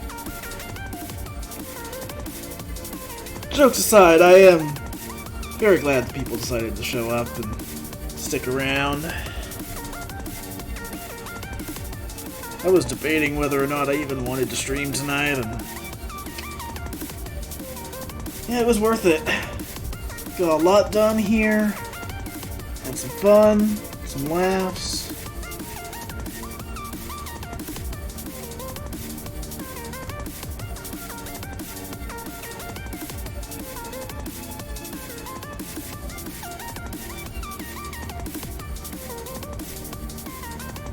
Remember to stay hydrated. I don't know why I'm giving you that advice now, but you know what?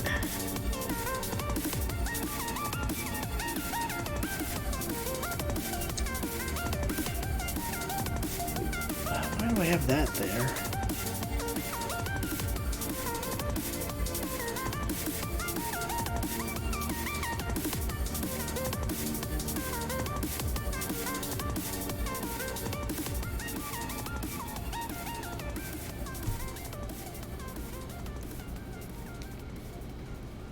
Okay, so what we're doing right now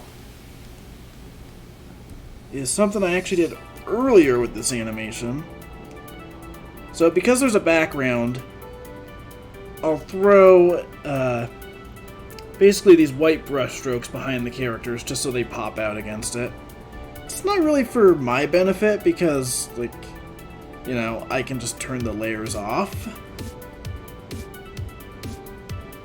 But if I'm going to post this work in progress... No, I'm not erasing the bird there. Just clicked the wrong color. If I want to post a work in progress of this on like Twitter or other social media, it is definitely far easier for people to tell what's happening if they can see it. It's a little trick of the trade right there. People like art when they can see it.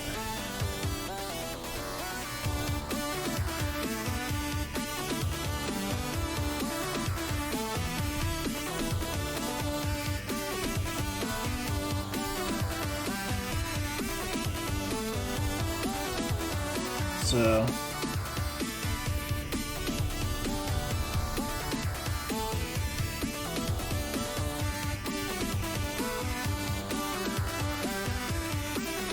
just gonna put this fill behind Sonic so that he pops out against the background. I know, right? Like, it's one of those tricks they don't want you to know. It's an insider secret right there.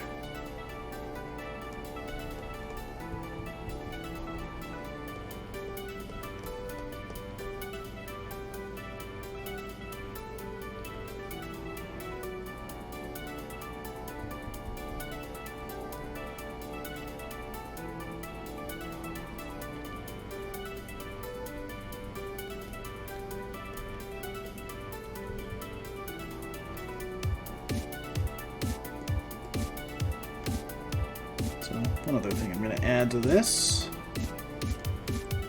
Just some smoke as he's doing that peel out.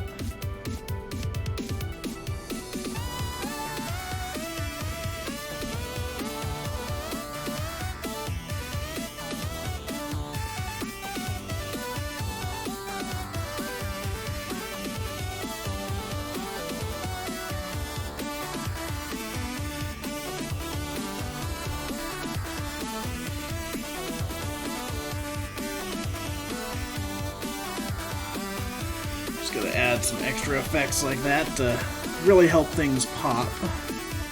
It'll help sell the motion more.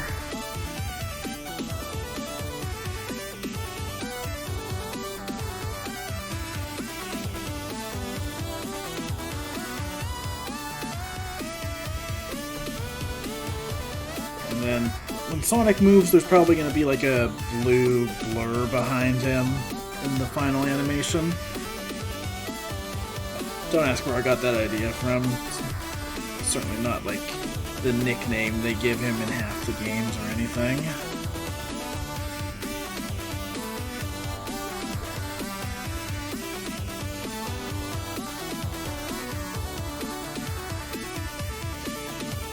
Got 5 more minutes until I can go to bed.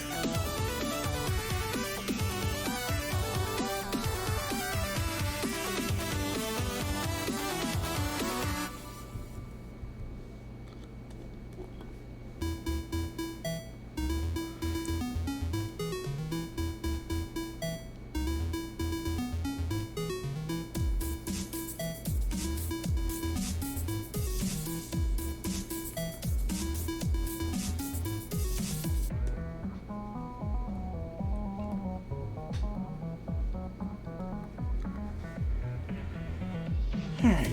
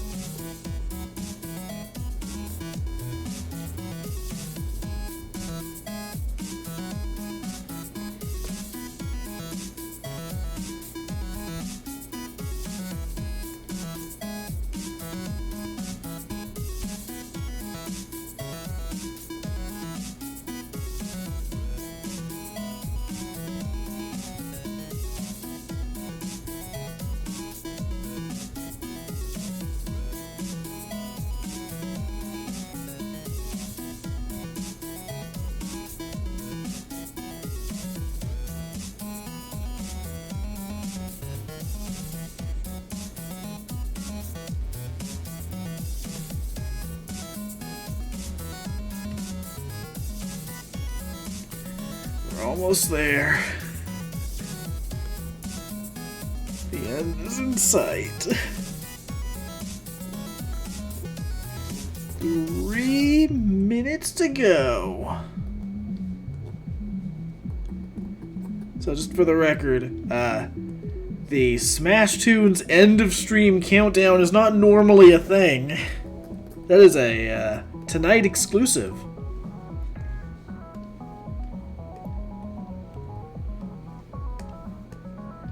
Whoops.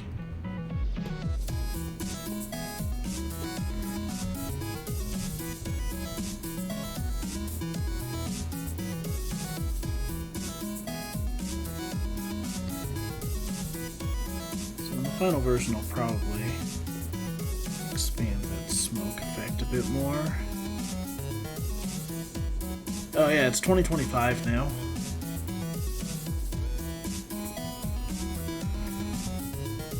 "2024 was wild.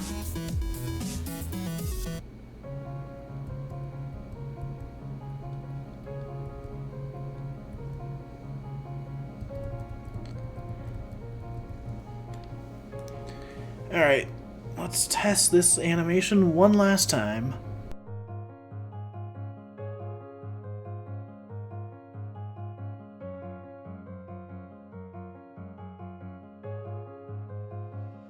Also, I might want to zoom in for the test.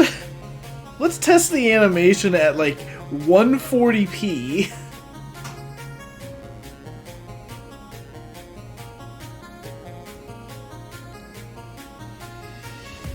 This is the flip note version of my animation.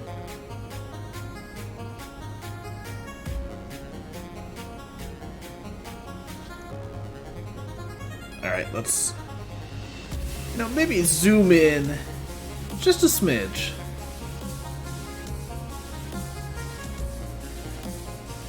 Alright, this one's probably going to take a little bit longer to render, which gives us just enough time to hit that 6-hour mark in 45 seconds.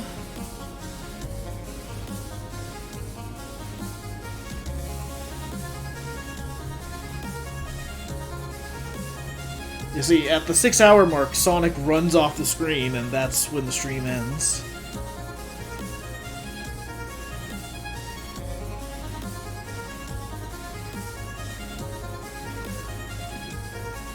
No. Mooch, I can't do it again. Oh man, GBA video. Oh, I remember having one of those with like Ed, Edd and Eddy and Courage the Cowardly Dog.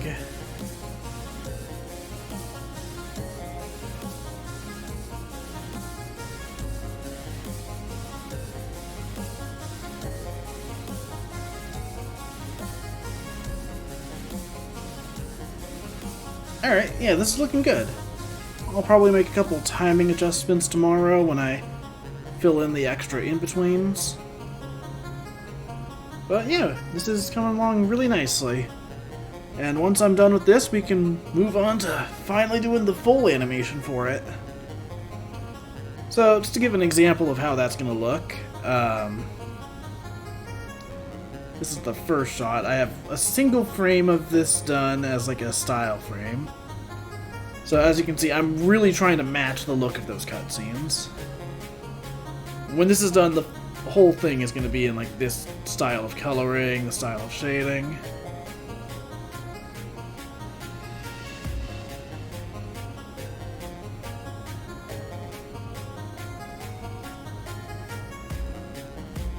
If you haven't seen this, I'll retweet the clip of what I've got so far on Twitter after the stream. Yeah, this is coming along nicely. My goal is to get this out in February on YouTube, and then, who knows, if people like it, I might do a few more of these animations. There's a couple different cutscene ideas I had for Sonic 1.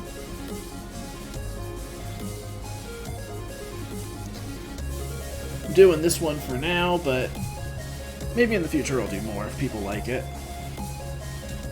Anyways, I I think it's time we finally wrap up this stream. So, let me get the raid target ready.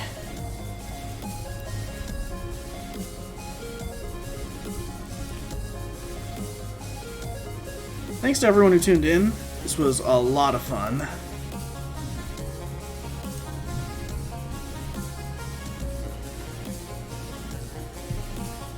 We're gonna be raiding Ryan. We're playing Pokemon Ruby and Sapphire right now. We're gonna raid with hashtag 6 hours because this has been a long stream. Thanks to everyone who tuned in. Thanks to everyone who stopped by from the raid and followed. Thanks to the people who subscribed. Thanks for watching. See you guys next time. Hopefully.